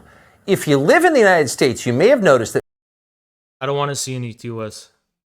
many of our public spaces have become permanent homeless encampments. So it's not just LA, this is other places too. I mean, it was also 6th Street and in Austin. You see trash-filled tents blotting out what were once green and tidy public parks. You step over vagrants drooling unconscious on the steps of train stations on the way to work. You watch as junkies smoke meth without any embarrassment at all and then yell at pedestrians on the sidewalk, maybe at your children. Everywhere, at every intersection, there are beggars.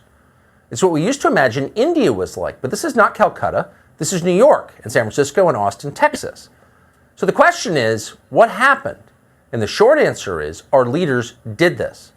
No matter what they tell you, homelessness is not an act of God. It's not the result of economic collapse in this country. Do you guys think I would be able to just show the video? Is Fox capable of showing things that are not permissible on Twitch?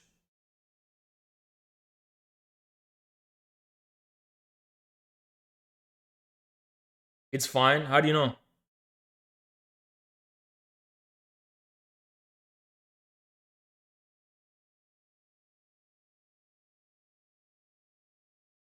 Don't risk it. Plus strict. America did not run out of housing. Instead, a determined group of well-funded ideologues decided to make it easier to live on the streets in this country while doing drugs. Therefore, many more people now live on the streets while doing drugs. See? What? What did he say? An act of God. It's not the result of economic collapse in this country. America did not run out of housing. Instead, a determined group of well-funded ideologues decided to make it easier to live on the streets in this country while doing drugs. Therefore, well-funded ideologues? What is he talking about? many more people now live on the streets while doing drugs. See? Not complicated. In 2005, an unemployed alcoholic called Basil Humphrey enrolled in a rehab program in Boise, Idaho. When Humphrey refused to stop drinking, the rest... Can I say something without getting people fucking ass mad? I don't know the statistics, but there's probably a minority of homeless people who just prefer to live that way. Probably not the majority, but a minority just like to be homeless. And if you don't know this, you don't live in reality. I'm sorry. You're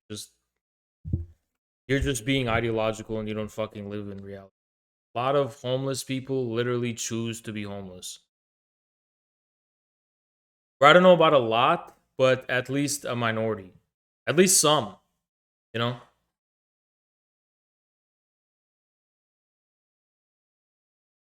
Rescue mission kicked him out. Those were the rules, and he spent months sleeping Is it mental illness or is it drugs?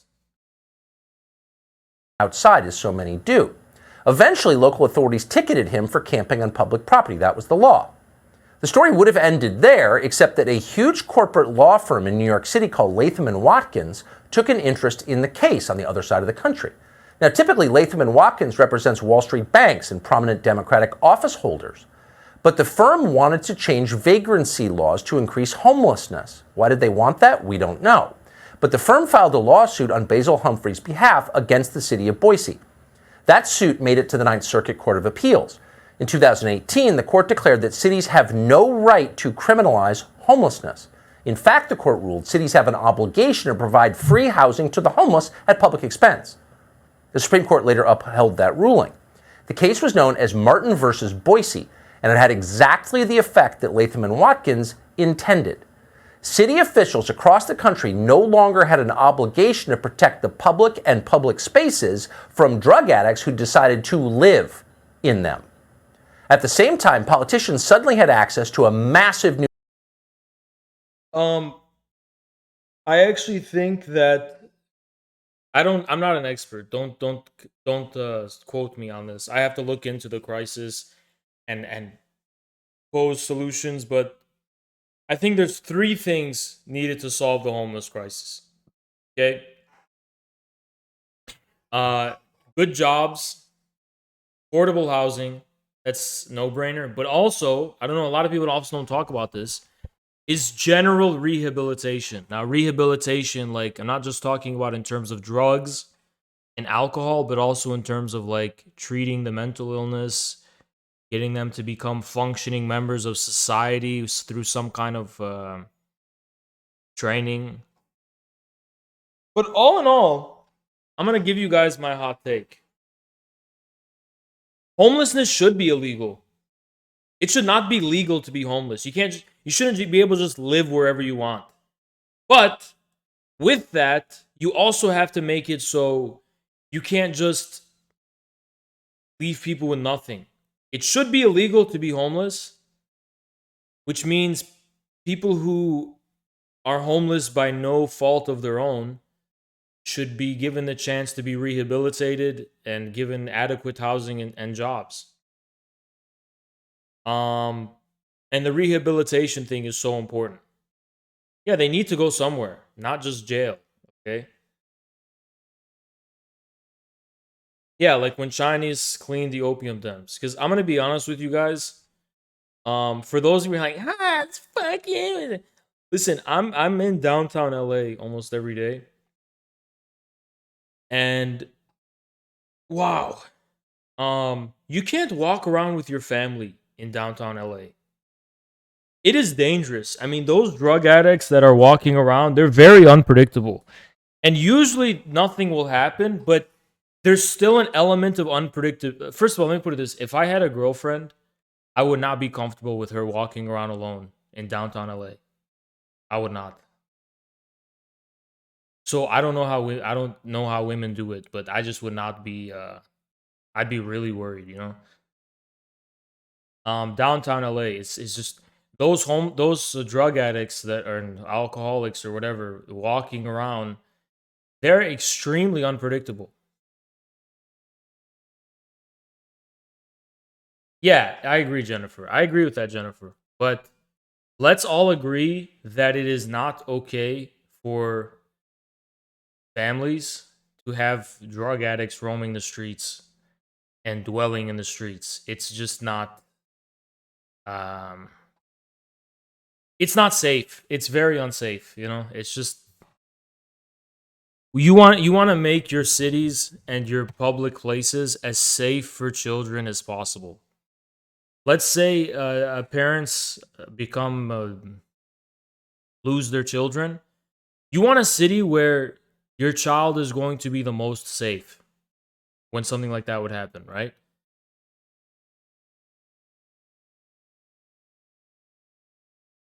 A girl got a bucket of diarrhea dumped on her head in LA from a homeless crack. I mean, yeah, that's.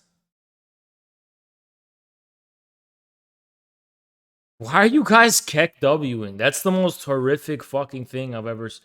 Why is that fun, bro? This is just the inherent misogyny of our community. I swear to God. That I don't even know why you're laughing. That's actually disgusting. I'm. It's not funny, guys. It's not fucking funny. It's not. That's actually fucking sickening. What the fuck, man?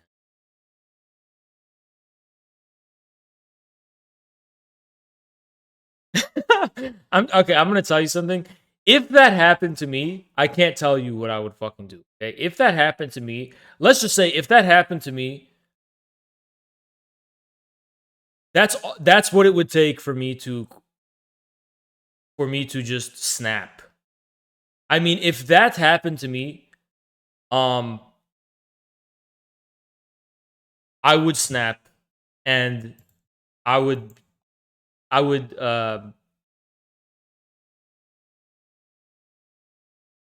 I would have nothing to lose if that happened to me. Like at that point, that's when I would have decided in life that I'm ready for anything.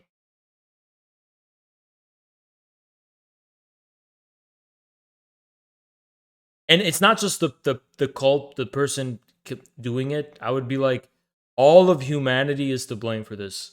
I would literally, that's what I mean. Like if that ever happened to me, that's the moment I would snap and declare war on all humanity and the whole world. It's not just the like I would say this human thing was a fucking mistake, and I'm done with it. I'm done with the whole. There'd be nothing. There'd be nothing. Okay, that would be the moment that would break me. That's what would fucking break me. I just. It just think it pisses me off so much thinking about that. It pisses me off so much thinking about that. I don't know if there should be humanity if that happened to me. That's how much it angers me. The thought of someone doing that, I don't at that point you can fucking I don't give a fuck about no, that the person who did that is not a fucking victim. Okay? The person who fucking splashed that bucket, that is not a fucking victim. That is someone who deserves to be locked up forever. Or worse. And California doesn't have capital punishment. That is like the worst thing you could. That's one of the worst. That literally, you need to be locked up. You're not a fucking victim. You're not. I don't. These liberals literally just. They're so soft on every. And then this is what fucking happens. People have buckets of diarrhea. They're just dumping on people. That's a fucking declaration of war. And what are these liberals? Okay, how do liberals respond to that? Oh, well, let him do that. It's just diarrhea. And no, at that point, I don't fuck. At that point, if that happened to me,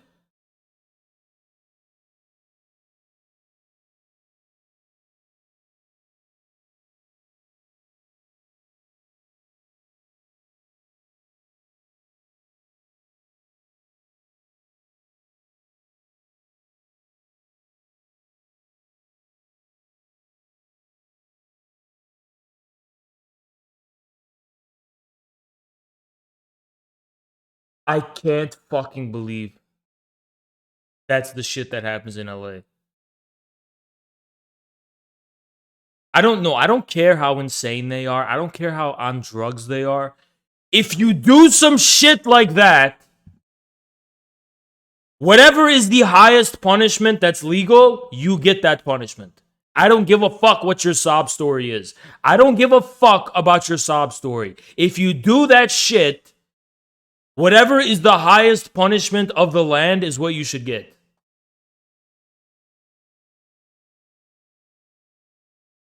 Okay, at a certain point, we are adults. We cannot live in a civilized society of people throwing bottles of urine and shit at pedestrians. Okay?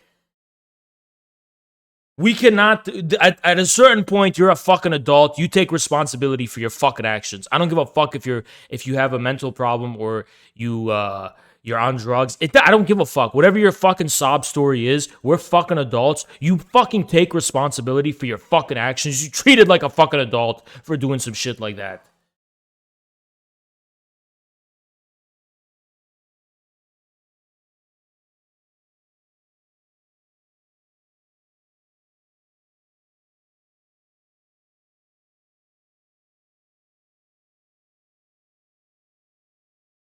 Hey, Relentless Ghost, shut the fuck up, you dumb hippie. It's these dumb hippies from the counterculture is why we have these diarrhea bucket fucking zombies on the streets throwing shit at people. Because you're like, yeah, man, we're gonna stop being a square, man. I'm not gonna start a family, man. I'm not gonna get a job, man. I'm just gonna. And that's the fucking end result is fucking diarrhea buckets. You're banned for 10 days. The fucking end result of the fucking hippies and the counterculture. Oh, and it's all fine and dandy when you're thinking of it like Woodstock and everyone's naked and they're fucking high and everyone's got flowers in their hair and it's a bunch of young people. That's very important too. You know, a bunch of fucking young people in their 20s, they're youthful and everyone looks so beautiful and stylish and they're having orgies outside and shit and whatever. Then you fast forward 50 years and those same people are bucket throwing zombies. And that's the fucking result of that shit. What if I said Nixon was right? What then? Okay, he wasn't right on everything. He was really bad on a lot of foreign policy shit too. But in a lot of ways, Nixon was right. In a lot of ways, he was right. Let's be honest. Let's be honest.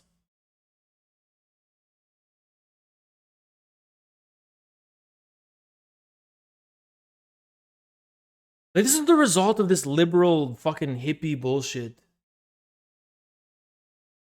Huh? Oh, fuck. This is the result of this fucking lib shit. Whatever. I can't fucking believe in America this is something that happens. I can't fucking believe.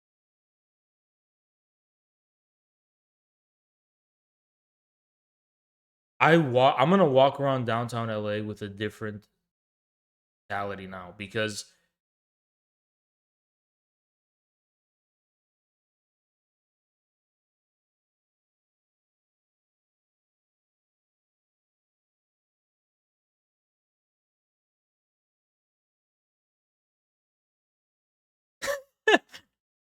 whoever said bring an umbrella, you're getting banned, dude. What the fuck? Don't fucking say bring a fucking umbrella. How about why can't I just fucking go to a city that doesn't have fucking diarrhea bucket throwing? What the fuck, man? It's like I'm actually mad now. I don't even feel bad anymore. It's actually just pisses me off now. It legitimately fucking pisses me off.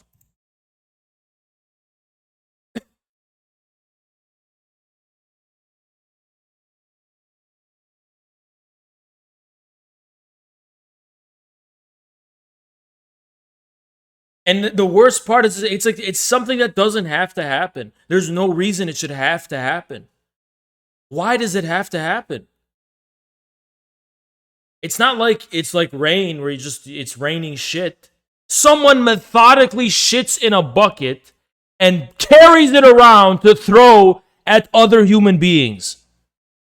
It's not like you got people out here just getting caught in the crossfire of fucking diarrhea in the air.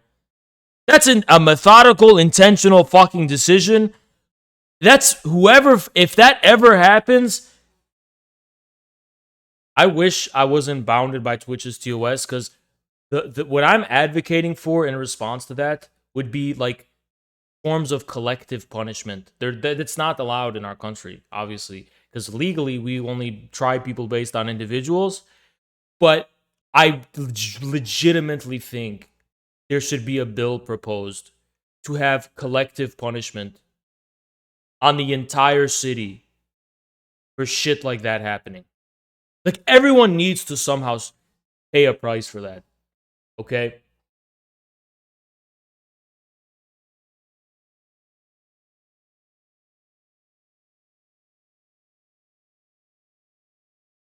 But you know what these New York people on Twitter and they'd be like, come on, Haas. Oh my God, they're going to roll their eyes. Oh my God, Haas. That's just part of city life, Haas. That's just part of city life. It's not part of city life in China. Shut the fuck up. That's not fucking part of city life. We're supposed to fucking sit down and submit to this? We're supposed to submit to the bucket throwing diarrhea and just accept that's fucking normal? We're supposed to just fucking accept that's normal?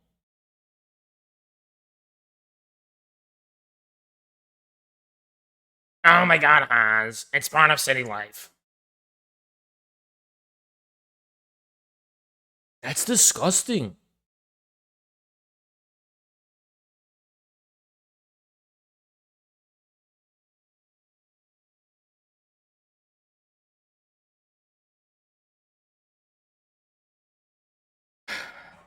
You know what I think? All drugs must be destroyed. This sickness, it's gone on too far. All drugs must be destroyed. And you know what? In America, all alcohol must be destroyed. Sorry. I don't know. There has to be something's got to happen. Something's got to happen with this alcoholism thing. What's your solution? I don't know what to tell you. What's your solution? What's your solution?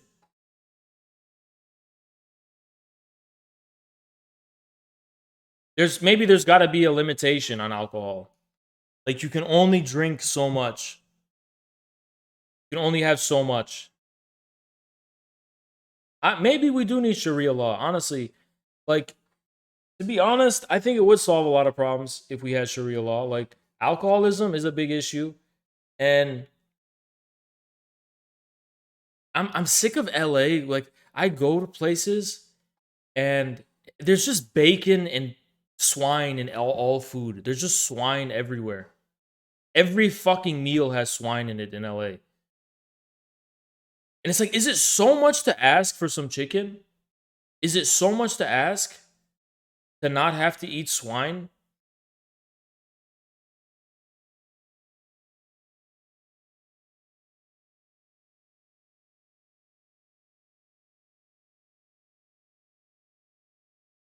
Like, I'm not saying to ban the option, but is it so much to have an option to just not have swine?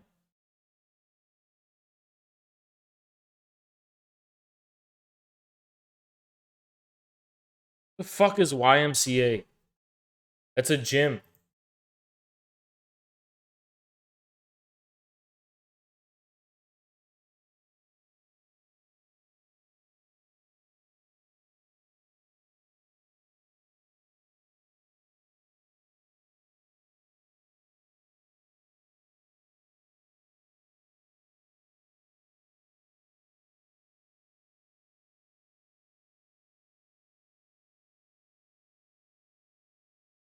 Hey guys, Jackson told me about a Chinese media that's like apparently they produce really good There's CGTN, there's Zhuiha News, I forget how to pronounce it. What else is there? What are some of the popular Chinese media accounts on Twitter? And besides, not CCTV. It's not CCTV.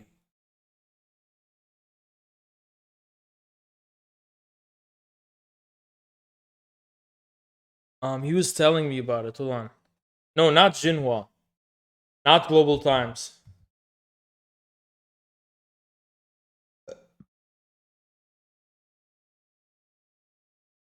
Not not the South China Morning Post. Fuck, what is it?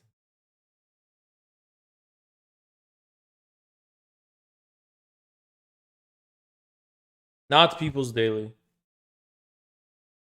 Is it the People's Daily? Ah.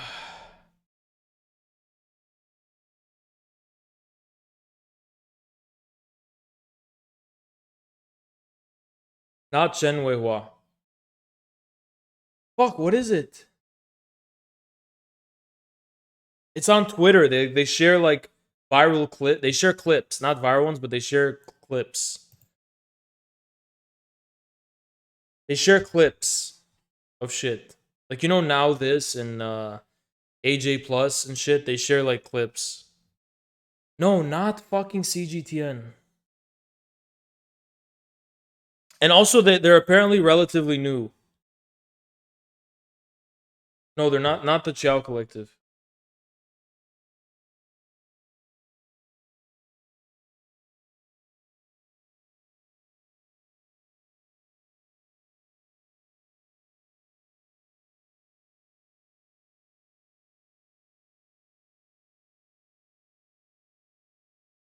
It's Chinese funded media. Fuck. News source of cash.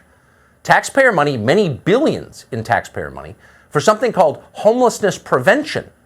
Now, what is homelessness prevention? Well, of course, it's the opposite of what they call it, as always. Here's Seattle's interpretation of homelessness prevention. A handful of Seattle's more than 12,000 homeless will soon be going from the street to a new apartment with stunning views of the Space Needle and Puget Sound. Using part of its share of the $1.9 trillion COVID relief package, the city bought 3 brand new apartment buildings for $50 million for 165 homeless, a price of $300,000 per unit. In Los Angeles, Skid Row is about to get a new neighbor, a 19-story high-rise for homeless, costing taxpayers $160 million or $580,000 per unit. They're part of an expensive push to get the homeless off of sidewalks and out of city parks and into government I have not been to Skid Row. I haven't been there. Subsidized housing, even if it means buying new buildings at market rate from developers. I don't think I am gonna go there, honestly. Like, fuck. You know what's fucked up about California is that a lot of the homeless are literally just people who have jobs and they have phones and all that shit. They just can't afford anywhere to stay. That's how fucked up LA is. Oh, stunning views of the Space Needle and Puget Sound. Do you have Professor Haas is something I will announce. I'll announce that when I have it. When I have it ready. Have one of those? Well, crackheads do. More than $500,000 per apartment to house drug addicts at public expense, at market rates. So you can see why real estate developers would strongly support a program like that, and of course they strongly do. But luxury apartments are just the beginning. Seattle's most recent municipal budget allocates more than $150 million to other so-called homelessness programs, just this year. Now keep in mind, Seattle has fewer than 750,000 people living there. So that's an awful lot of money per bum. It's certainly a lot more than anyone else is getting in Seattle. At the same time it was giving overpriced condos to drug addicts with stunning views of Puget Sound, Seattle allocated just $10 million total for its small business stabilization fund designed to keep family businesses from going bankrupt during the COVID lockdowns. So the city's priorities could not be clearer than that. You lavish money on the least productive, most antisocial 85% is invisible? Wow, I didn't know that. Parasites in our society, and then you punish Americans who work for a living. Got it? And it's hardly just Seattle. The latest city budget in San Francisco proposes spending $667 million on something called the Department of Homelessness and Supportive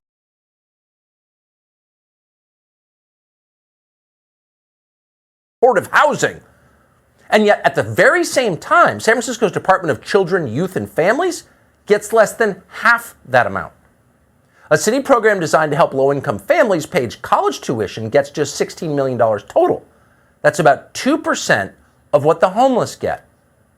So in San Francisco, it makes sense. In fact, it pays to get high on the sidewalk. Don't bother to get an education. Nobody cares. That's the message from the city. Couldn't be clearer.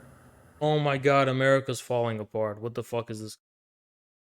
In Austin, Texas, the city's budget for homelessness assistance was $68 million last year. At the very same time, the city of Austin spent just $3.5 million in new loans for struggling small businesses, and only $7 million for, quote, mission-critical infrastructure and deferred maintenance at city facilities, like the things that matter. And at the same time as this was going on, the police department in the city of Austin got an $11 million budget cut. So what happened to the homelessness in Austin, the problem they were trying to, quote, solve? Well, to no one's surprise, it has grown by 10% in just 2 years. You get what you pay for. When you pay for homelessness, you get a lot more of it. See how that works? In Los Angeles, politicians have spent billions, quote, fighting homelessness. This has been accompanied, of course, by a massive increase in the number of people who are homeless. 4 years ago, the city spent $440 million on what it called solutions to homelessness. My China trip? No, this one's news. Let me see. No, it's not that. It's way bigger than that. They're way bigger than that. That was supposed to fix the problem, did it? Herbs donated $10. Some communities have rituals/practices which involve taking drugs. They don't suffer from the same afflictions that you see in places like LA and NY.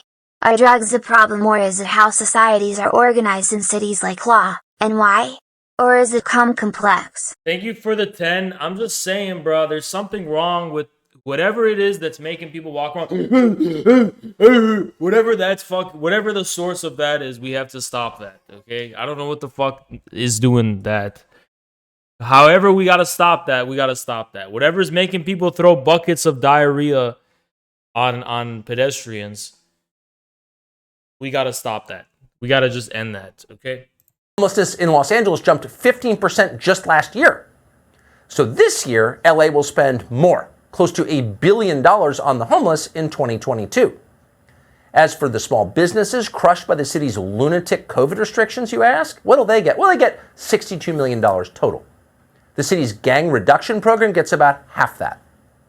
So politicians in Los Angeles are at the very least very clear about their priorities.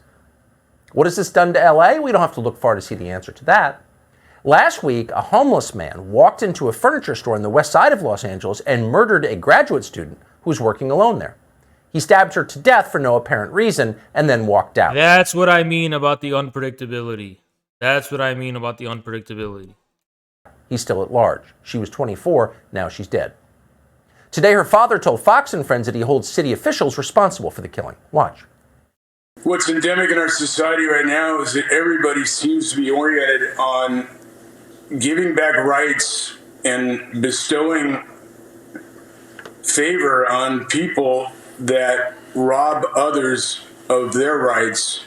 We should be celebrating the good in people and trying to recognize that that's the job they have, is to try to elevate that, to make communities better, to make people care more, to not tear down communities by exposing them to people that are falling out the bottom, that really don't care about the other human beings and just think they can do whatever they like in our society, and they are doing it more and more in every community.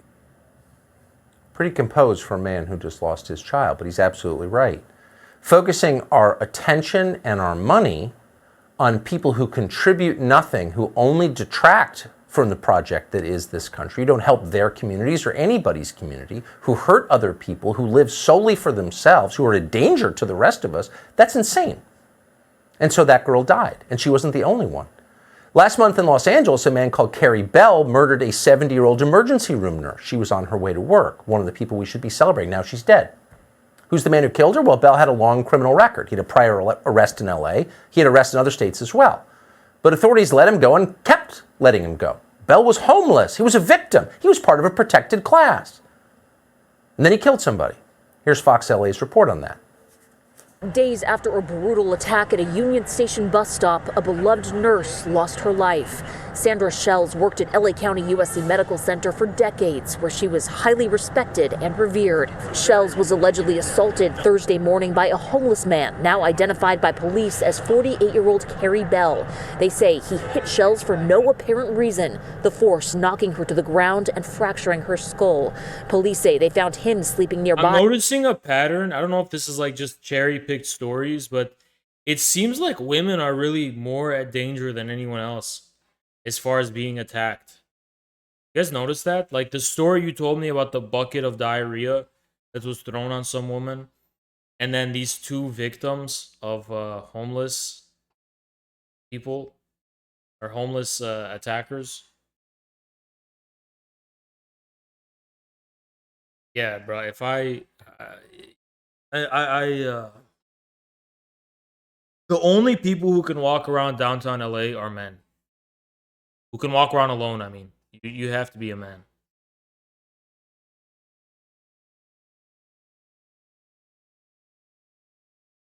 Like, I would not be comfortable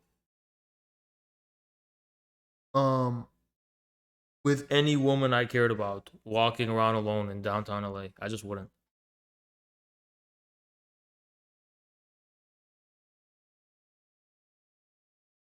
And it's fucked up because it's like, if you're an adult, you should be able to walk around wherever you want, right? Thank you, Shalom. Men might Appreciate- still get the diarrhea bucket. I've never seen it.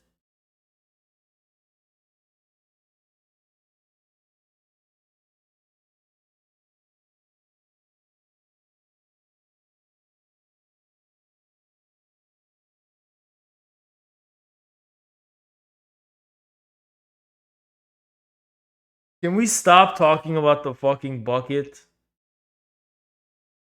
Because no one should get the fucking diarrhea bucket. No one should get that fucking bucket, okay?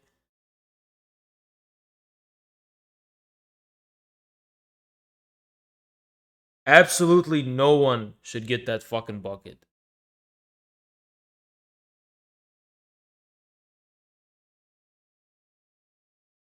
They won't hesitate to fuck someone up. Yeah, I mean, I've seen that firsthand. I walk around downtown LA, and I really do see people walk past me like who very clearly are like about to do something, and then they just decide not to. You know, it's so weird. It's LA is very surreal. LA, downtown LA, it's a mixture of seemingly normal people going about their daily business, combined with very, very mentally ill, whatever, addicts, with students and young people, all just, and rich people, all just walking the same sidewalk. And you can't even tell who's who. And it's just like, what reality do we even live in? It's a decaying world, you know? About 90 minutes later and arrested him without incident. She was an emergency room nurse walking alone to work. And now she's dead. Another woman murdered by the homeless. You know what? We did just solve a problem. Legally, there should be enacted as a law. Pedos should get the diarrhea bucket. Those are the only people who deserve that fucking diarrhea bucket. Is pedos. They do deserve that fucking bucket. They do deserve it.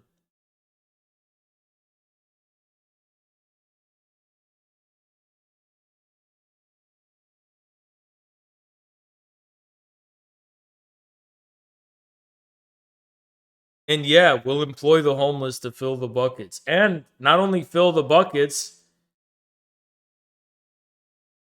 No, this is the type of punishment pedos should get. Okay, hypothetically in the utopia, this is what should happen. There should be a labyrinth, an inescapable labyrinth. And there should be one homeless man walking around in that labyrinth with a diarrhea bucket. And the pedo has to make his way around the labyrinth until the homeless person catches up with him.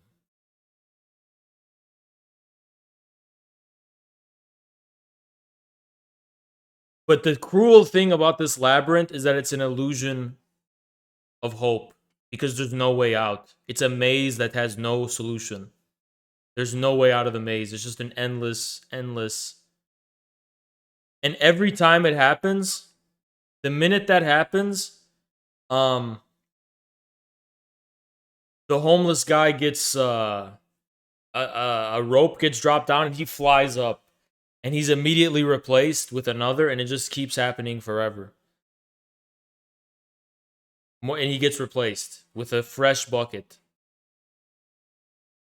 So when after he thinks the worst has passed, it's just the beginning. And the bucket gets hotter and hotter and hotter. This is like the video game hypothetical scenario. The bucket gets hotter and hotter and hotter until it's molten liquid that can melt concrete. And that's and that's when it ends. That's when it ends. That's the end. And it would all be legal. It's a proposed bill in a utopia, hypothetically, that exists in a video game. But that's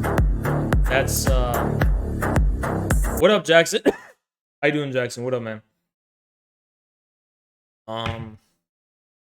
What's going on with that thing you texted me about? Is that happening? Because I'm ready to go, you know? I just have to put on a shirt. Oh, man.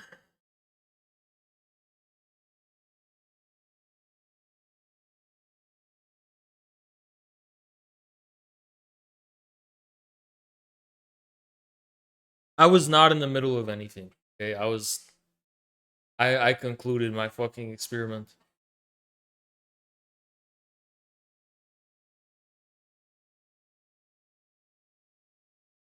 Oh man. But y'all came at the best time because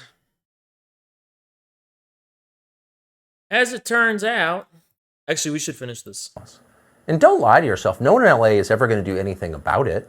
You're probably going to hear outraged noises for a few days, harumph, harumph, harumph. But politicians will quickly get back to showering the unhoused community with another $1 billion. What you're watching here is civilization collapsing in real time. And it's not new. Here's video our producer shot in Los Angeles in the spring of 2019, almost 3 years ago. It shows homeless encampments downtown on 3 separate blocks. It starts at 5th and San Pedro, and then it goes west, seemingly forever. So in January of 2020, the LA Times reported that, quote, California's railroad tracks are now lined with men and women sleeping in tents or under cardboard boxes. In America, by the way. Well, in response to this, Governor Gavin Newsom announced another $12 billion in state funding to, quote, fight homelessness. How'd that work? We'll hear the results. From Skyfox, the images are startling. Thousands of empty or damaged packages lining the tracks along the Union Pacific LA Railway. Amazon packages, UPS boxes, all meant for delivery to customers along the West Coast. They're opened by cargo thieves who take advantage of the trains stopping or slowing down. We're literally living in a post-apocalyptic scenario, and it's like a new type of person is emerging. Homelessness. You know how there's Homo erectus and Homo sapiens? Now it's like a new type of the soy Mega Man, but there's the soy Mega Man, and there's also this new like scavenger type of fucking person who just has nothing to lose in life, does not give a fuck about anything in life, and people are just becoming feral. They're just becoming feral, you know? It's fucking insane. And you know what, guys? These are not a different species. Any one of us could become this. I could become this. You could become this. If something could just happen in our life where we just turn into this. We just turn into this. That's what's so fucking scary that a lot of people don't think about. It could happen to any of us. This could literally happen to any of us. If you get the wrong mentality, you know? down to break into the containers. Union Pacific officials saying they've had a 160% increase in cargo thefts in the LA County area, with over 90 containers broken into every day. So I guess they didn't clean up the railroad tracks. $12 billion and disorder got worse. But of course, allowing people to live outside and defecate outside in public places and use drugs outside in front of our children is both the cause and a symptom of growing disorder and chaos. It's the degradation of what holds us together as a civilization. So our producers are back in LA right now shooting a documentary for season 2 of our Tucker Carlson original series on Fox Nation. It's going to be out soon. You're seeing some of the footage on your screen right now. What you're seeing now was shot this morning on Skid Row. Skid Row in LA is a 50-block neighborhood east. Okay, as someone who's in LA, I can confirm Fox is not like getting fake footage or spinning fake footage. Like it does look like this. Of downtown. And it's hard to overstate just how dystopian it is. You should go for yourself sometime and drive through, roll them up, but watch. You will not believe this is America, the country you grew up in. This is what California got for $12 billion. Not fewer homeless, just better funded homeless, and thousands more of them. So like COVID and OxyContin and virtually everything else that's wrecking the country our ancestors built, this is a manufactured crisis. I can't show the video. I don't know if there's going to be TOS. It didn't happen by accident. People paid for it. In New York, officials have given drug addicts priority over Let me give you an virtually... example, okay? When I walk around LA, sometimes some homeless people will just pull their pants down and you just see their ass. You just see their naked, bare ass. And that's just something that happens. Everyone else in the city. A lot of working poor in New York. We ought to be celebrating them. The city isn't. It's ignoring them. In 2015, the annual budget of the New York City Department... Okay, let me tell you guys something. I'd be like, "Hi, you sound really heartless right now." I'm not against homeless people, so don't say I'm heartless. But what Tucker's saying right now, where he's like, why are these Democrats focusing more on the homeless over working poor? I mean, he's like, we should be celebrating the working poor. Well, didn't Marx and Engels say the same shit? Didn't they say that the proletariat distinguishes itself from the lumpen because it puts signs like thieves will be shot, and they somehow maintain some level of like civilization and decency, but they're just in a hard times as working poor? I mean, look at what Marx and Engels said about the lumpen, right? And this is the lumpen class, right? And I would not be that harsh as they, right? But let's just stop assuming that the proletariat just means people who are suffering. That's not what the proletariat means. The proletariat means the working class. And a lot of homeless people are working class, do not get me wrong. Probably most of them are, to be honest, because most of them are invisible. But when it comes to what's going on in our cities with this just the endemic drugs and violence, random attacking and assaulting and shit, it is a fucking problem, okay? Now, I agree the causes of the problem is has to be addressed, but let's just stop assuming it's fucking normal. Because you'll see Twitter lefties on Twitter, they'll just be like, who cares if people are camping out on the sidewalk? It's free association, man. It's freedom, man. Stop complaining. Yeah, the right-wing game is to conflate visible homeless with invisible homeless. And most of the homeless are working class. They're working class in the same way that most of the working class back in the day had to live in overcrowded slums, and some had to even live on the street. They were still working class. The difference, I think, has to do with, like, have you completely given up on life? If you've completely given up on life, you will enter the lumpen, 1000%. If you still are, like, kicking through, you won't slip through, you know? Department of Homeless Services. Because despite their poverty, the working class has always maintained the minimum of dignity. And that's how Marx wrote about them too. He said, despite that they have to live in rags, they conduct themselves, they still maintain this sense of pride and dignity that they're not willing to give up.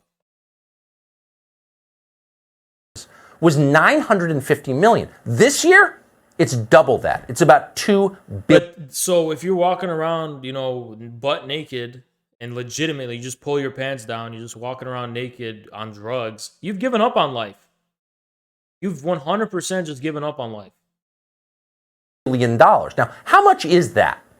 Well, what they're spending on the homeless in New York City is more than the city's entire public university system, more than they get to educate far more people.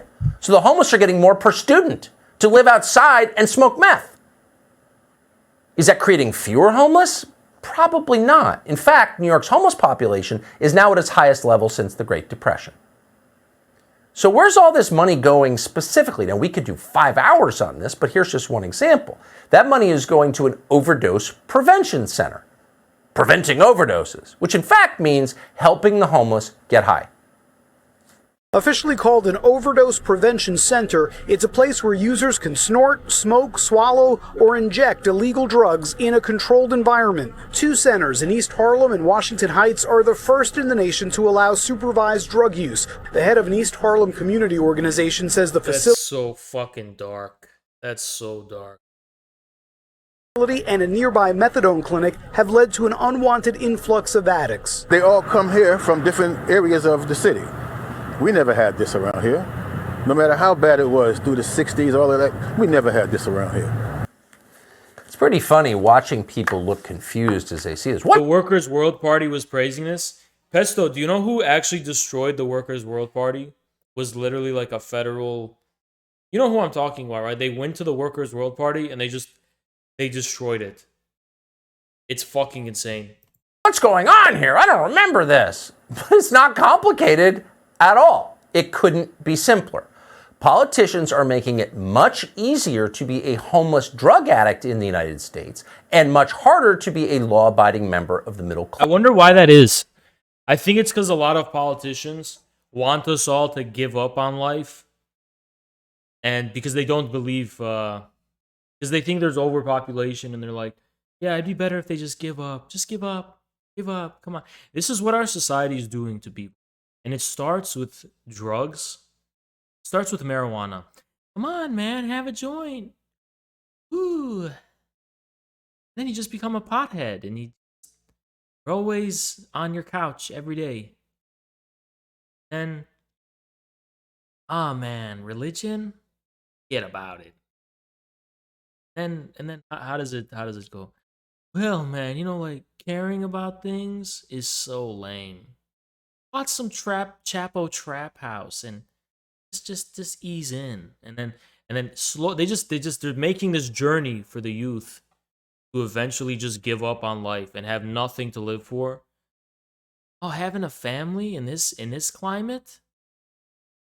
That's irresponsible. Until you just give up on life and you become one of these homeless people. It's like the Pinocchio Pleasure Island or whatever that fucked up shit was. They're leading the youth to this island, and the island is homelessness.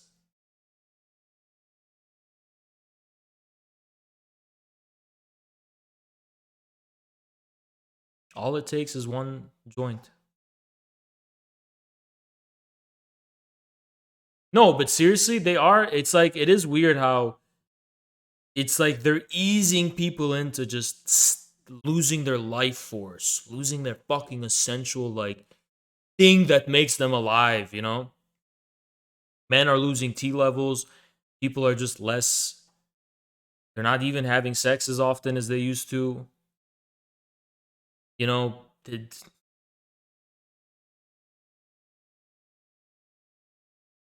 Pesto, shut the fuck up. I don't care if LaRouche said it before. I'm not saying this to appear insightful. I'm saying it because I think it's true.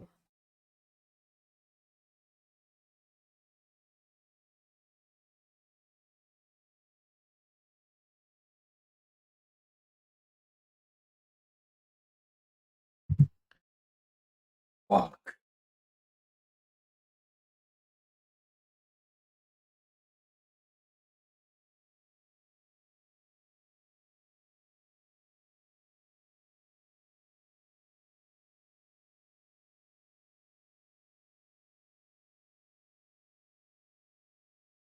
It is possible we're trying to help addicts recover because not drinking amazing. Shut the fuck up. That's not true. You know, cold turkey works a lot of the time. Now, I can't promise it works all the time when your body's physically dependent, like with alcohol withdrawals. But for most drugs, cold turkey works. With heroin, cold turkey works.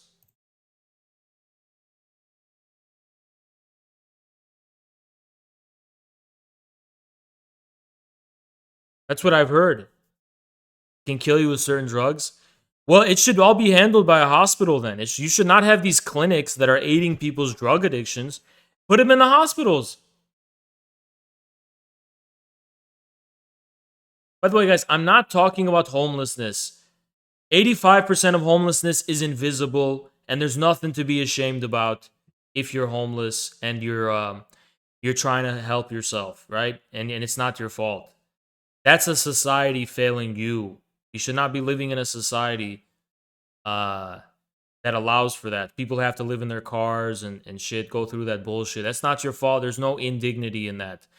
The homelessness I'm talking about is the one where you just give up on life and you just walk around with your pants down and you're high on drugs on the sidewalk.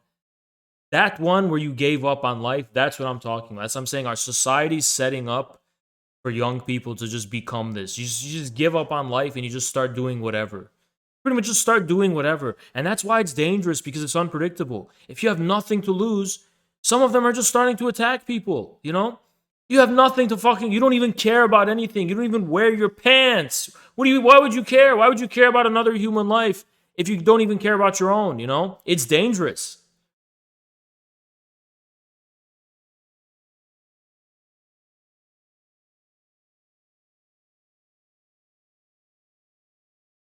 You know?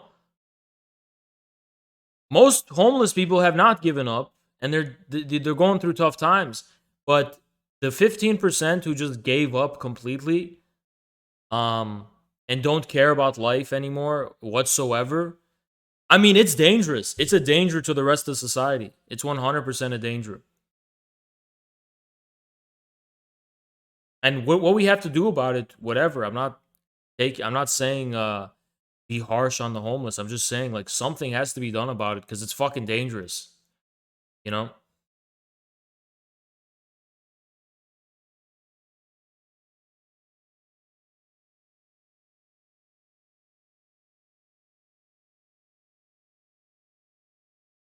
It's fucked up.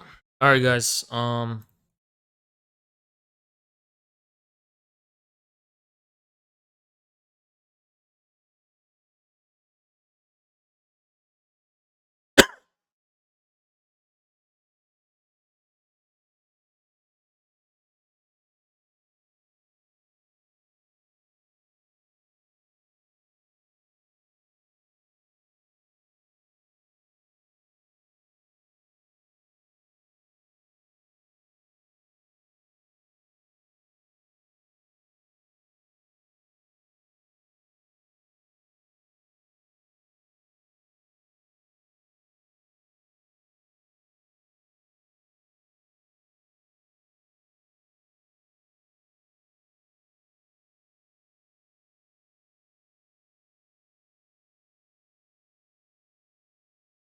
Um,